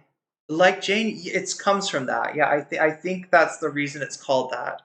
Is it's a reference to Jane. But of course, the Jane diet even a little bit more restrictive, right?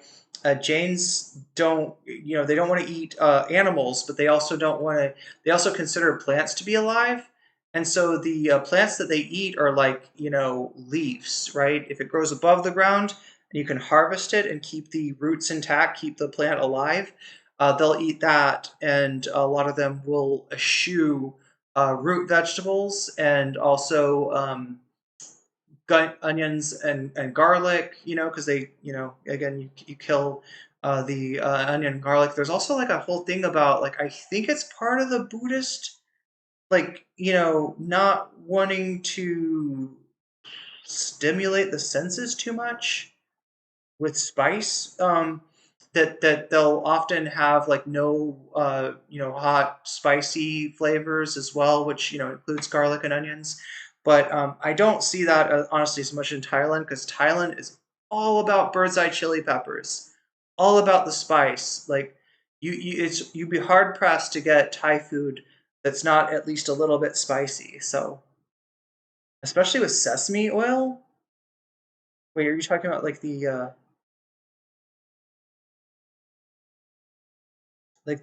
vegetables and chili paste? Didn't know that about. Well, I mean, I'm talking about the traditional version. I've got to emphasize though that like a lot of Jains don't eat this way. If you're wealthy and you're Jain, you can pay money to support the monasteries, and that it's thought to like some Jains will not eat the Jain diet, but will instead you know, kind of like almost pay like a penance sort of. Szechuan is Taoist then? Nice. Okay, I didn't know about that. That's it. It's a, you know, difficult diet to follow.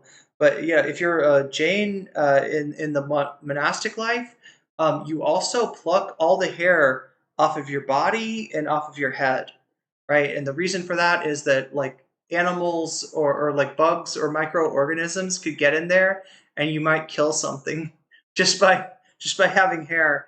And then you know, if you're in a monastery, you will move around only during certain hours of the day, because it's thought that at night, if you walk around, you're more likely to step on bugs. So they'll try to. It's a hemsa. Oh, good with sesame oil. The tea leaf salad. Yeah, I don't know what kind of oil they use, but there's a lot of sesame, a lot of black sesame actually. Chat in actually like the last you know, the last dish I got had like a whole bunch of here in Vietnam had a whole bunch. Kind of hard not stepping on any insects. Yeah, really hard. And obviously there's like a limit to how much like ahimsa, how much you can avoid hard. Yeah, they'll take these. There's this like dust stuff that they put their fingers, almost like chalk, right? They'll get their fingers into chalk, and then the chalk will allow them to pluck out every hair, like, you know, eyebrows, bum, bum, bum, bum, bum, bum, bum, you know, anything on their face, bum, bum, bum, bum, bum. And then yeah, they'll I think the hair too. But anyway, cut, you know, shaving. Well, at least for men, shaving. I don't know what the. Actually, I don't know that much. Oh wait, I think you can be a woman and be a monk in Thailand. It's just not as common, right? Jain is the tradition. It is comes from India, and it's like a, maybe, is it related to Hinduism? Maybe I kind of think it is, maybe, but it's a smaller you know, religion, way smaller than Hinduism or Islam in India, and yeah, but yeah, I mean that's the monastic life, right? That's if you're, you know, if you're living as a monk or a female equivalent thereof. But anyway, chat, I'm going to have to get out of here. It's been really nice talking to you once again. I will see you hopefully tomorrow.